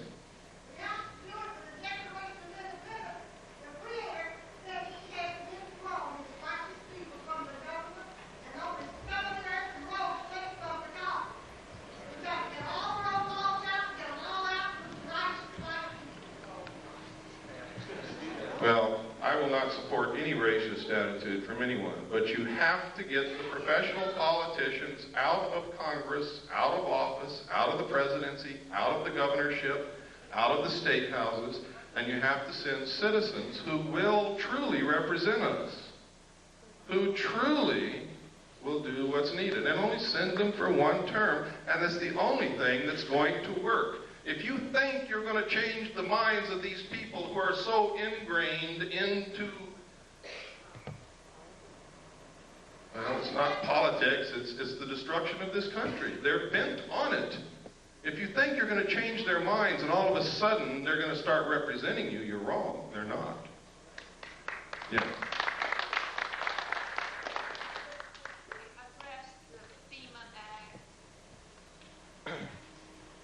I don't think I have time to go into it.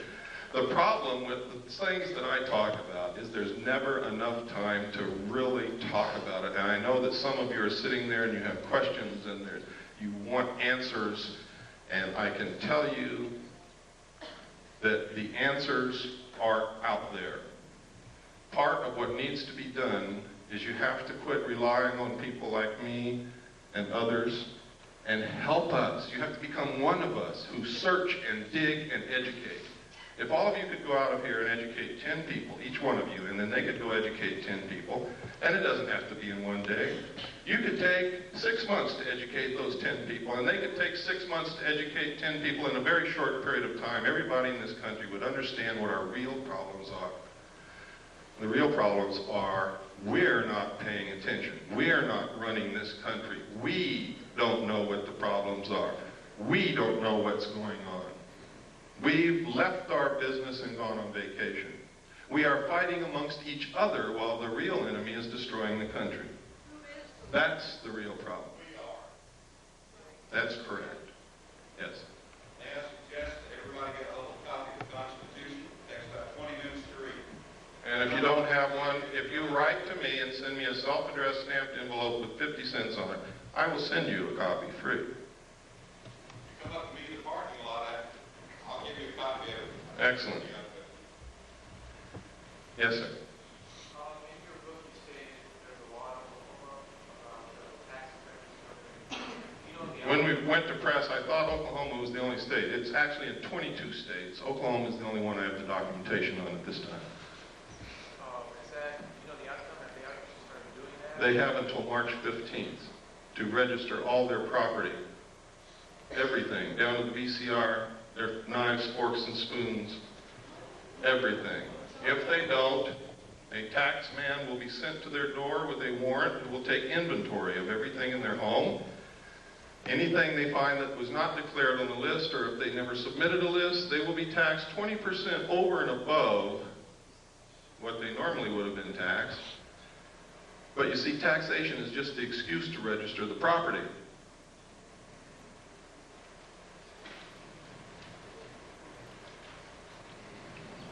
For those of you who want to order a copy of my book, I'm not a salesman. I didn't bring books with me. I never do that.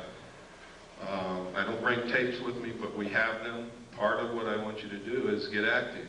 To get active, I'm not going to bring you the books or the tapes. If you want them, the order form is outside on the table. Pick one up, write to us. We'll send you a packet of information. If you order the book, send for the book, we'll send you the book. We'll do whatever we can to help you. Yes?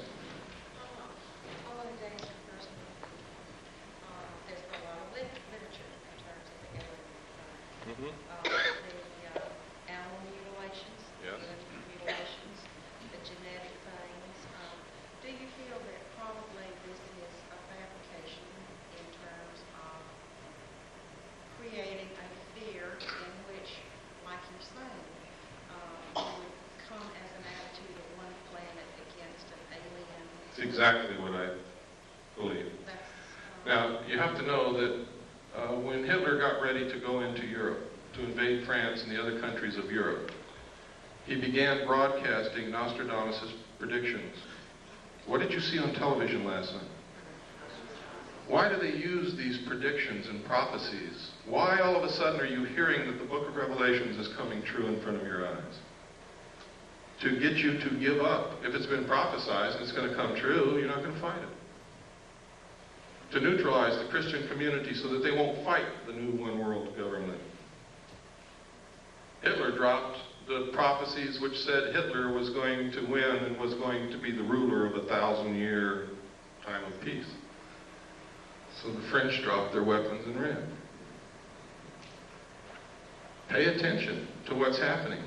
AT&T, one world, one car.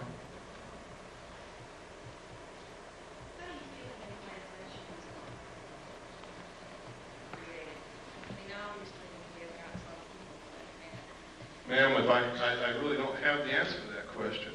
The abductees say that it's alien extraterrestrial beings. You start doing research and you find out that the intelligence community has done so much work into mind control and implantation and being able to control individual human beings with this technology that you begin to wonder if it's really aliens or if it's really us. And then you look in the UFO community, you find out most of these people are connected directly to the intelligence community, are active agents that have been caught or have confessed. And you have to wonder what in the hell's going on. Which one, John? Pardon? Which one, John? A list of I can tell you that Richard Doty is, John Lear is, Bob Lazar is. You've seen evidence that Bud Hopkins is. I can tell you Whitley Strieber is, because there's no other place he could have gotten the information that he wrote in his book, Majestic, except from the same top secret documents that I saw, only he's never been in a position with a clearance to see them. He's an author. I could go on and on. Yes, sir. What about personal property? If this new war, the world over will go, like you suggested tonight, what about personal property, like land, home? Private property will be abolished. You will use what the state gives you. Remember I said totalitarian socialist state. In a socialist government, everything belongs to the state. Will there be any places in the world that will have that kind of situation? The question was, will there be any place in the world where they won't have that situation? Let me say this again, as George Bush. Read my lips. New world order. New world, or there's places you could go and probably escape for a time because it's not number one on their agenda, but they're going to get there sooner or later, believe me. What about changing the bank? That's coming. I foresee a cashless system where you use a card or a laser tattoo on your hand, And I'm not trying to connect this with any religious prophecy. This is what I know is coming. This is what they have planned. I've talked to bankers who already know this is coming, and they're prepared for it. They're already withdrawing $100 bills from circulation now. Next will be $50 bills. They're doing it now. The president has already said, out of the Middle East conflict will come the New World Order. And people still keep asking me, how much time do we have? There is no time. Yes, sir. I wanted to say that ever since I was in high school, early high school, and I learned that the Federal Reserve was a company that was formed by, there's 9 families that own the Federal Reserve. It is a company. It's not a part of the government at all. The Federal Reserve, at the same time the Federal Reserve was formed, 2 constitutional acts or amendments were passed. And one of, my point is this, is that, well, I want to ask, I put a question out there, which is that Bush made a comment the other day on the news, and I think I've followed it for years, it's very interesting to me. I watched the Federal Reserve, the news that comes out of the Federal Reserve. I understand. I'm not trying to rush you, but could you get to the point because we're running out of time? Okay. One of my 2 points. One point is that Bush made a comment that this war will not create any trouble for the banking industry, which leads me to tell that as soon as the war is over is when they're going to call the notes due, and we'll go to a cashless system with a card. And my comment about that is that I don't see how people are going to, when you go to somebody and say, okay, give me your money and here's your card, this is where you are today, you're negative $500 or you're plus 2,000, whatever. The people are so attached to their monetary value in life that I find it really difficult to see American people to battle that. In other words, that in lieu of give me the card, let me be able to sell my future and give me this card, and it's okay if I can't have a card right now. Or can't, you know what I mean? It's like, I see the money thing as being another piece of the picture of going towards a totalitarian type government, because you're taking the money, your money is not yours. And most of A cashless system literally is slavery, and I'll tell you how that works. First, as it stands now, the money in your pocket is not your money. And you're going to go to the bank one day and they're going to say, I'm sorry, we're not taking this anymore. It's not yours. It belongs to the Federal Reserve. And you'll see that on the note. the Federal Reserve notes in your pocket are actually instruments of debt. And one way that they're going to get your property away from you is you can't pay for something with a debt. So you don't own what you think you own right now anyway, legally, under the Constitution. And that's the truth. They're going to come and they're going to collapse the economy instantly. The money is not in the banks. They've been doing fractional lending, fractional banking, which means if you have $1,000 on deposit, they can loan as much as 10 times that out. That doesn't exist. They created on the books with the stroke of a pen, which means that if all of you wanted to gather up enough cash to go pay your debts, you couldn't do it because the cash doesn't exist. If you wanted to go draw your money out of the bank, you couldn't do that either because it's not there.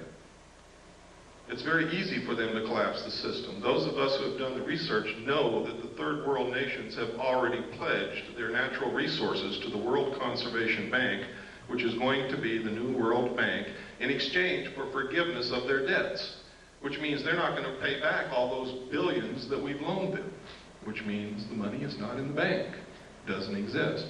The economy is going to be the easiest thing for them to collapse. How are they going to get you to join the new economy? They're going to say, we have a solution. You see, one of the tricks of the Illuminati is they create a problem, and then they provide the solution when you beg them to. They're going to come to you and say, you have a house, and we have the note on your house. If you'll accept our new economic system, we'll refinance your house and let you keep it. You also have a car. We'll do the same with your car, and your furniture, and your kids, because you probably owe the hospital. Okay? See, when I was a kid, it was a disgrace to be in debt. Nobody was in debt. There was no such thing as credit cards, and if you even mentioned debt, People got angry with you. Now, in just my lifetime, and I'm 47 years old, they've changed all that to where everybody is in debt, and it's accepted, and if you're not in debt, you can't get a hotel room because if you don't have a credit card, they won't let you in. And that's the truth, and that's how they're going to do it. And you're going to say, well, I want to keep my house, I want to keep my car, and I want to keep my kids, so I'll join. And they say, fine. For every dollar you used to have, we're going to give you 10 cents, and we'll start all over. They're going to devalue the money at the same time and eliminate the middle class. And there will be two classes of people, the rulers and the rest of us. This has all been public knowledge for years, but people have ignored it, and they've called anybody who tried to educate them a conspiracy nut, an idiot. But you can see it coming through true right in front of your eyes now today. Every day you can see this happening. You can no longer call these people conspiracy nuts. I didn't believe it either until I started looking into it, and by God, they're right. Yes, sir. Yes, I just want to share with everyone something I had read in a current laser magazine, and under development, there is a barcode scanner that will not be able to be seen with the human eye, but will be seen with infrared technology. So that you could have a barcode scanner on yourself and no one. That's right. It's an invisible tattoo, but it can be scanned. I'd like to say also that the reason I left California, took my family and left, I went to vote in the last election, and I saw on the voter registration form, next to my name, the Universal Product Code. I packed up my family and I left California. I now know, and I just left California, I was just speaking in Pasadena, I have seen them, it's true. The driver's license in California now have the Universal Product Code on the driver's license. It's not far off. The UPC, yes. The barcode, for those of you who don't know what Universal Product Code is. Yes. It's been used in over 700 cities in Europe for over 70 years now, where they inject plastic under the skin in the right hand or the forehead. It's going to be the new world. It's going to be your accountant. It's not going to be any more cash. There will not be any more swap meets. There won't be any selling your mattress to your neighbor when you buy a new one. Everything will be registered. They're already starting it in Oklahoma and 21 other states. You will register all your property. If they come to your home and something's missing, you're a criminal. There will be no black market. You will not be able to work. You will not be able to buy. You will not be able to sell. You will not be able to get medical care. You will not be able to do anything except with your number through the computer. This is the truth, folks. I'm not making this up. If you have a banker that knows you well enough to be honest with you, he will tell you this. I don't know, man. I don't know. But I do know that Star Wars is not what they're telling you it's for. Star Wars is the satellite computer link-up between the nations to make the one world banking and economy system work. And it's paid for by American tax dollars. If they want to imprison you in a 2-square block area, all they have to do is zero out your computer account outside that area. And you won't be able to live if you walk off your 2-block square area. If they don't want you to leave your city, they can do the same thing. Your card will only be good in your city. Yes? Is it possible that they have developed this kind of system that is very similar to what's talked in the Bible as a psychological effect to get people to sort of... Of course. It's like I said a while ago, they're following the book of Revelations like a script to neutralize opposition against them. If you believe that it has been prophesied and is ordained by God, you won't oppose them. I'm a Christian, and I'm not buying it. I'm going to oppose them. And I don't think that God or Jesus Christ would be very pleased with me if I didn't, even if it was God bringing it to pass. Because they're not going to like it. Let me take 3 more questions, and then unfortunately we're over time. I'd like to stay and talk to you more, but we really can't. I have a brief question.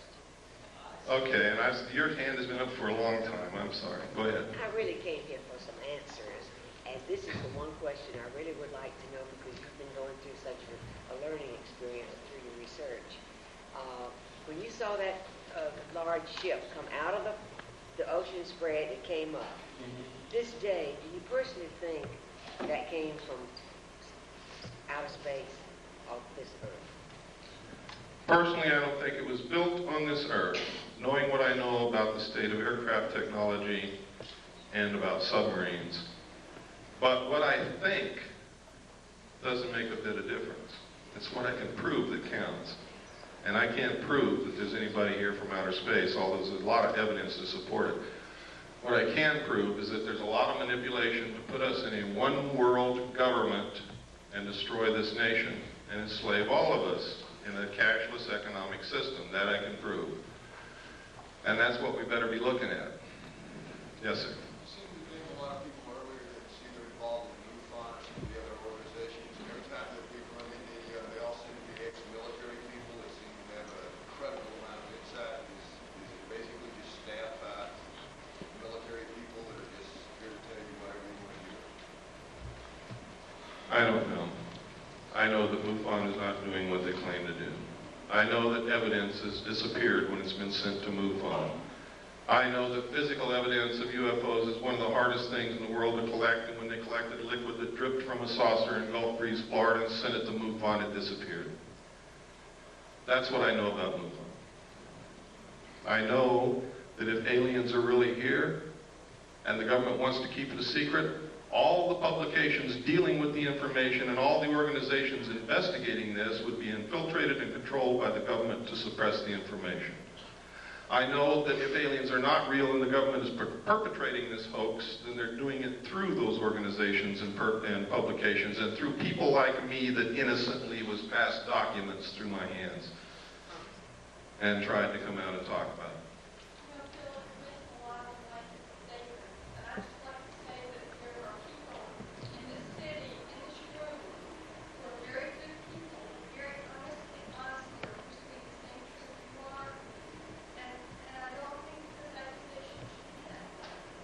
I don't know what you mean by blank. When I say MUFON, I'm talking about the people who run it and control it and finance it. I'm not talking about all the people in the little towns and stuff who are interested in UFOs.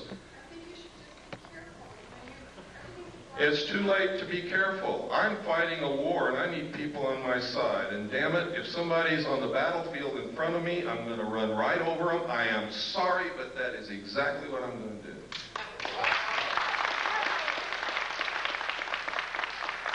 Yes, sir.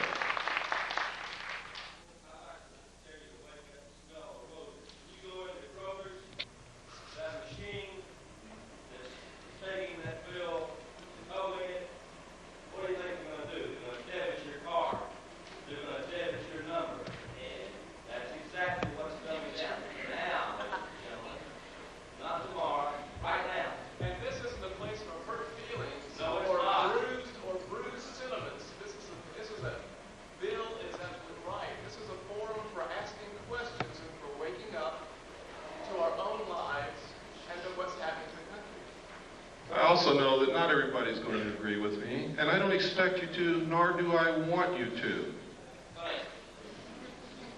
We're out of time. I'm sorry, I said 3 more questions, and I did a lot more than that. I want to thank you sincerely. You're probably the best citizens in Atlanta, or you wouldn't be